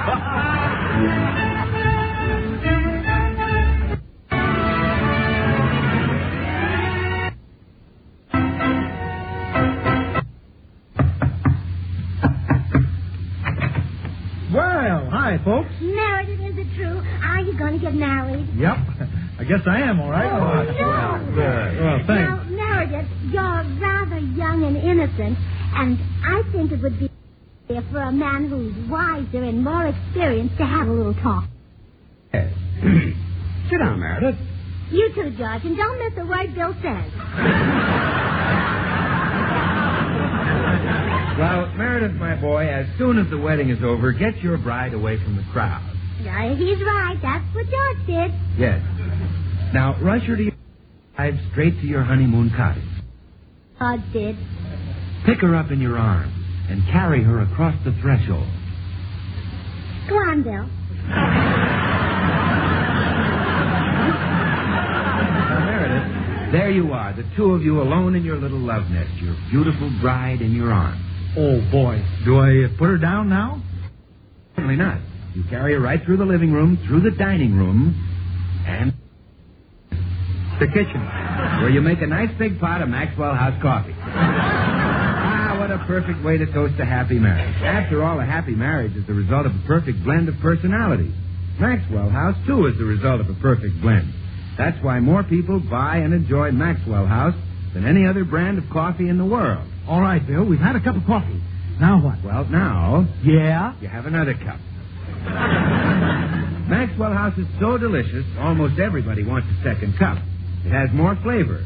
More flavor in the blend because of the choice Latin American coffees, which are skillfully combined in Maxwell House. And more flavor in the cup because of Radiant Roast, which uniformly develops the richness, mellowness, and full-bodied flavor of every coffee bean. Okay, Bill. Now we've had 2 cups of coffee. Now what? Well, now... The coffee pot is empty, Bill. You better empty the jar, too, if you want to get out of the kitchen. Okay, the coffee pot and the jar are empty. Now what? Now, you walk over to your bride, put your arm around her, and whisper tenderly in her ear. What do I whisper? Well, you say, darling, would you run down to the store and get another jar of Maxwell? That's what George did.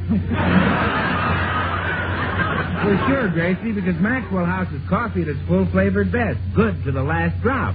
We know, Bill. There's nothing finer nor more friendly. But Meredith can't just sit there and drink coffee forever. His wife might divorce him. She'd certainly have the grounds. Oh,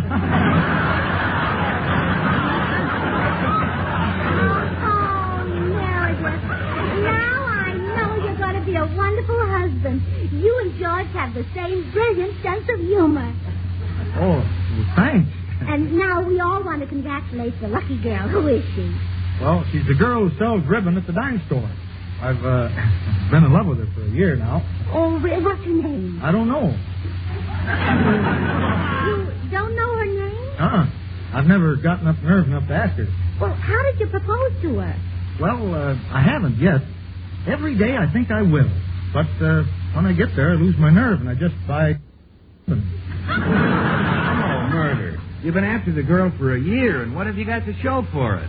I got 300 yards of blue ribbon. Well, that's very handy. No married couple without it. Absolutely. Yeah. Furniture they don't need. Oh. A house is nothing. But got to have at least a few blue ribbon. Yeah. Oh, now, boy. What is home without ribbon? Yeah, it takes a heap of ribbon to make a house a home. Now stop making fun of Meredith. Who knows, after a year, you may even have a little string running around the house. Why, sure.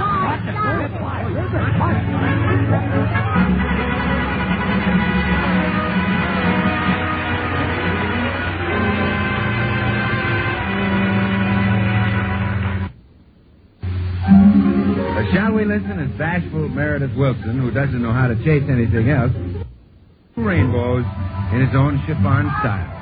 Meredith?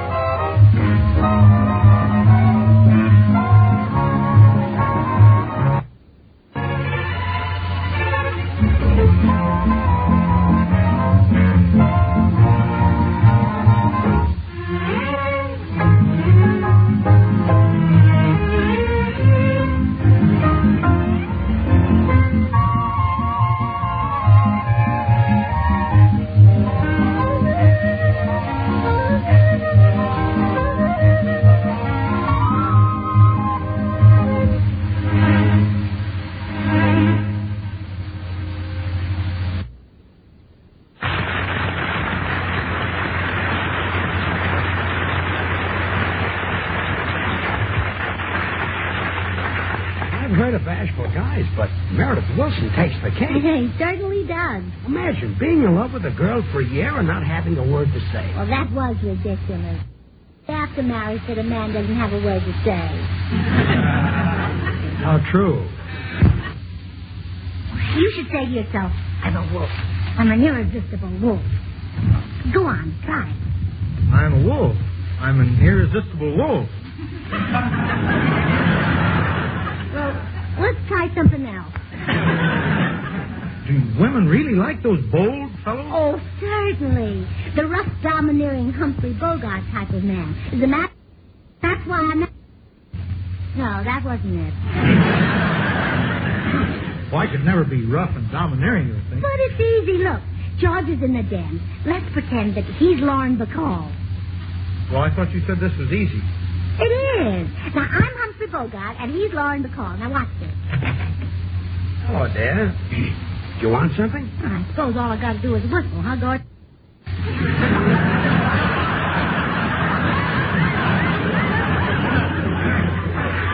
Gorgeous? Don't wave those long eyelashes at me, doll face.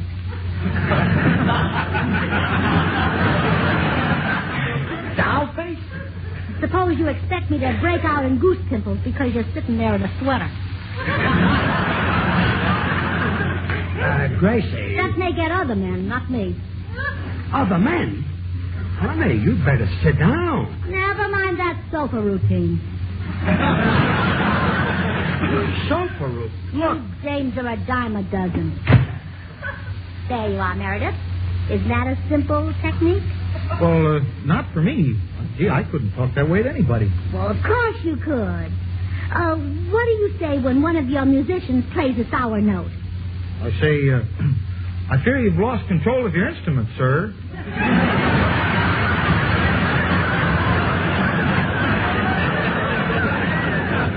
Well, Meredith, I guess we better use another technique. Now, how about the strong, silent Gary Cooper type? Women like them, too? Oh, yes, as a matter of fact, that's why I married Joe. No, that wasn't it either. Well, listen, I'll the Gary Cooper approach work. Oh, it's you again, huh? Yep. Do you still think I look beautiful in a... What's the matter with you? Sound that way. Yep. Yep? That doesn't make much sense, does it? Nope. What's with this yep and nope? Are you losing your mind? Nope. Could I be losing mine? Yep. This is the silliest thing I ever heard. Could you make that a question? Will you get out of here? Yep. Well, Meredith, how about that technique? It's no use, Gracie. I can't be Humphrey Bogart, and I can't be Gary Cooper. I'll just have to be Meredith Wilson. No, we're not that desperate yet. Well, I'm a musician, not a lover. I'll never get a girl. I guess I might as well stick to my flute. I think you'd have a girl.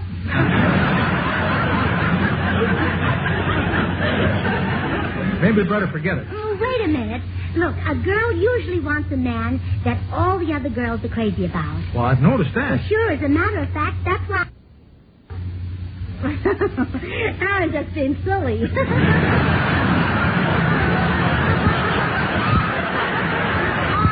anyway, that's true. And Meredith, you're the most popular man in town. Really? Absolutely. When I'm finished, you and that girl behind the ribbon counter will make beautiful music together. Together? I'd better go get another flute. You'll be here for dinner at 6 o'clock and leave everything to me. Oh, I sure will. Thanks a million, Gracie. Goodbye. Meredith. George! Oh, George! Now what? Oh, come on, dear. We're going to the dime store and invite that girl behind the ribbon counter to dinner. What for? Well, I've got a plan that'll get her married to Meredith. What is it? Oh, darling, please. If I tell you my secret, you'll know how I hooked you.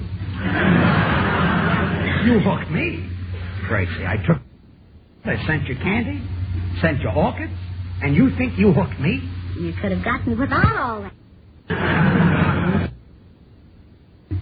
Yeah, I was hooked. Let's go.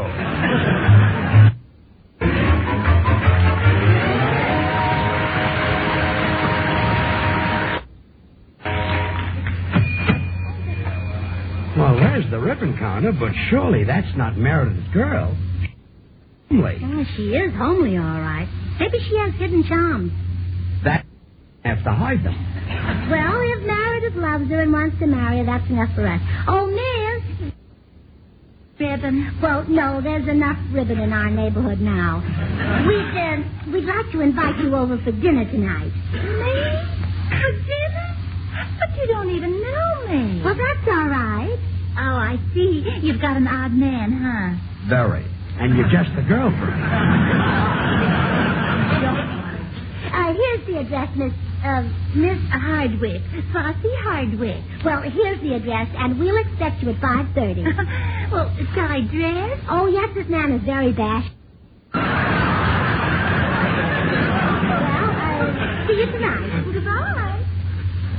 I can't understand how Meredith could want to marry that scarecrow. Homely people are honest and kind and faithful. They make the best mate. As a matter of fact, that's why I married... Well, I finally got it.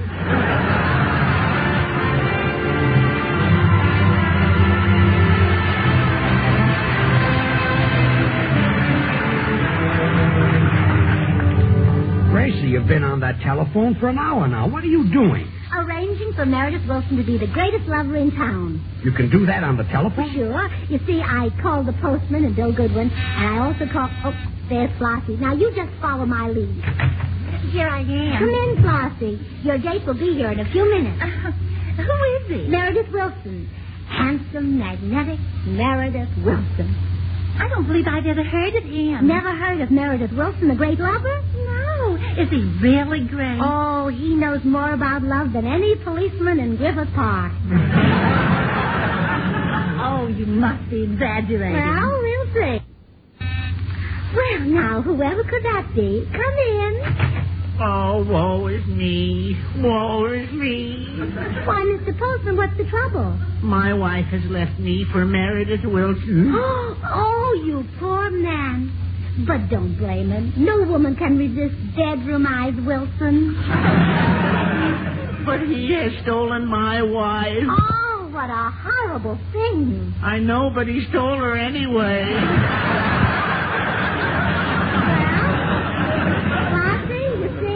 Yeah, that sort of thing. Hey. Every day, it happens every minute. You see what I mean? Come in. Where's Meredith Wilson? I'll kill him. I'll murder him. I'll frack him. Why, Bill Goodwin, whatever could be the trouble? He has stolen my fiancée, the girl I promised to marry. Oh. He can't go on like this. That's the fourth fiancée this week. You've got to stop him.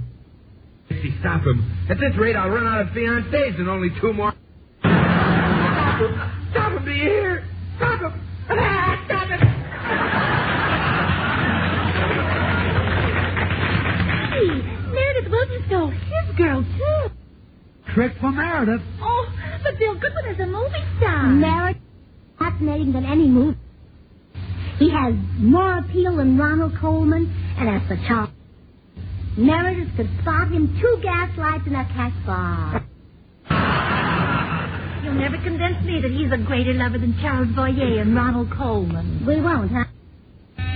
Come in. I'm sorry to trouble you at this hour, Mrs. But have you seen Meredith Wilson about? Why, no. Is something wrong? Wrong, you ask. My dear child, the cat has made off with the girl I trained. Jules. Meredith stole your girl? Yes. I wouldn't be so put out if it were her Cary Grant, but the blight British.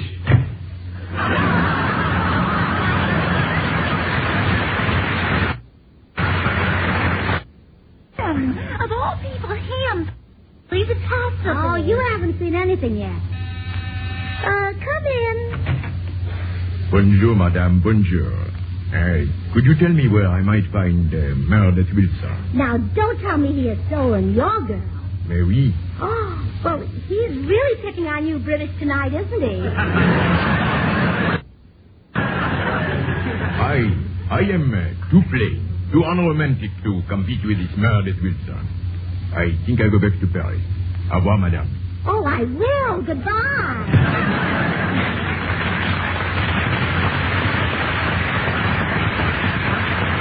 Well, Flossie, are you convinced that Meredith is dynamite? Oh, I'll say I am. Oh, but a guy like that would never... Now, that's where you're wrong. Meredith loves only you. He loves me, little plain me. He loves you, big plain you. And he wants to marry you. Oh, this is one. I waited to... Come in. Well, is dinner ready? Yes, and so is Flossie. Take him, Flossie. He's all yours. Come here, bedroom eyes. Hey, you'll break my glasses. Meredith, stop trying to get off her lap. This is your dream girl. I fixed it for you. But I never saw her before in my life. This is the girl behind the dime store ribbon counter. Oh, I'm not the regular substitute Meredith. Come on. I don't want to. No, now stop driving me. Help! Help! Oh, I hope they'll be happy together. You did a fine job.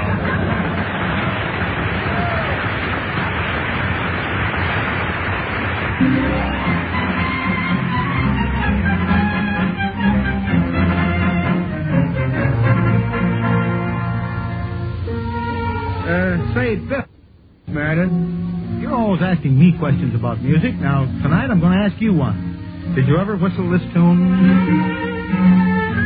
Oh, sure. I know it's from Carmen, too. Yeah? I guess everybody knows that tune. Oh, you're right in the groove there, Bill. Because it's said that of all the opera airs the man on the street is apt to whistle or sing, he's from Carmen. Really? G. Bizet composed musical themes so mellow, so rich, full-bodied and vigorous that his opera Carmen is just naturally one of the world's most popular. That's funny, isn't it? Funny? Well, yeah, it's odd how that fellow Bizet took his ideas right from Maxwell House Coffee. What? Well, if he didn't, he could have.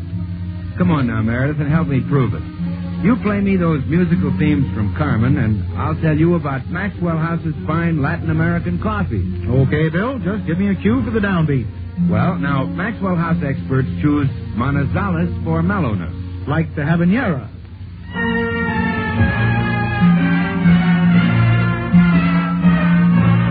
And Madeline's for richness. That's Michaela's aria.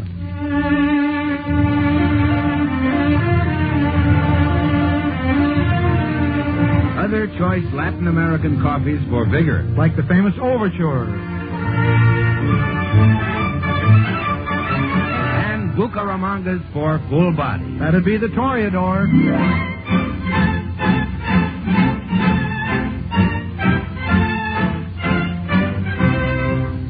So, like music you ask to hear again and again, Maxwell House's more people ask for again and again. It's so good to the last drop.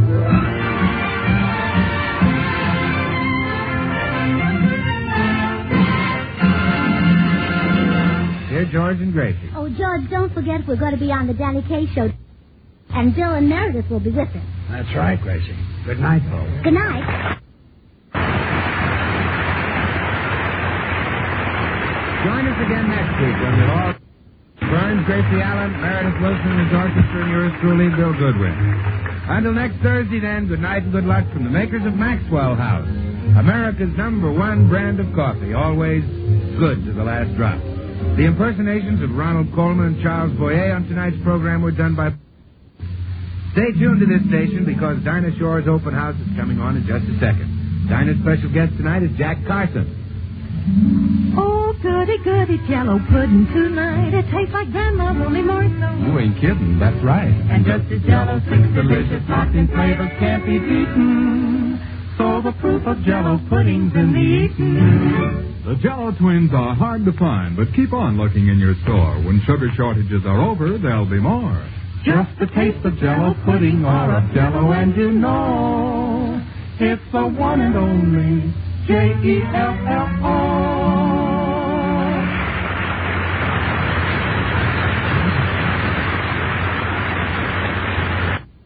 This is the National Broadcasting Company.